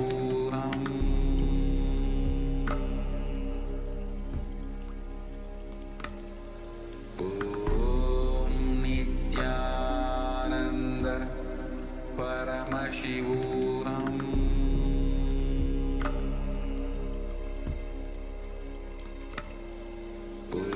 Om Nithyananda Paramashivoham.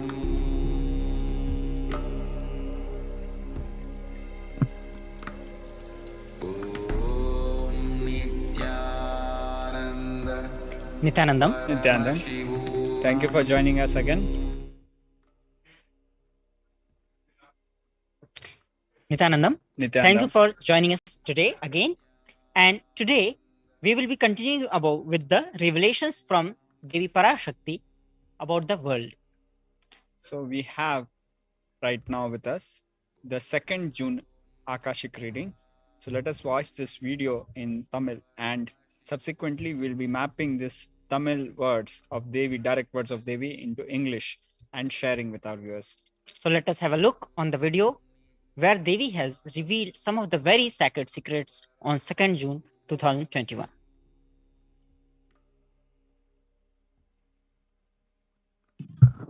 ஏன் இந்து மதம் தொடர்ந்து தாக்கப்படுகிறது என்று கேட்கின்றாய் மூடனே. தன்மீதே தனக்கு மரியாதை இல்லாது, தன் தர்மத்தை பற்றிய அறிவும் இல்லாது, தன் தர்மத்தை தான் காப்பதன் மூலமாகவே தான் உலகில் காக்கப்படுவோம் எனும் தெளிவும் இல்லாது, தன்னையே இழந்து நிற்கும் உங்களுக்கு வேறு என்னதான் இந்த மாயை கொடுக்க முடியும்? உங்களை உயிர்ப்பிக்க, உங்களுக்கு அறிவுறுத்த இந்த மாயைக்கு வேறு ஒரு வழியும் இல்லாததனால் உதைத்தும் அடித்தும் துவைத்துமே திருத்துவதென்று முடிவோடு இறங்கியிருக்கின்றாள். விழித்துக் கொண்டோரெல்லாம் பிழைத்துக் கொண்டோர், குருபதம் சேர்ந்தோரெல்லாம் உருபதம் சேருவோர்.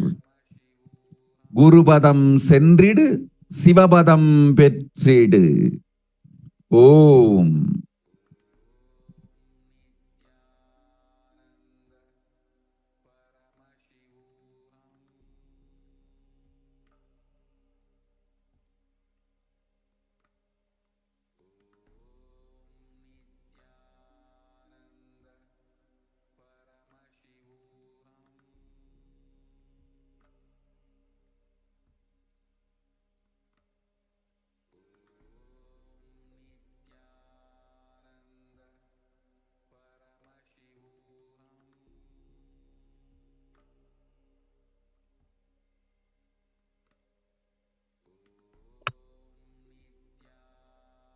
Nithyanandam.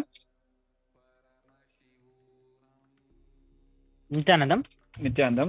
So now we are going to go through the meaning of the Akashic reading which we just heard in Tamil. We are going to map the Tamil reading into the most close English words and share with our viewers. So this is how the reading goes. You are asking why Hinduism is being attacked continuously. Fool, without respect for oneself, without any sense of your dharma, with no clarity that if you protect dharma, dharma will protect you. You are all standing losing yourself. What else can Maya do? No other way for Maya to align you. So she has entered the field determined to beat you and align. Those who awaken have saved themselves. Those who reach Guru's feet will receive Paramashiva's feet. Reach Guru's feet and receive Paramashiva's feet. So, to one of the questions asked by one of the devotees about why Hinduism is constantly under attack, because as you know, for the past more than a millennia, more than 1,000 years, almost from 700 BC, India is under attack continuously from different places. Different invaders are attacking, and Hindus are constantly being targeted. So the person asked, what happened? Why Hindus are constantly under attack? Why Hinduism is constantly attacked? So Devi has answered to that question with the words that you are asking why Hinduism is being attacked continuously. So Devi is telling, fool is not only for that person, it's for everyone, because all of us carry this question in our hearts, that why Hinduism is always under attack without any sense of your dharma, because most of us have forgotten that what is our dharma, our responsibility, our duty towards the dharma, righteousness, with no clarity. What that if you protect dharma, dharma will protect you. So this clarity that we have forgotten, that only when we protect dharma, dharma is going to protect us. The way that if you keep some ecosystem safe, at the time of need, that ecosystem will protect you. So let us take a small example. For example, you protect the dharma. How? By in the dimension of, let's say, finance, by managing your personal finances very properly. So when you're in time of crisis, in some kind of financial crisis, you will have that money saved to protect you. That is how dharma protects you in the terms of finance. Yes. Similarly, it's just an example. Similarly, dharma protects us in all spheres. This is the natural cosmic law. Dharma means the natural cosmic laws, and natural cosmic laws have no hypocrisy. When you stand up for dharma, dharma protects you. So this is a very simple example, that if you are keeping the societal laws safe, the laws which protect you, that laws is going to protect you, because this circle, this virtuous circle is there. But once you break it, you are no longer safe. So dharma, dharmo rakshate rakshitah, is a very important fundamental principle that the Hindus have forgotten. And because of that, because they forgot it, they are standing and losing. And because of this, the Maya, she has no other way than to wake us up by beating us and making us to align to the cosmic law of dharma. So that is why Hinduism is constantly being attacked, not only from outside, not only from the side of invaders or from people from other faiths, but also with this kind of diseases like COVID and black fungus and other such diseases are also affecting us. Let me share one small practical example. We heard in the past few days, people were asking questions like, what if I have left the monastery, left the adinam, and I want to come back again? Multiple times, same questions people have asked. Whereas Swamiji, as Devi Parashakti, through when Swamiji, as the Nijavatara of Devi Parashakti, and even directly has confirmed that the doors are open. But why do people want an assurance again and again? This is because they did not stand up and protect dharma. So what happens? Even though the doors are not closed from the other side, because of the guilt, possibly because of the guilt or because of the impossibility we go through, we feel it is closed. So sometimes we are shutting the doors on ourselves. But when we stand for dharma, doors open which we never even knew about.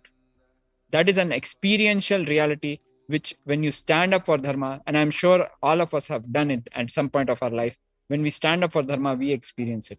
So constantly, regularly, and in every Parashakti Akashic reading, Devi is reminding all the Hindus their cosmic dharma, their duty, responsibility, that is to protect the Sanatana Hindu dharma, to keep its flag high, to maintain its infrastructure and to keep the Hinduism for the next generation. That is why the Hindus have taken birth, and that is their So responsibility. let us like a little bit share on this, Gnana Prabhaji, for Yes, the ma'am. benefit of our for everybody.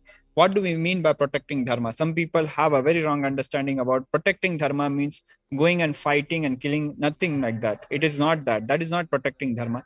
Even doing your puja daily, your own puja worship rituals daily is protecting dharma. What benefit it gives you? It gives you instant benefit of giving you the experience of bhava samadhi in your day-to-day life. Your every morning starts with that experience, and what happens over the period when it becomes a habit, it becomes a ritual, every day you do it, you get a corresponding benefit. Same way yoga, if you follow the dharma of your body and bless it with daily yoga, naturally you will have a healthy body which will bless you in your old age especially, and even in these times of crisis your body will bless you and you will be able to live a prolonged life. But what if you are going to dump your body with plastic food? Naturally you didn't follow the dharma of your body, you didn't follow the cosmic laws of your body will suffer. One of the components of yoga is the yam niyam, and one of that component of that is the shoch. Why it is so important now is because we lost the idea of shoch, cleanliness. We have invited so many diseases now. You can see all the Hindus in India. If you can remember your grandparents, or more than those who are like in their death, like 90 plus, you can see the amount of shoch, the cleanliness they used to maintain. And the concept of Swach, let us please remind ourselves, it is the Vedic Sanatana Hindu Dharma concept, which might not occur very naturally to people. But this is a most close translation we have for the word. So, what in Shoch people used to do it, everything was written down, how you have to wash yourself, how you have to clean yourself, the five, like how you have to clean your body, your soul, how your food should be there, how much, the social distancing that we are maintaining now in the COVID times, people used to maintain naturally at that time. That is why in Hinduism we greet people with folded hands and do not touch each other unnecessarily. So all these things are not there. Like in some part of the world, the greeting is kissing each other. But in Hinduism, or handshake. But in Hinduism, whether you are big, small, everyone, we offer our greetings with folded hands. So that means that the physical touch is minimum with someone who are meeting you suddenly. And also the concept of that if someone died in your family, you were supposed to be in quarantine, not meeting people, not going to temples, not going to any occasion, because even the thoughts we have, even the words we say are a part of our ahara, what we consume. Along with food, the thoughts and the words which we consume are also a part of our ahara, which is loosely translated to our food consumption. And even that is maintained proper, because whatever we consume, that we become. So what are these sound like very much like health tips, yes, if we look at, but this is precisely what Hinduism is a totality of health in every dimension. Healthy politics, healthy administration, healthy body, healthy mind, healthy consciousness, healthy relationships, healthy everything, healthy society, healthy business, you name it. That is what Hinduism is in a nutshell. So when you stand for dharma, which is all of this, you get the corresponding benefits. So if you stand with the dharma of Socha, you will be protected. Now, what all scientists are telling, all doctors are telling, keep washing your hands multiple times. Do not enter you should wash your feet before entering your house. These all practices we were already doing. All the Hindu houses, you have to drop your shoes and whatever footwear you are wearing outside of the house, wash your feet, then you can enter into your house. That was the regular practice. And even now, in many places. And you cannot eat food without washing. See, you have to wash your hands. After then you can eat. This is the general practice in Hinduism. And that's why we eat with our hands. So we wash it before eating. We take bath before eating. The woman take bath, keep their hairs tight, and even they can they will put their cloth on their mouth and nose while cooking itself, so that none of their impurities enter into the food. So such was the level of shauch that was being maintained in Hinduism. And when you maintain that level of dharma, that level of dharma protects you, because when you maintain all your shauch, all your cleanliness, you are protected from unnecessary, unavoidable infections and So diseases. this is the disease, health and disease part of dharma. But what Devi Parashakti is referring to is obviously much more, when she's telling us that we should have stood up and protected the enlightenment ecosystems, which are preserving these lifestyle components in a very living way, along with the physical infrastructure, not just the principles, not just the people who are living this lifestyle, but also the physical infrastructure, the land, the buildings, the temples, everything put together. When we preserve all of it, what will happen? Naturally, we'll be able to use those facilities. If today we are having 54 adinams lesser, it is because we allowed 54 adinams to be burnt and shut down in Tamil Nadu. Otherwise, the people from Tamil Nadu who are coming so far would have had a COVID quarantine care center in their back doors. And also, if we had these ecosystems already there, this pandemic would not have affected that much to India, because all these are karmas. It's not like that it was, came out of the blue or from somewhere. These are karmas that we are reaping now. So there's a two parts to it. We might not have done anything wrong. That means we might not have a balance of a negative karma, but we don't have a balance of a positive dharma. Yes. We haven't done the dharma of protecting these systems. So that is precisely what Devi Parashakti is revealing. Whether you die or you don't die, Maya doesn't care. Who cares? You are in the no care zone because you didn't do the positive part. You would have been a hit list of must die if you had done if you had done the negative part, but you are in the don't care zone because you had the attitude of I don't care. So unfortunately, when you don't care, Maya doesn't care. Maya doesn't care whether you are alive or not. So once you start caring that, yes, I am responsible for my life, for keeping Sanatana Hindu Dharma alive, because you have received the benefits of Sanatana Hindu Dharma, it is your responsibility to keep it safe for the next generation. Because if you are not keeping it safe, you are doing the crime of destroying it. Swamiji, in one of his satsangs, he has mentioned that if you are not keeping something which you have received from your heritage, from your parents, your ancestors, for your next generation, then you are doing a crime. So that is why we have many rich families. Subsequently, after 2-3 generations, they lose the wealth. Why does it happen? Because they are not able to maintain the wealth. They are not able to follow the dharma which is linked with the wealth, which is the artha. So they don't know that science and they don't follow it diligently, and that is why it perishes. Same way it happens for yoga, for everything. It is only through the Guru's grace that these things are able to continue generation after generation, generation after generation. Let me give you an example. We know that Madurai Adinam Linga, the personal linga which every Guru Mahasannidhanam, the Supreme Pontiff of Madurai Adinam, had been worshipping for, I can say, around 292, including Swamiji, who is the 293. Supreme Pontiffs had been worshipping the Madurai Adinam Linga day after day. It is said that this worship continued day after day for more than 3,000 years.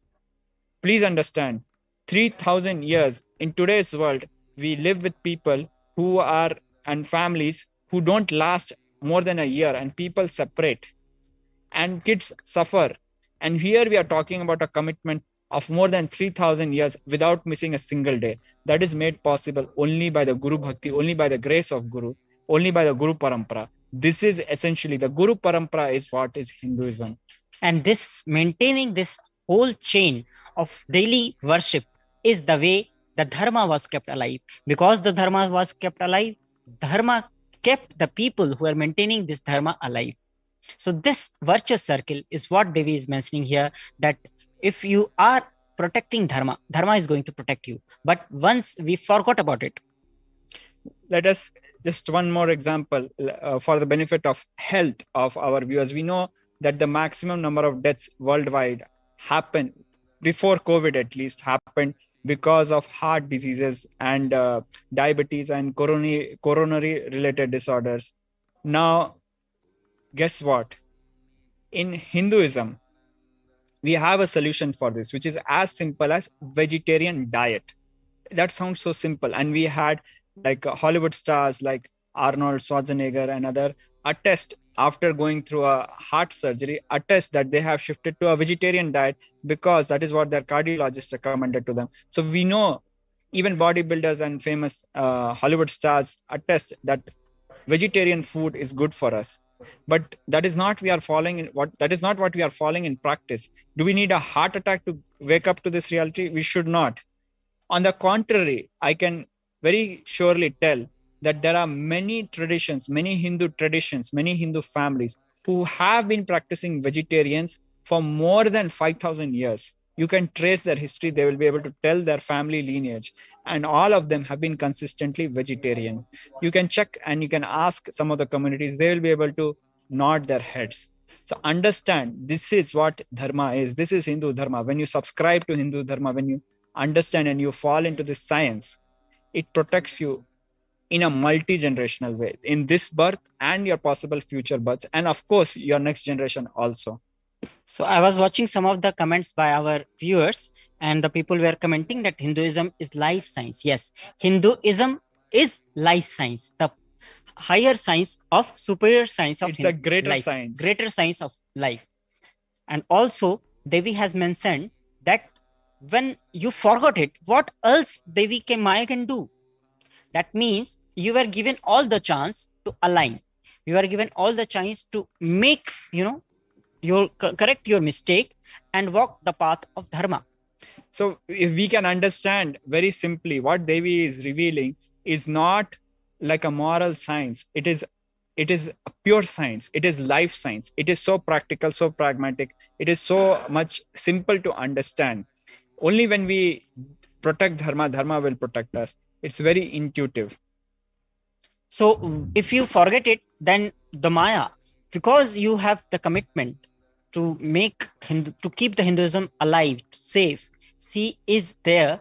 Like how a loving mother, she beats a child not to punish or not to destroy the child, but just to make the child more efficient, better, and to understand that the thing what he is doing is not good for him or the baby. So that same way, the Maya is beating us, the Hindus, not because she is angry on us and want to destroy us.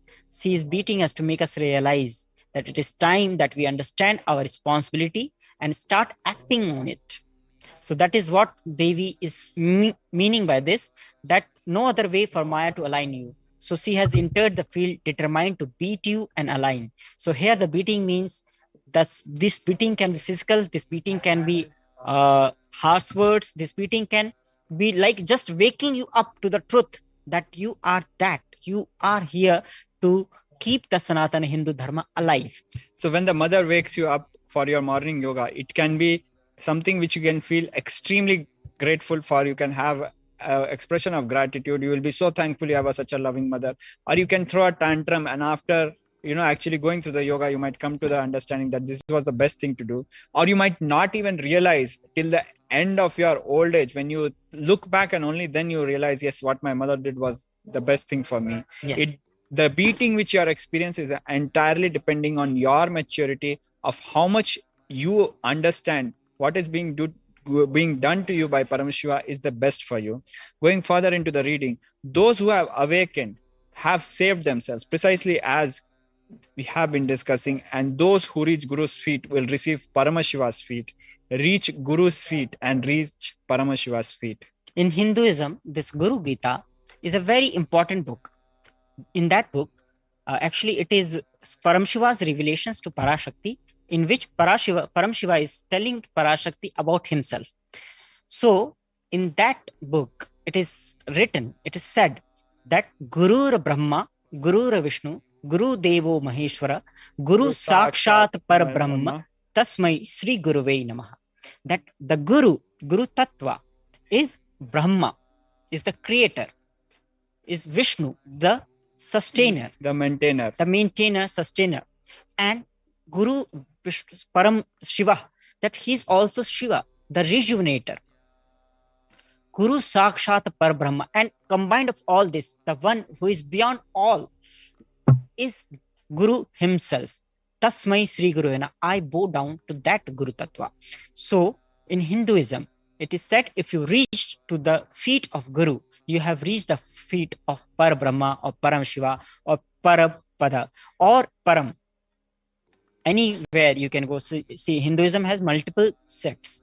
Like people following Sakta, they follow Sakti, and Vishnu follow Parampada. So Param Shiva's feet, if you reach to Guru's feet, you reached Param Shiva's feet. This is what Devi is saying in this, that if you have reached to Param Shiva's feet, you will reach your Guru's feet, you will reach Param Shiva's feet. And please understand, it is a very simple science. If you don't take medicine, if your body is having a disease and you don't take a medicine, you fight with the doctor, you fight with your mother, don't expect to survive. It is that a simple case. So what you need to do to protect yourself from COVID, you need to quarantine yourself. What is the best place to quarantine yourself? Adi Kailasa. It is that simple.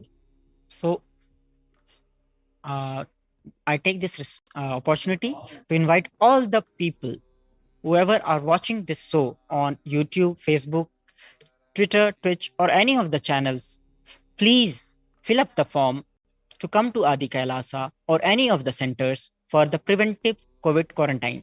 So you can sign up for coming to Adi Kailasa or any of the Adinams by clicking on the link tinyurl.com/Kailasa care. So it is very important that you sign up and save yourself during this pandemic to become a food for the death. That is what it is going to be. Stop and save your life. That is what you can do now. Please sign up at tinyurl.com/Kailasa care. So now we'll be going in the next Akashic reading from 1st June 2012. So now we will be watching a short video in which Devi Parashakti has revealed some of the more sacred secrets, and it is one of the videos from 1st June 2021 in which Devi Parashakti has given her Parashakti Akashic reading. So we will be entering into that.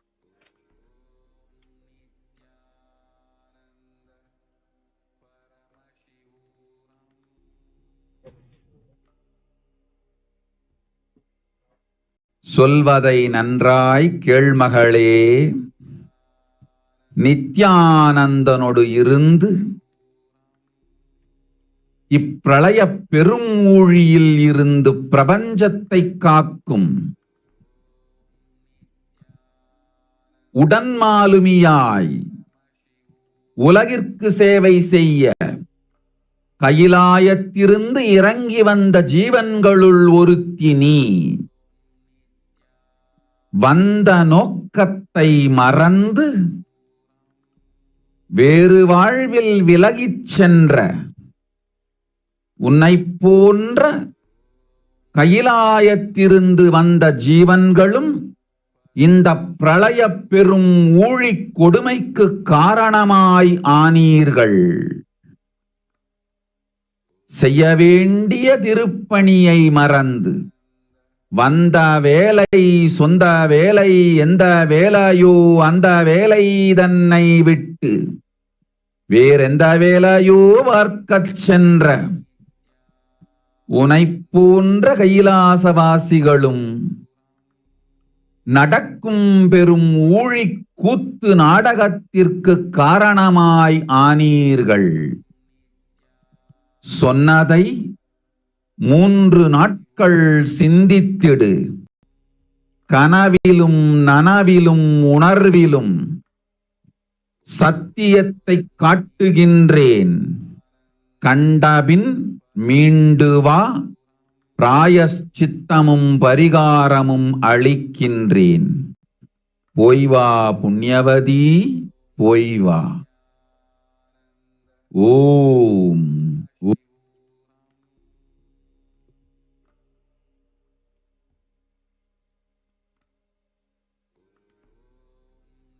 Yes. So now we'll go through the translation, or the broad translation, the mapping of the words of the Devi Parashakti's Akashic reading. The reading goes thus. Listen carefully to what is being said, daughter. This reading is for one of the female devotees. You are one of the beings who came down from Kailasa to be a co-sailor and serve the world to protect it from terrible corona. So the co-sailor is being referred because the Kailasa ecosystem is referred to as the Manu's boat or Noah's Ark, which is there to take humanity and sail across this times of crisis, this deluge, this great deluge. So the devotee is being referred to as co-sailor, and it applies not to just the one who are getting this reading, it is for all the devotees. Actually, one of the Nari readings of Swamiji, it has revealed that 7 crore people, which is around 70 million, came before Swamiji came on planet Earth to establish, to create the environment for the Paramashiva to land. 7 crore people came with Swamiji to help in his mission to establish the Sanatana Hindu Dharma, and 7 crore people were born after him to keep the ecosystem alive. So that is more than 200 million people. And all these people of the beings of Kailasa, they had the responsibility, they had the commitment that when they will land on planet Earth, they will not forget it, and they will work to keep and maintain the Kailasa ecosystem. And if you have received a reading, if you are watching, in fact, if you are watching this, you are one of those beings. So realize this truth, that your responsibility is to keep the Sanatana Hindu Dharma alive and to maintain Kailasa ecosystem. So this is what Devi has revealed to that female disciple. And please understand, as Swamiji has repeatedly told, you are not just a number for him. You are a being. You and are consciousness. Connects with each one at a personal level, at a one-to-one level. He's your personal guru. He's your own guru. And Swamiji always says that Paramashiva is not in any competition. That if you become me, there is no competition. So even if Swamiji says that the state of Parama is not exclusive, it is available for everyone. So this co-sailor, everyone. So you can say that Paramashiva has landed. Why he needs co-sailors? He can do it himself. But you to feel the bliss that you were part of this mission. For at this point, I want to mention that Sri Ram does not need monkeys to help him to win a war. It is for the glory of the monkeys, to give glory to the monkeys. Paramashiva, Sri Ram, he used the monkeys in his war against Ravana. So Sri Ram does not need the monkeys to win a war. It is for the glory of the monkeys, Sri Ram gives them this opportunity to serve him. This is what Paramashiva does not need anyone for maintaining Kailasa, creating Kailasa, but to give you glory that you have done this. He has given the opportunity for all of us to create, maintain, and sustain the Kailasa ecosystem. Please understand, wherever Paramashiva lives, in Mahakailasa, that is Kailasa, even in this physical plane, in this Bhuloka, where Paramashiva has incarnated, the very presence where he is, he makes Kailasa. His presence, his feet is where you reach Kailasa. He doesn't need Kailasa. He creates Kailasa. So who needs Kailasa?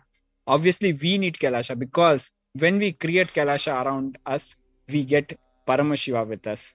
If you want Paramashiva in life, you create Kailasa around you. Why you want Paramashiva in your life? It is for your sake. It is so that you have a blissful, happy life. Does Paramashiva need blissful, happy life? No, because he's beyond any of that. He is the source of bliss.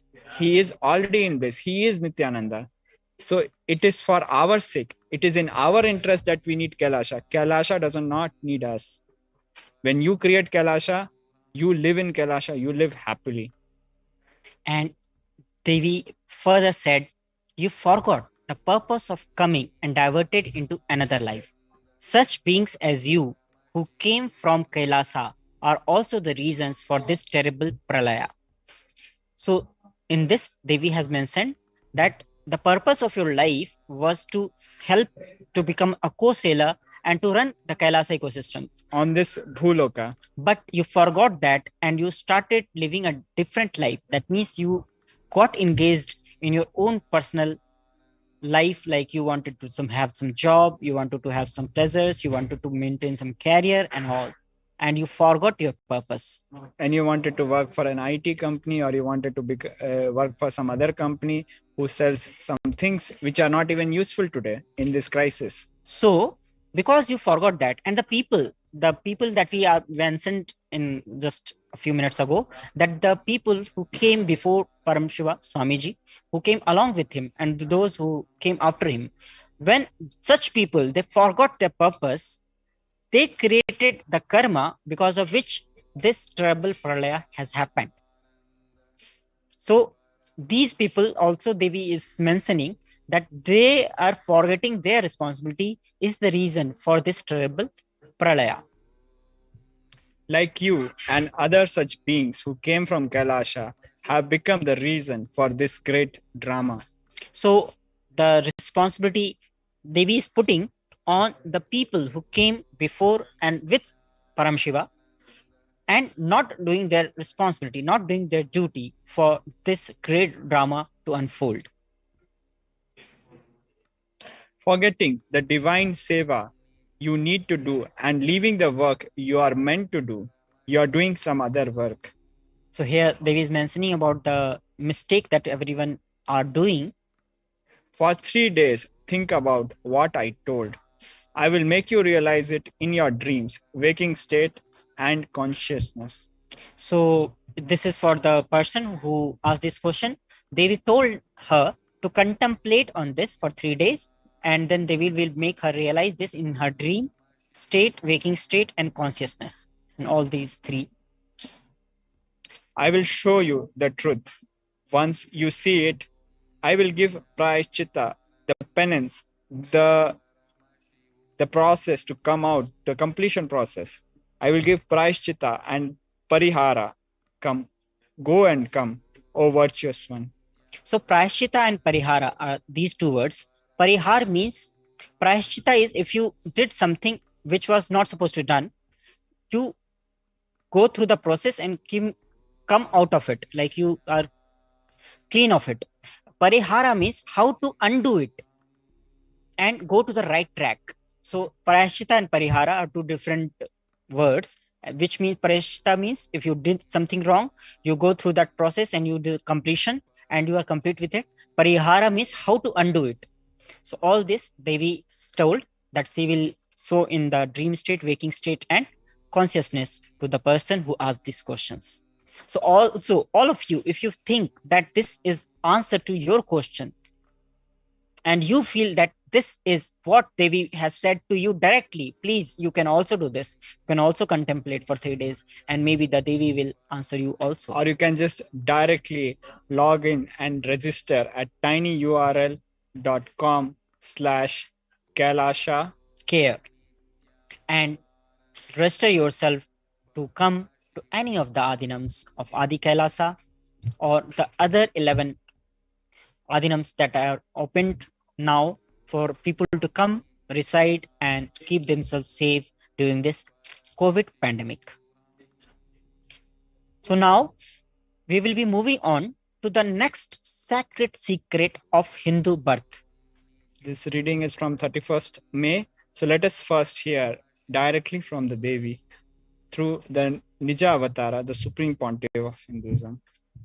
So in this video, Devi has revealed the sacred secrets of Hindu birth, why people take Hindu birth, why it is special, and how the people who took it, they took it granted, and how they are going through this pralaya what is happening to them. So we will be going through this video where Devi Parashakti has revealed the sacred secret of Hindu birth.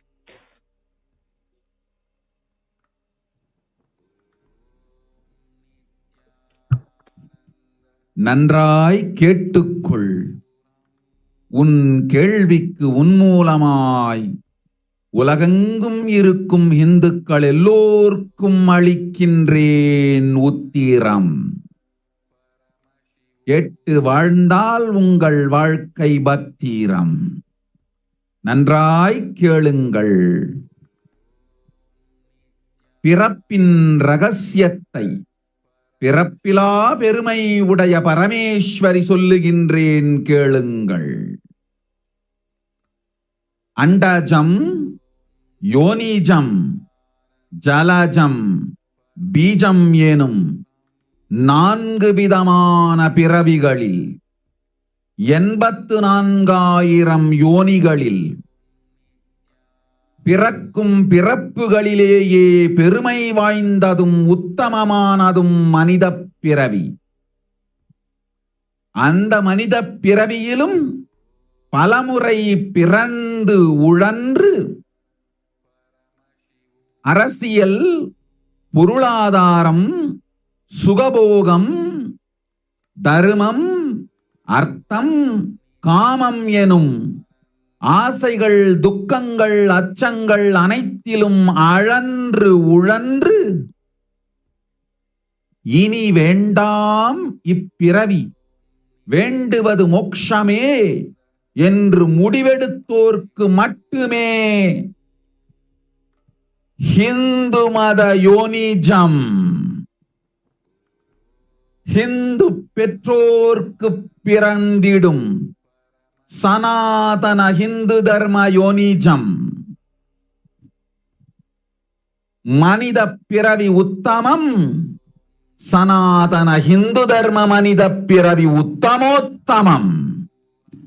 இந்த உத்தமோத்தம பிறவி எடுத்த எல்லோருக்கும் ஜீவன் முக்த விஞ்ஞானத்தையும் சனாதன தர்மத்தையும் காக்கின்ற கடமையும் உண்டு. அதனால் வருகின்ற நன்மையெல்லாம் அனுபவிக்கும் உரிமையும் உண்டு. இந்த கடமையை செய்வோம் என்று சத்தியம் செய்ததனால்தான் அந்த உரிமை அளிக்கப்பட்டது. பூமிக்கு வந்தபின் மனம் மயங்கி மதிமயங்கி சனாதன தர்மம் காக்க மறந்ததனால் மாயை அவர்கள் உயிரை பறிக்கின்றாள். நன்றாய் புரிந்து கொள்ளுங்கள். உயிரை கொடுத்தாலும் தர்மத்தை காப்போம் என்று உறுதி எடுத்தவர்க்கே சனாதன ஹிந்து தர்ம யோனிஜம் அளிக்கின்றேன் யான். உடல் பெற்ற பிறகு ஊழிப் பெருவலியால் ஆசை அச்சங்களை உதறவிடாது, உதறியும் விடாது சனாதன ஹிந்து தர்மம் காக்க மறந்தோரை உயிர் வாழ தகுதியில்லாதவர் பட்டியலில் உடனடியாய் மாயை சேர்க்கின்றாள். அதனால் ராட்சசர்களும் அசுரர்களும் தானாகவே இவர்கள் உயிரை எடுக்கின்றார். நன்றாய் புரிந்து கொள்ளுங்கள். உயிரை கொடுத்தாலும் தர்மம் காப்போம் என்று நிற்பவர்க்கு நிலைத்திடும் வீரஸ்வர்க்கமும் கைலாச பதவியும். எக்காரணம் கொண்டும் தர்மம் காக்க மறந்த உத்தமோத்தம ஜனனமான சனாதன ஹிந்து ஜனனம் பெற்ற மக்களுக்கு இல்லை வேறு கதி. சனாதன ஹிந்து தர்ம மனித ஜனனம் உத்தமோத்தம மனித ஜனனம். உங்கள் உரிமை உலகில் அதிகம், உங்களுக்கு கடமையும் உலகில் பெரிது. தர்மம் காத்தலே கடமை, தர்மம் காக்காதார்க்கு உயிர் வாழும் உரிமை இல்லை.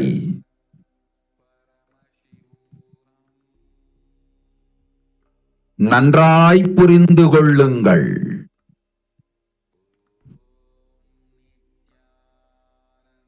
உத்தமோத்தம பிறவியான சனாதன ஹிந்து தர்ம பிறவி எடுத்த எல்லோரும் புரிந்து கொள்ளுங்கள். உங்கள் வாழ்வின் முதற்கடமை தர்மம் காத்தல். தர்மம் காக்க தர்மம் உங்களை காக்கும். சனாதன ஹிந்து தர்மம் காக்க மறந்திட்டால் வாழும் உரிமையை நீங்கள் இழந்து விடுகின்றீர்கள்.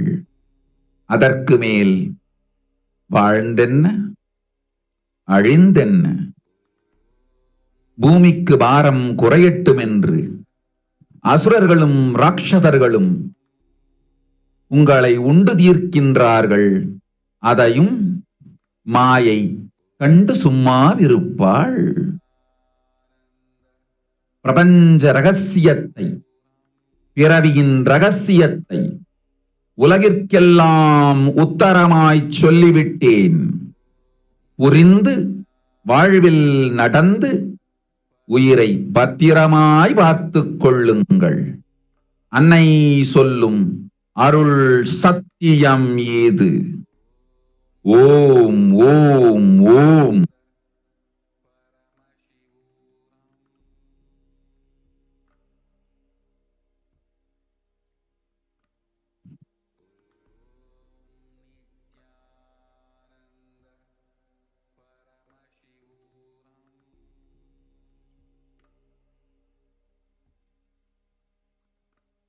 Now we'll be going through the mapping of the Tamil Akashic reading in English. Here it goes. Listen. Andajam, Yonijam, Jalajam, Bijam. Like this in 4 types of births in 8.4 million yonis. In all these births, the most greatest birth of them all is human birth. Andajam means an organism of born out of eggs. Yonijam means born out of the mammals, how they are born. Jalajam, out of water. And Bijam, out of seed. So like this, there are 8.4 types or yonis. 8.4 million. 8.4 million yonis. Under Yonis, which you can broadly consider it as species. Genealogy, species, under which beings are born in this world. In all these births, the most greatest birth is the human birth. And it is an undebatable subject because a human has all the rights, all the things that can do. So God has actually given him the possibility of enlightenment. More example, if you going further in the reading, even in Srimad Bhagavatam, I want to mention that story, Maharaj. In Srimad Bhagavatam, if you have read, there is a story of Bharata. Bharat was a samrat, an emperor of ancient India. And at the end of his, while he became old, he decided that he wants to attain moksha. So as was the norm in those times, he took sannyas and vanaprast, and he went to the forest and started to do the penance and all. Vanaprast means, vana means one, forest, and prastha means like a dwelling. Dwelling in forest. So he went for the vanaprastha, and there he was practicing doing all his spiritual practices and following the spiritual routine. Remember, he was an emperor who left everything and went to forest to live a secluded life so that he can get liberated. And please understand, this is a norm as per Hinduism. But one day what happened? On the banks of the river, one female deer, she was drinking, and a lion roared from somewhere, and out of fear, that deer, she jumped. She was pregnant, and the child, the baby deer came out, and the mother died. Bharat had so much of compassion and love for that baby of the deer that he took the baby with him and started to nurture it, nurture care him, it, and make mother him it. his pet. Slowly and slowly, what happened? His all attention shifted from his spiritual routine to that deer. And once, as he was growing older with this, one day when he came back from his bath, he did not find the deer in his ashram. He became very disturbed and he started searching for the deer all over the place. And out of his disturbed mind, he could not see and he fell into a pond, into a well. And he was very badly injured and he was about to die. When he was about to die, the deer came and saw in the well. And Bharat saw the deer. And because of his love for the deer, and the last thing that he thought was about that deer, in next birth, he took the body of a deer. That is why in Hindu tradition, when people leave body, when the consciousness passes in the next life, we say Ram Naam Satya Hai. We remind him of the name of the divine, so that the last thing which people remember is the name of the divine, and they become one with the divine.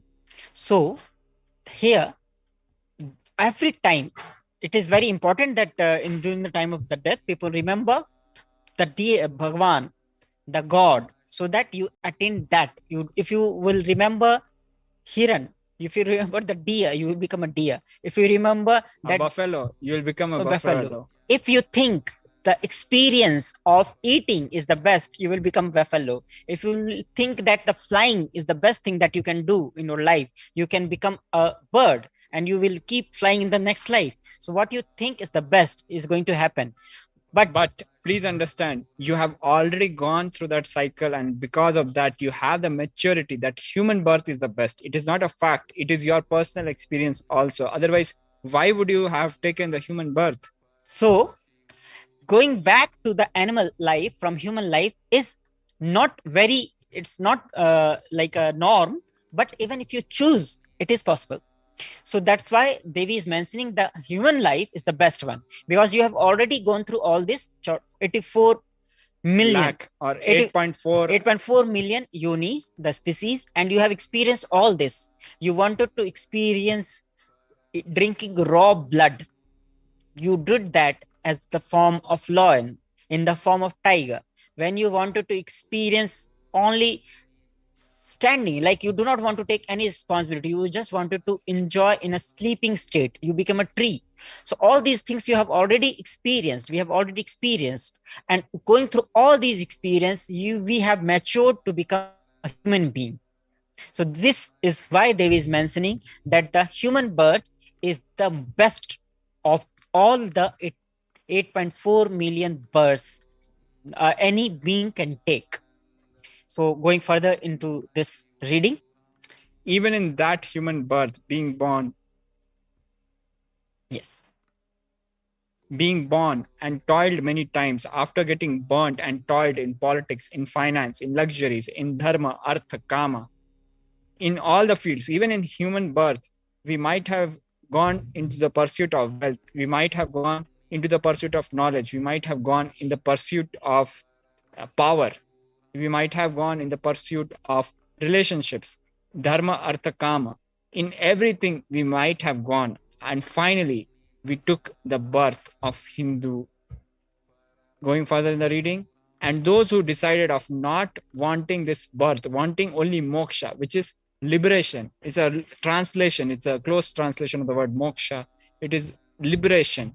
Only those will have Hindu dharma yonism. They'll have the Hindu birth, the Sanatana Hindu dharma yonism of being born to Hindu parents.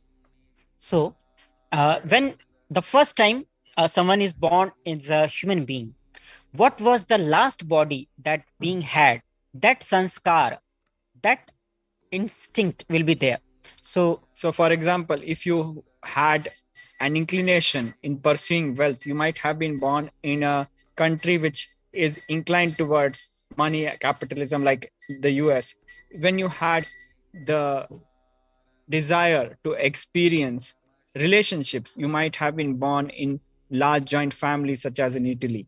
When you had the desire and you were in the pursuit of power, you might have been born in one of the places where there is dictatorship, or the pursuit of power is the greatest thing which people run after.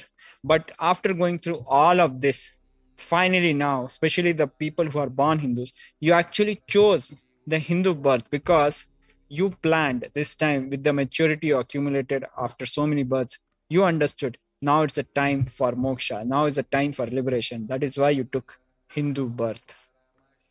And so here Devi is saying that people who have gone through all this, so within the 8.4 million yonis, you have already gone through all the experience that you wanted to have, and then you took the human birth. But after taking the human birth also, your new pursuit starts. You start in the pursuit of luxury, of dharma, earth. Dharma means the righteous acts. The artha means the money related pursuit of wealth, luxuries. And you go into the pursuit of kama. Kama means relationships. Relationships, it may relate to arts as well. So kama has multiple dimensions. All your desires come as kama. Desires. So kama in Hinduism does not only mean the space of having the physical relationship. In Hinduism, kama is a broad guideline where everything related to pleasures is included. For example, if you like to dance, that is also part of kama. If you like to have beautiful scenes, you want to see beautiful scenes, that is also a desire, pleasure that you want to have for your eyes. So that also comes in the sphere, in the field of kama.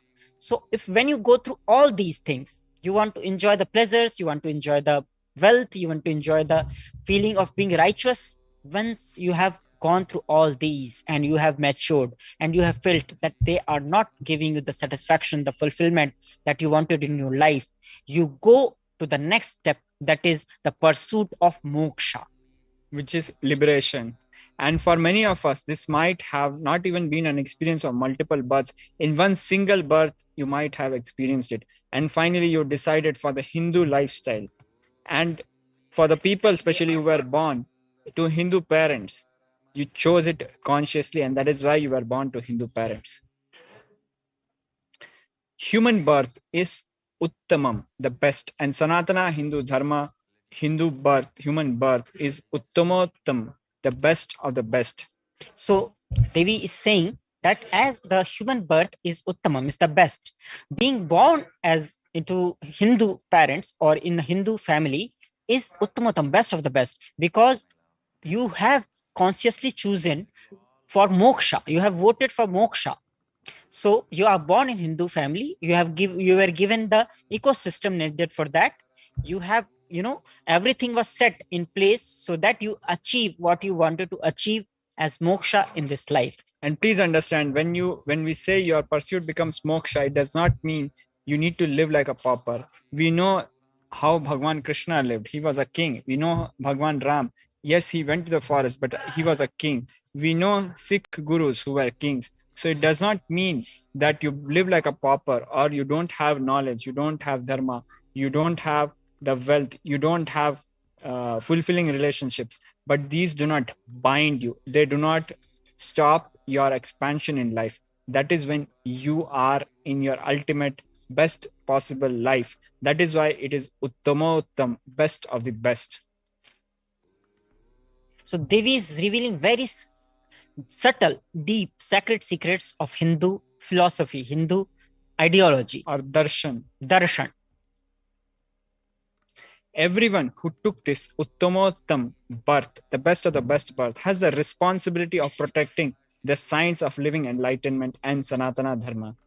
If you don't protect this science of living this life, this best life, how are you going to live it? It is a complete paradox. You cannot live the life if you don't protect that very life. How you protect that life? By protecting the principles. One of our viewer has asked a question.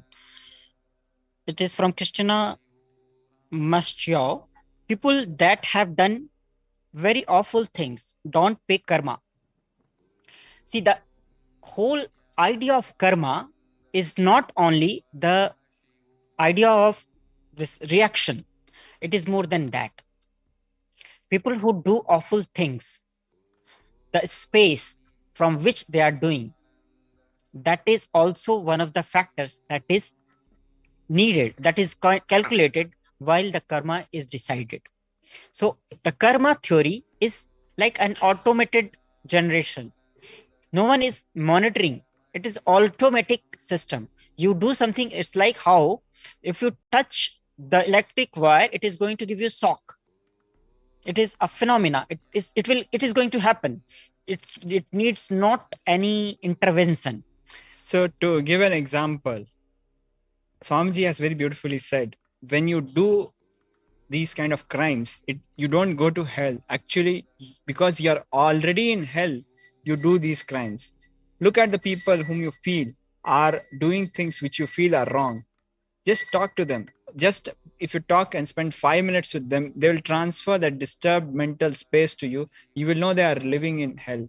When you talk to someone who is living a very blissful life, just spending some time with them will make you so blissful. So people are already going and experiencing hell, the people who are doing so-called bad karmas. If you enter any butcher house, you will smell the smell of death there, the stench of rotten blood and the body parts of the animals there. The people who are there working there, they are already suffering the hell. In Garud Puran, it is mentioned that some hells have so much of stench that you cannot live. If a normal person goes inside, enters it, he will feel that he has entered the hell. But the people who are working there, they do not feel it. But that doesn't mean that they are not in hell.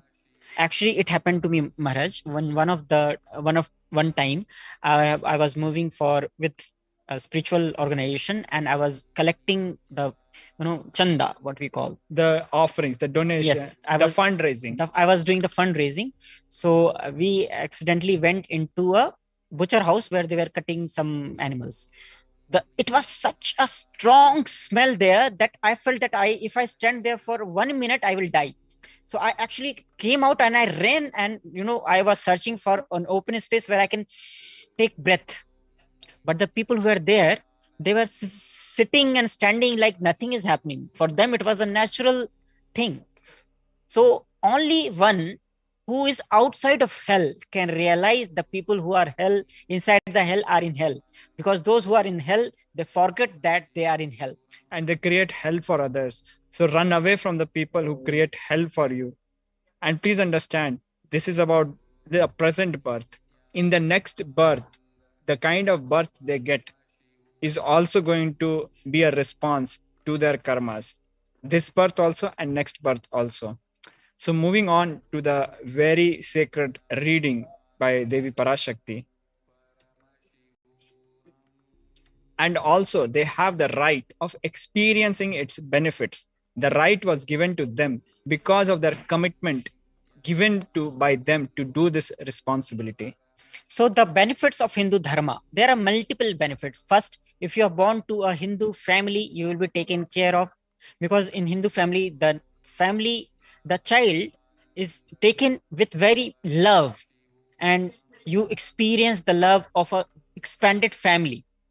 You have grandparents, you have grandparents from parents from mother's side, from father's side, you have uncle from mother's side, from father's side, you have cousins from mother's side, from father's side, you have it is like you are under a banyan tree when you are born into a Hindu family, and you feel fulfilled. You do not feel orphaned. And that is why we see in the US, the advertisement billboards, they portray a family, a happy family, because that is what advertisers know is what people are desiring. But this is a daily happening, it is something which every Hindu child in India has it, at least till our generation.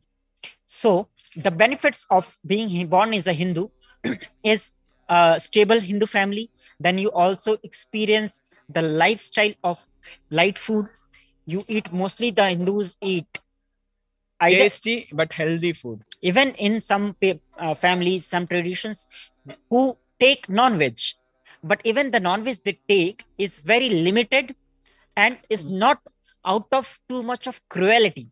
Once a week is like that kind of a lifestyle. We are not justifying any of it, but the kind of a controlled life, a kind of a sattvic, pure, blissful life, that kind of ecosystem you get when you become Hindu, when you take the responsibility of Hinduism. So you are getting all the benefits of a Hindu. You get a body which is organic.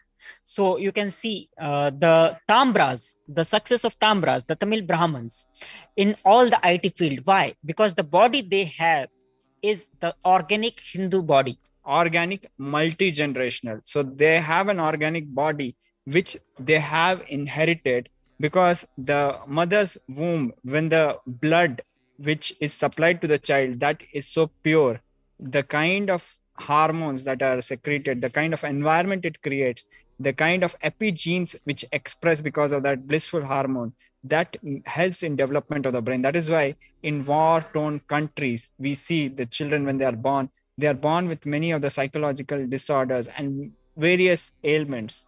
Whereas when children are born in blissful families, they are extremely sharp. They are very, they excel in the academics. It is because the environment matters. So it's not just a single generational organic body, it's a multi-generational organic body, a very rare asset.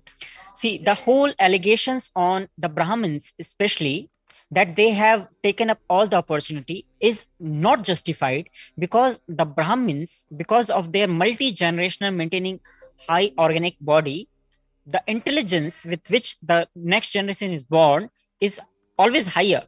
See, the body, the mind, which is the brain, which is created out of the vegetarian diet, is much more intelligent and is able to process the inputs much faster in a better way than, for some people who are not in that tone. To give an example, we know like Ramanujan, who was a very, very orthodox practicing Hindu.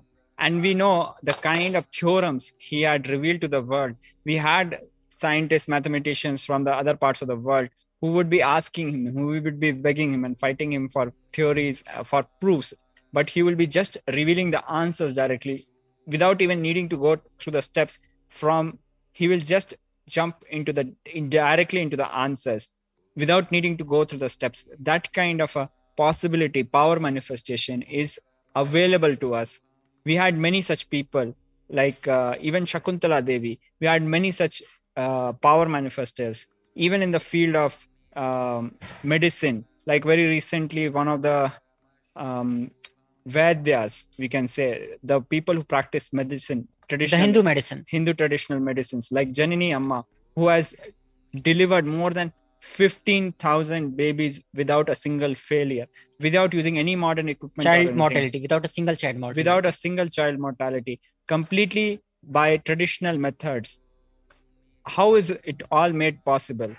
Even in villages which are known to have extremely high, one of the highest in the world, child mortality rates, she was 100% successful because of the pure Hindu lifestyle. All these sciences are protected and preserved by a multi-generational upbringing, multi-generational training and lifestyle, both the ways. So you have, I was reading a book actually, Yana Prabhaji. There was a question, what is the biggest advantage you can have in life? Is it money? Is it talent? The answer which everybody unanimously accepted is the best advantage you can have in life is to be born to a privileged family, to some very good parents. That is the biggest advantage you can have as a human being. So that is exactly what you get as a Hindu birth, because fundamentally from the point where you start, you are already ahead. Yes. So this benefit was given to all the Hindus because of their commitment. They gave the commitment that they will protect the Hindu Dharma. So all these benefits, like for example, if you take up a job, you commit that you will be working for some hours and you will be producing this result. For that commitment, you are paid some amount, and then you are given some perks also. You get a status. All this is subject to you fulfilling the commitment that you have given. And please understand, it works in multiple ways. We have certain places around the globe, like in the Europe, especially the Eurozone. We know that the Eurozone is struggling financially because they are not able to meet their financial goals and commitments. You have had situations where some states or some departments had withdrawn funds and not have been able to balance it with the corresponding revenues. So you have a mismatch and a financial crisis which had disturbed and has been disturbing Europe for the past several years. This is exactly what is happening to Hindus at the dharmic field. It is happening there in the financial field. Life doesn't work with hypocrisy. Only when, for example, people take responsibility of maintaining their economy properly, they get the corresponding benefits of a very evolved economies. Likewise, when Hindus take responsibility of a beautiful Hindu enlightenment ecosystem, they are eligible for for being able to continue. We cannot just like how countries cannot continue printing fake money and living on paper money and having an extraordinary large public debt, a debt created in the air. Who is going to pay? Nobody knows. We cannot live like that in Hinduism. It doesn't work in life. It doesn't work anywhere. Somewhere you will have a great bust where the banks will collapse. The same bank collapse is happening at a dharmic level. So Devi is saying that those who gave this commitment that they will protect the dharma and work for establishing Kailasa and the enlightenment ecosystem, they got this birth because this is the best of the best. So this is like the housing loan thing which happened in the Western countries a few years ago. People pledged their houses and took loans and took vacations or other things which they were incited for. They didn't plan for it, but they got into this and they were not able to manage their finances properly. What happens? You promised to pay that loan. You didn't pay. What happened? The entire country went through a financial turmoil and is still kind of recovering. So what do you expect will happen when you promised to work for a Hindu life? You enjoyed the Hindu life, but you didn't take the responsibility of a Hindu life. So it is like eating the fruits of a tree and cutting its roots. Because if you are not watering it and you are just taking out everything from what it is giving, you are kind of destroying it. Because you are trying to destroy it, now the karma chakra starts. And then the Devi has to come to Bhuloka. After coming to Bhuloka, by getting mentally deluded and forgetting dharma, of protecting Sanatana dharma, Maya, she's taking away all their souls. So, yes, Maharaj, please. So that is exactly what is happening. People have got mentally deluded. When they are seeing the tree, they are not understanding this is the tree, this is the root, this is the source from where the tree is taking its nutrients, and that is how I'm getting the fruits. They are enjoying the fruit. They are thinking the fruit is nicely packed and arranged in a supermarket and it has got nothing to do with the tree. It doesn't work like that. See, if you are a kid or a toddler, you are a 3 or 4-year kid and you are going to supermarket, you are living in a big city and you have not seen village.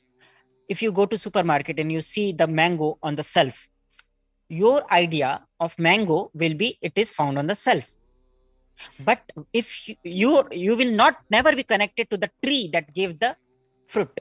And you will not even know about the soil which gave the nutrients to the tree. You will not even know about the bacteria which broke down the nutrients for the plant. You don't know. You might be diluted. That is what I'm saying. You got mentally diluted and forget the dharma. You forget the responsibility of protecting Sanatana dharma, and foolishly you cut that tree. So once your idea of having mango on the shelf, suddenly when the mango is not there, you will not know that the tree which was giving the mango has been cut. Because you foolishly made the shelf for the mango fruit from that tree. We did all lots of stupid things, thinking, and with all lots of stupid justification to destroy Hinduism, because of all the propagandas and the hate speech and the media propaganda by all the anti-Hindu forces. So many of us bought it and allowed Hinduism to perish. We didn't stand up for Hinduism. We didn't stand up for our guru. And the Sanatana Hindu Dharma. Maharaj,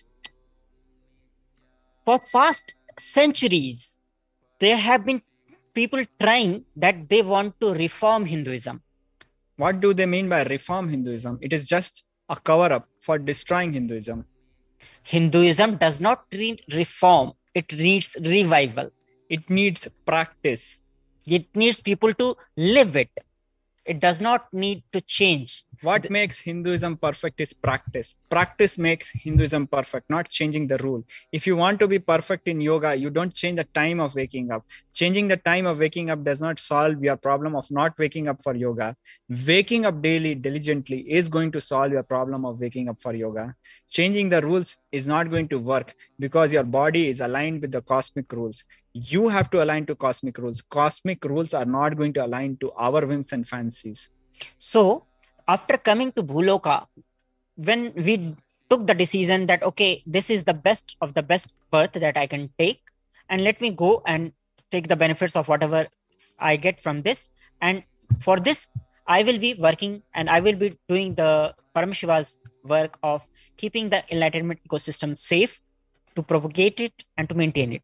But after coming here, seeing the people around who are busy in their pleasures, enjoying the dharma, artha, and kama, or even having a rakshasa outlook of life, demonic, destructive outlook of life. So once we saw them, we get deluded. And we subscribe to their lifestyle, forgetting their destiny is very different. Their maturity of their souls is very different. Their cycle, they might be millions of births farther away in terms of maturity than Hindus. Where you are right now. So you are comparing yourself like you are a human being, and you are comparing your food to the food of a lion. You may see, okay, lion is doing hunting and eating, what a great way to have food. And you go back to your forest and you start hunting the animals and you start eating. Then you are at the level of the lion. Then why do you need a human birth? It will be better for you to be born as a lion. That is what Devi is saying, that if your desire is to hunt like a lion, be lion and hunt. And unfortunately, all the lions are either in zoo or dead. So if you have taken the human birth, in that you have taken Hindu birth, your purpose of life is not what the purpose of life for other people. Your purpose of life is to have attained moksha. So if you delude yourself with the lifestyle, wrong examples. Yes, the wrong examples, if you start following them, because for your deluded understanding, they are enjoying more than what you are doing, then you are going in the wrong way, direction. You are going to be the loser. And that's why the Maya, she is going to take away the soul. Why? Not to punish, but to give you another chance. Because we only remember when we leave the body. And when we go back again to that space where there is no body, we realize that what mistake we have done. And then we commit again and then pray again. Okay, give me one more birth. I will go, and this time I will not forget anything. I will do what I am promising. And all these pledges we make. And then you get a birth and then you again restart. It is almost like how we deal with our daily routine. When we have to wake up, we say, let me sleep. But when we miss it, we regret it. Oh, I should have been on time. So we do this cycle multiple times, and finally our head breaks and we come to completion and we understand, no, this is not going to work. Only with sincerity and consistency, I'm going to be able to take care of my body and my routine, my spiritual practice, my beautiful Hindu life. So for example, if we take example of football, people are playing, you are a player in the football, but you are not paying attention. You are not performing what you were supposed to do. Then what the captain does, captain changes you and brings you back to the gallery. This is what Maya does. If you have gone to play some role, if you forget it, you will be brought back to the gallery where the captain will tell you your role again. Then again, you will be sent back into the game. So you can think in this way also, that once you have taken the Hindu birth, you have certain role to play. If you're not playing that role, you will be called back and told that this was what you were expected to do. And please understand, just because you are playing the game, it does not mean you are definitely going to score a goal. You might be successful, you might not be successful, but you'll be playing the game, which is very important. So being in the game And knowing your role and playing that role is what Maya or Devi expects from you. Because everything else she is taking care. You have to just take care of your part, your role. And your role is only to do what you have committed to do, nothing more than that. And that is dharma, your natural life, your natural role. Just like an electron is around a proton, around a nucleus, like an electron cloud, like a present around the proton. That is the dharma of the electron.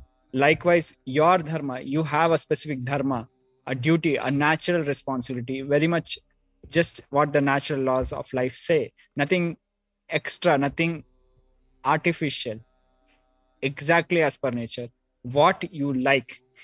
As a Hindu, you might have passion for cooking. You might have a future possibility in Anadan, for example. You might have passion for arts. You can, as a Hindu, by practicing arts, get liberated. Yes. You might like, some kind of a sport like archery. Even by practice of archery, you can get liberated. So you don't need to compromise on what is innate to you, what you like and what you enjoy. But you cannot compromise on the ultimate goal, which is liberation.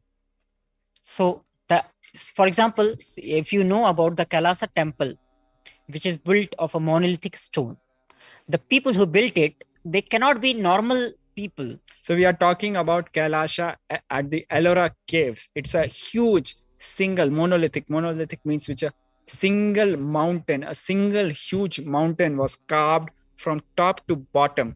Millions of tons of stone was removed in a matter of less than 30 years. And we had the beautiful Kailasa Ellora temple. You can go and search about it. So these Thapatis who did that, or the temple makers, they were the enlightened beings who were working on the temples. Even people who cooked, they got enlightened. In Hinduism, whatever you do, if you do with your full involvement, your whole life, you get enlightened, because that's what is the life about. Even by running, you can get enlightened. That is precisely what we have been mentioning, that top athletes, when they are at the verge of their game, when they are at the peak of their possibility, they experience the state of turiya, where they merge with the sport. They experience deep oneness with the sport. But that's a short-lived experience. When you get completely liberated, when you become enlightened, this experience is forever. That is only by the grace of the Guru. And this why I want to again speak about, she is taking away all their souls. It is not out of vengeance. It is not out of anger. It is out of compassion, to remind you that this is not why you have born. Your purpose of life is different and you are losing that purpose. So to bring us back to that, the souls are taken away. It's not out of anger or revenge. It's only as a teaching to remind us the purpose of life is not what we are pursuing, is something different. And unfortunately, the only way we understand is either through hard hit or coming back again. So either we understand by the compassionate words of the Guru, or through the ferociousness of Kalabhairava, or we'll have to experience what Maya is doing with us right now. So those who were born as Hindus, when they forgot their purpose of life and they stopped protecting the dharma, Maya now is taking their life away. This is what Devi was saying, and then we will be talking in the next, going further.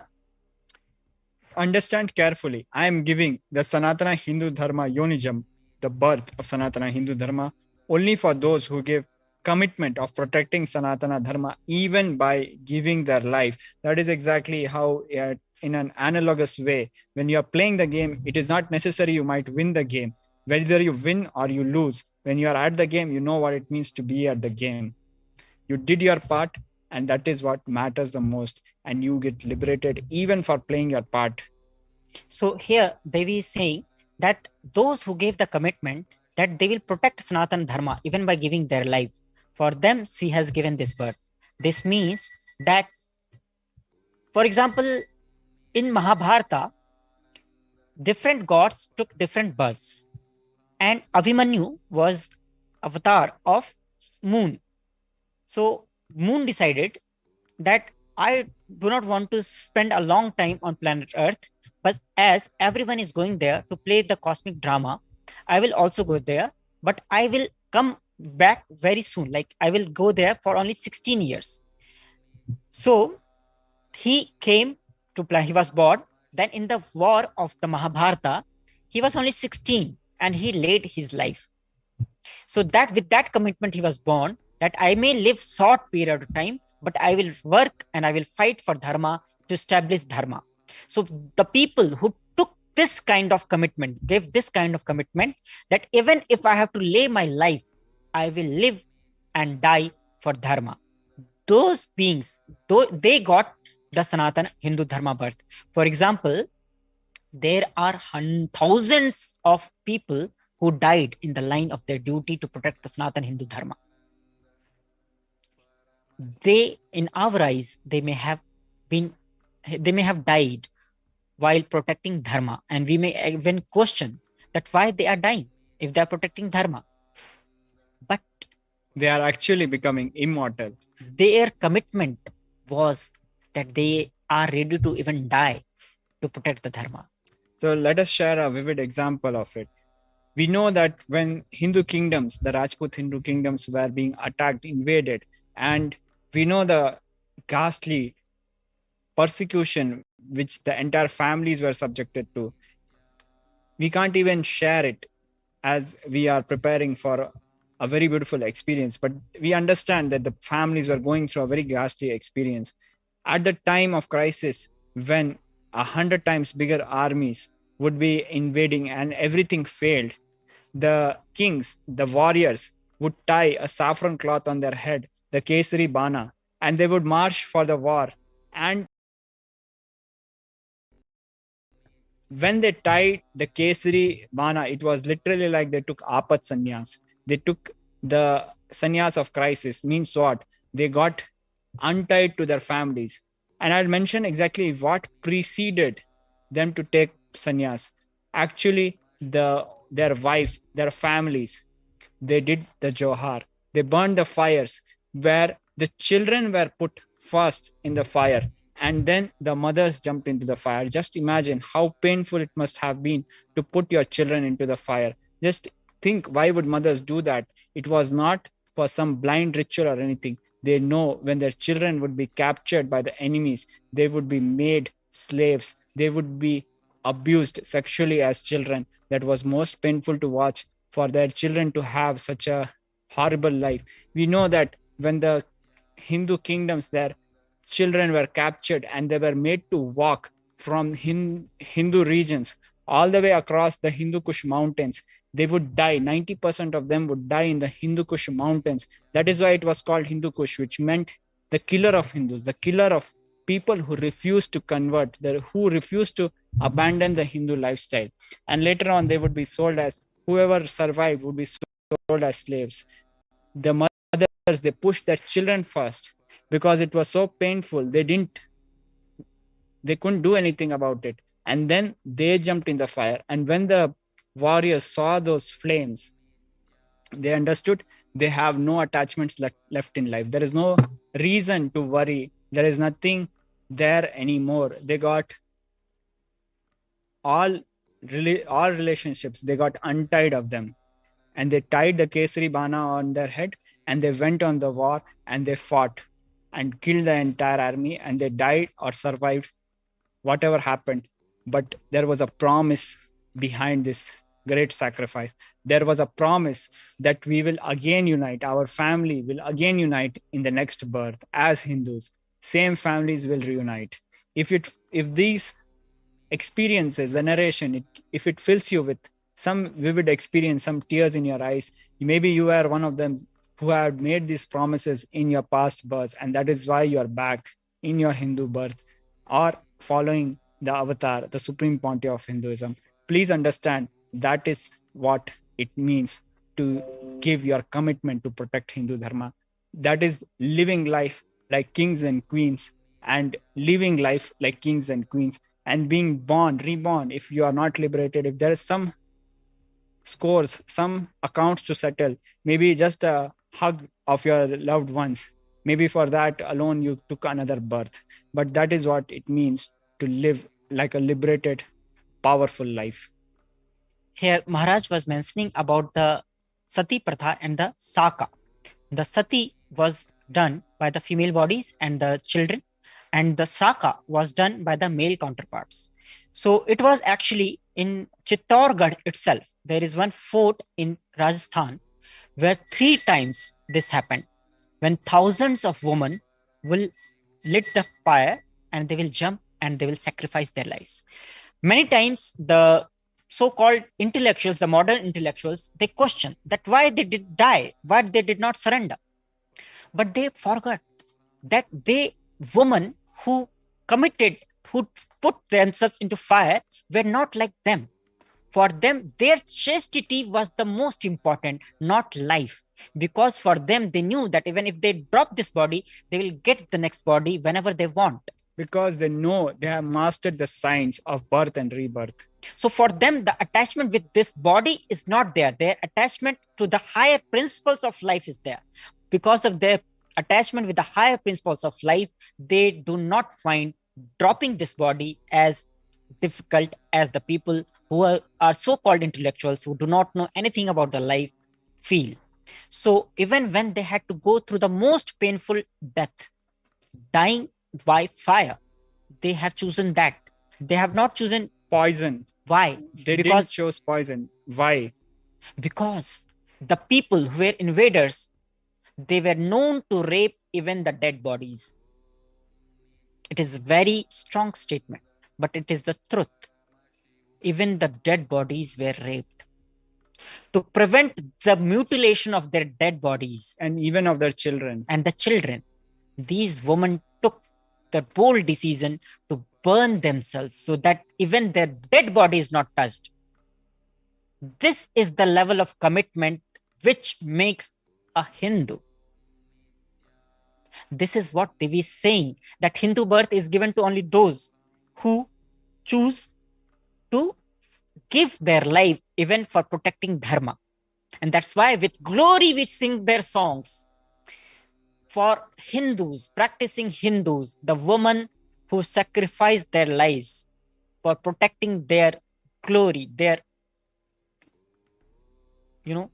sacrificing their life to protect themselves are far more, is very respectable. And please understand, these women were not like someone you would expect. They were actually warriors. These women, just exactly what Gyana Prabhaji was mentioning in Chittorgarh, the king was kidnapped and then the administration was taken over by the queen, who ployed and made sure that her look-alike brother, who looked like the queen, she dressed her up as herself like a female and sent her own brother in a palki in disguise to fool the invaders who had came to rape her and abduct her. And in that ploy, she was able to take the help of her brother and rescue the prince. That kind of woman who would wage war, the kind of woman who would lead armies into the war, those kind of women, please understand, they are not women who were suppressed. They were leaders. They were warriors. And they took this decision. This decision was never taken by the male bodies, that what the woman will do, the woman used to decide. So all this decision was taken by the women folk, that how they will protect themselves or how they are going to choose their life or death. This was all solely based on their own decision. No one was able to force them. Some Hindu women warriors would carry their children on their back and go on war. We know of Rani Lakshmi Bai, and she would fight with an army which is hundreds of times bigger of them, which an army, an empire which is ruling literally 1/3 of humanity, a small Hindu kingdom would fight such a war. And at the age of only 23, she was only 23, and actually when she died, she was hurt and she was actually fatally wounded. she was near a hermit, a group of hermits, and she requested them that they burn her body before any enemy comes. So she was the hermits. They tore down their hut and made the fire, and they burnt her there itself, so that no Actually, one she touches walked them. into the fire, Walked into the fire, and left her body royally like a queen. So this was the commitment to keep the dharma alive, not fearing, not having greed of the body. So this is what Devi means by this, that the commitment to protect Sanatan Dharma, even by giving their life. This is what Devi is meaning here, that even if you have to give your life, do not give a second thought, because dharma and life, if you have to choose between the two, choose always the dharma. So those who gave this commitment, they were given this birth of the Hindu dharma.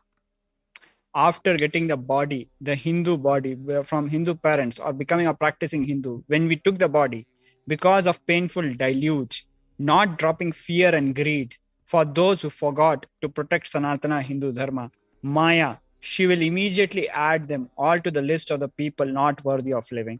Exactly how we have been discussing so far. When we have a don't care attitude towards Dharma, protecting our responsibilities, when we have a don't care attitude, Maya also has a don't care attitude. We are not added to the list of must die, but we are also not in the list of must protect. We are in the list of don't care. So you are not worthy of living. Whether you die or live, nobody cares. So when we took the body, is after getting the body, because of painful deluge, because during the birth, most of the times, what happens that the baby inside, when he's taking the birth, out of its, because it's born and the process, they forget the purpose of their birth. The forgetfulness happens during the birth.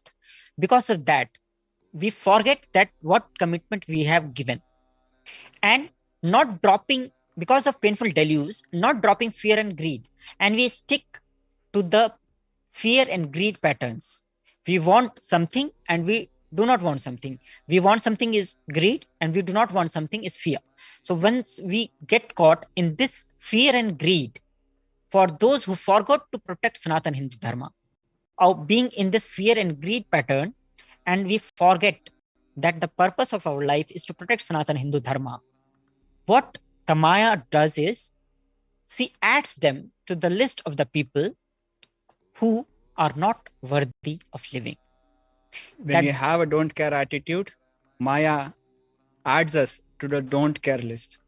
So the categories that Maharaj mentioned, that one category is must protect, must perish, and the third one is I don't care.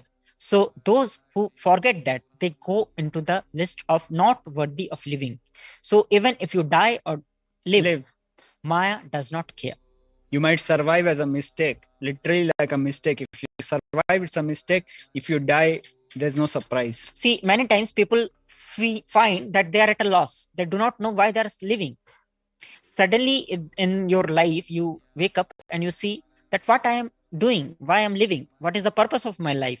That is the exact time when you should ask your this question, that have I understood the purpose of my life? Am I living the purpose of my life, or I have forgotten? Because suddenly when you, between your all pleasures and all your activities, you will suddenly find that this crisis, existential crisis will come to you. You will not know what is the purpose of all this. So that is the question when you have to ask and seek that what is the purpose of your life. And that, if you are a Hindu, you will know that it is to protect the dharma. And the protection of dharma is not only by war, fighting a war. It is by living as a practicing Hindu, which is itself, for now itself, it is like a war. In today's time, when there is so much of anti-Hinduism, so being that, living that life is dharma. Therefore, Rakshasas and Asuras, the demons and the devils, are automatically taking away their lives. So when we are in the don't care list, where we are not taken care of, the demons, the devils, we are vulnerable to them, and they are taking our lives. Understand properly, for those who stand that even by giving their life, they will protect dharma, will permanently have Veera Swarga and Kailasha Padvi. Veera Swarga, Veera means Valor, people of Valor, and Swarga is like a roughly we can equate it to a heaven. And Kailasha, the abode of Lord Shiva, and Padvi is the stature or the entitlement to be in Kailasha. So when we protect dharma, either we get the heaven preserved for the people of Velar, or we get the abode of Paramashiva, which is for the people who are entitled for liberation.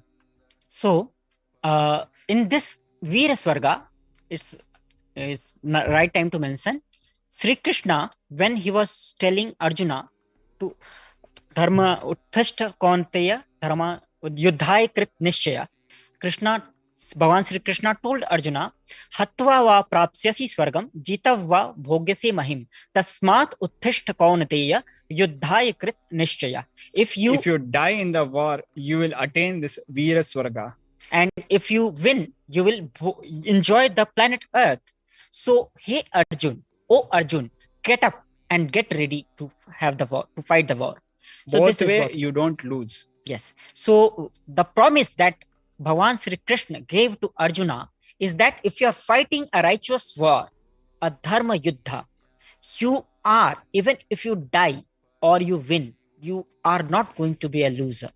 If you die, you will enjoy in Swarga, Veera Swarga. If you live, you will enjoy on this planet Earth. So in both ways, only enjoyment is there for you. You are not going to suffer. So, hey Arjun, stand up and fight. So this is what Devi is saying, that there will be many people who will die protecting the dharma, but they are not losers. Because many times people get disheartened that this person was also fighting for dharma. Why did he die?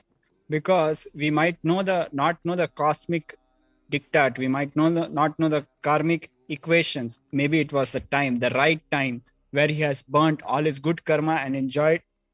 He has burnt all his bad karma and enjoyed all the good karma, where he is in the perfect right time for liberation. We don't know whose destiny is what, and in what time they decide that it's time that they have fulfilled their purpose and it's time for leaving the planet. For example, I was mentioning about the Abhimanyu story. So we see that Abhimanyu died after maybe like 12th or 13th day of the war of Mahabharata, and he was killed by a group of kings of that time. Literally, the entire army was used to kill one person. He was lynched, you can say, mob lynched by the big Maharathis, the great warriors. He was killed by many warriors and he died. Actually, it was his decision that he will live only for 16 years, and after showing valor and much of his glory, he will come back to his original loka, that is the Swarn Loka. So that was his commitment and he fulfilled that and he went back. But for the people, onlookers, for them, he died fighting a war in which he was killed unrighteously. That triggered Arjuna, and that made him to behave ferociously, and that made him to win the war. That is the shock treatment that Arjuna got by the death of his son Abhimanyu. So for us, if you are not aware of this story of Abhimanyu's decision to live only 16 years and die on the war field as with valor, you may think that injustice has been done to Abhimanyu. But it is not so. It was his decision. And because of his decision, he died a Veeragati, the last end of a valor person. He attended the Veeragati. But because his sacrifice, that led to that made Arjuna to decide that now is the time to finish off the people who killed his son unrighteously, and he started fighting with much valor and with much commitment, and then the war ended in another 5 days. So his sacrifice paved the way. So even if someone is dying, we may think that some injustice has been done for our eyes, but it may be the person's commitment that he may have decided to live only that long or to die that way, because only people who die with glory are remembered. You do not remember someone who rot and died. So if someone has lived with valor and died, you remember with them with respect and glory. So why some people die on the way, on the path of dharma? Because they get the Veer Swarga. They may have decided for it, or even if they have not decided for it, they are not going to suffer. They are not losers. So the Veer Swarga Devi is mentioning here is for the people who die in the line of duty for protecting dharma. And those who are living, they get the Kailasa Padavi. So whether you live or you die, you are not going to be a loser. That is what is the promise in this. This statement by Devi is not only a warning to the people who have forgotten, it is also a promise to the people who are practicing it. That if you are practicing it, do not worry. Even if you die, you are going to be in Veer Swarga and you are going to get the Kailasa Padavi. And please read, it says permanently. Permanently. So there is no fall from these places. For any reason, people who forgot to protect dharma, having the Uttamottam birth of Sanatana Hindu birth, there is no other way for them. There is not a plan B, essentially. That is what it comes to. So for any people who forgot to protect dharma, so those who forgot what is the purpose, there is no other way. You have to come back to this term. You have to realize that this is the duty you are supposed to do, and you have to perform that. That is the only way you are going to get liberated. You are going to get moksha. Sanatana Hindu Dharma, human birth is Uttamottama human birth. Your rights in this world are immense. Your rights are immense as you have the possibility of enlightenment through a Hindu birth. So also your responsibility in this world is large. Protecting dharma is a responsibility. Yes.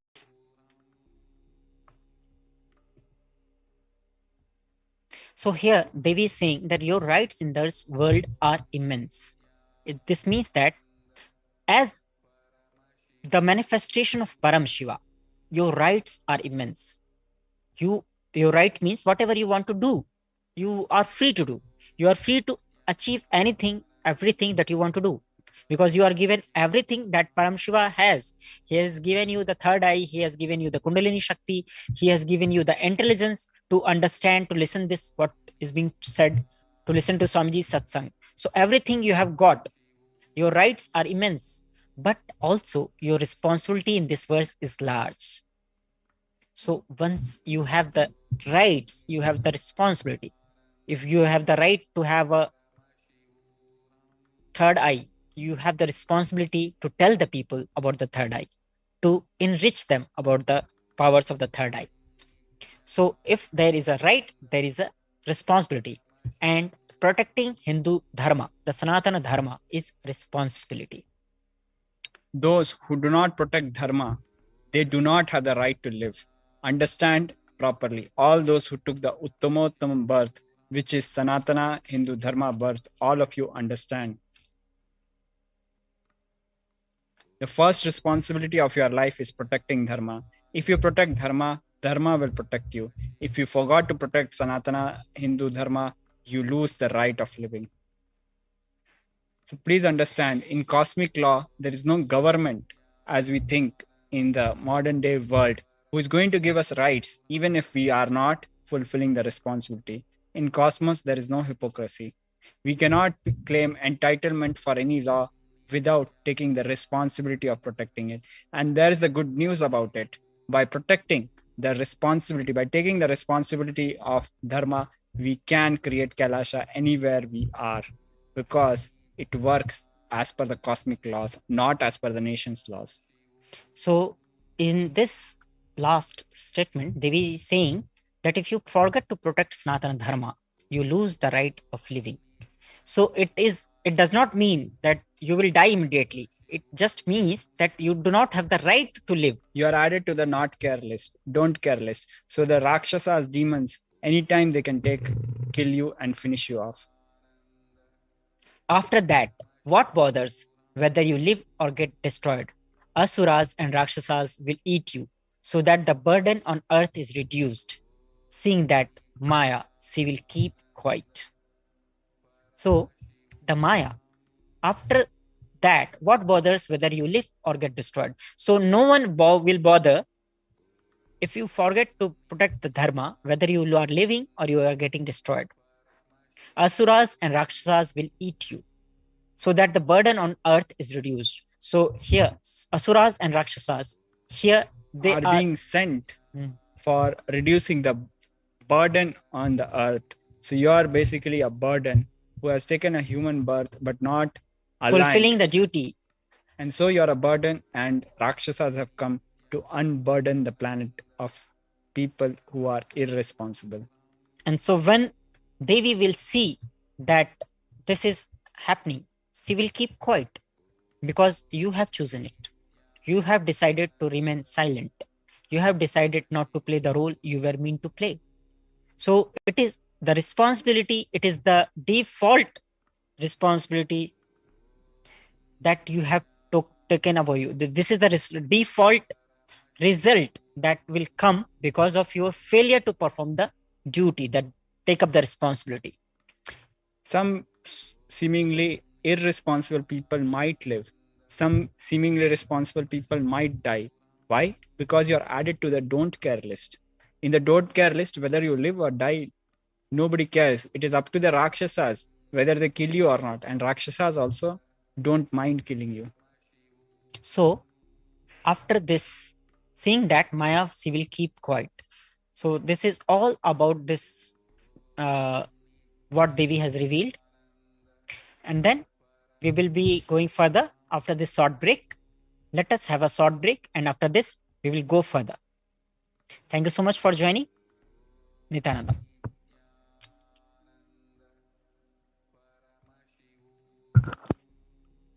There are some great spiritual sciences unique to Hinduism. Subtle, otherworldly, but definitive sign manifesting.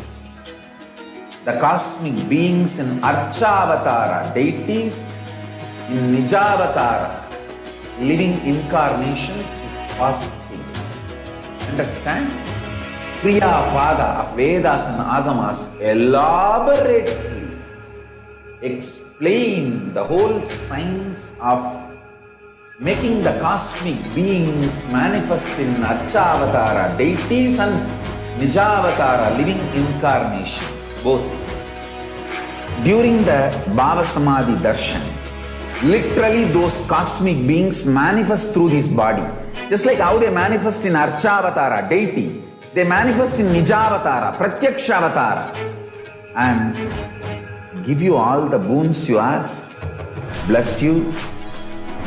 You see, each God is an independent intelligence to lead you to enlightenment.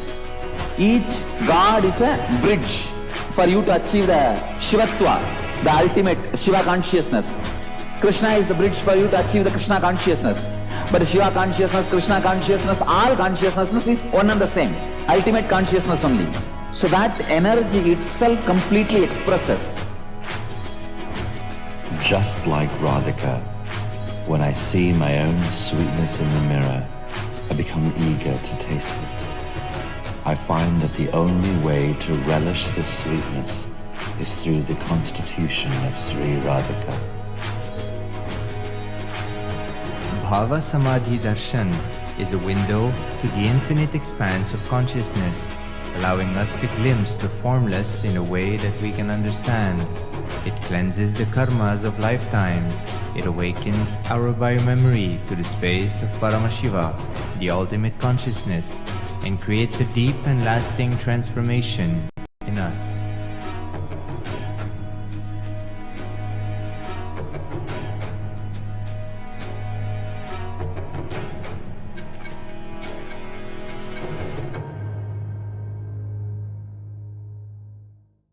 There are some great spiritual sciences unique to Hinduism. Subtle, otherworldly, but definitive sign manifesting. The cosmic beings in Archavatara, deities in Nijavatara, living incarnations is fasting. Understand? Kriya Pada Pada of Vedas and Agamas elaborately explain the whole science of making the cosmic beings manifest in Archavatara, deities, and Nijavatara, living incarnations, both. During the Bhava Samadhi Darshan, literally those cosmic beings manifest through this body. Just like how they manifest in Archavatara, deity, they manifest in Nijavatara, Pratyakshavatara, and give you all the boons you ask, bless you. You see, each God is an independent intelligence to lead you to enlightenment. Each God is a bridge for you to achieve the Shivatva, the ultimate Shiva consciousness. Krishna is the bridge for you to achieve the Krishna consciousness. But Shiva consciousness, Krishna consciousness, all consciousness is one and the same. Ultimate consciousness only. So that energy itself completely expresses. Just like Radhika, when I see my own sweetness in the mirror, I become eager to taste it. I find that the only way to relish the sweetness is through the constitution of Sri Radhika. Bhava Samadhi Darshan is a window to the infinite expanse of consciousness, allowing us to glimpse the formless in a way that we can understand. It cleanses the karmas of lifetimes. It awakens our biomemory to the space of Paramashiva, the ultimate consciousness, and creates a deep and lasting transformation in us.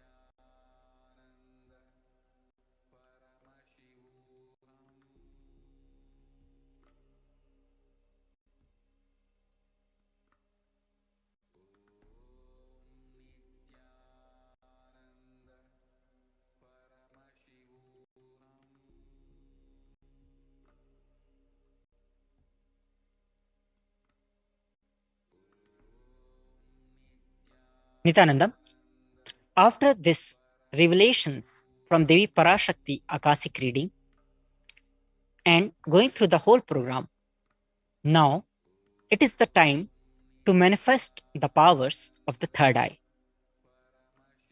Swamiji has made the power of the third eye common and easily available for anyone who decides to manifest them. These powers are born out of just initiation. A mere look of the Paramashiva, the Guru, Swamiji, the Supreme Pontiff of Hinduism, is enough to make you manifest the powers of the third eye, which includes mind reading, teleportation, and other powers. Body scanning. There are 463 powers that a person can manifest, that Paramashiva has revealed in the Agamas. So you will be manifesting some of the powers in the next segment of the power manifestation session, Kailasa Courtyard power manifestation session. So it is time to prepare ourselves to enter into the power manifestation after this short break. So now let us all get ready to manifest the powers of the third eye. And with this, I thank you all for joining us and giving your important, valuable time to us to listen to these revelations by Devi Parashakti. Thank you so much for joining in. Thank you, Nithyanandam.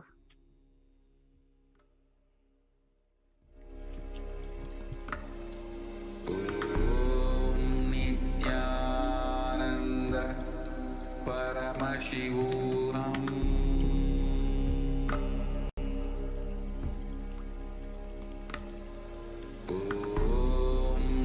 Nithyananda Paramashivoham.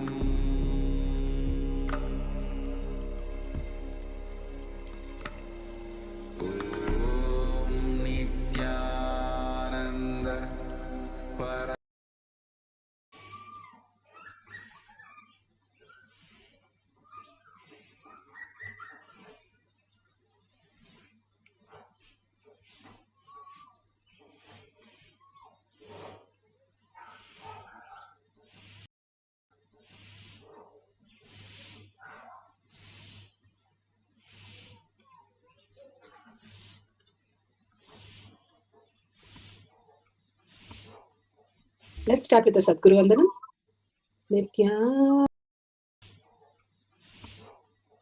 Let's start with the Sadguru Vandanam. Nithyanandam Paramashivoham Kevalam Jnanamurtim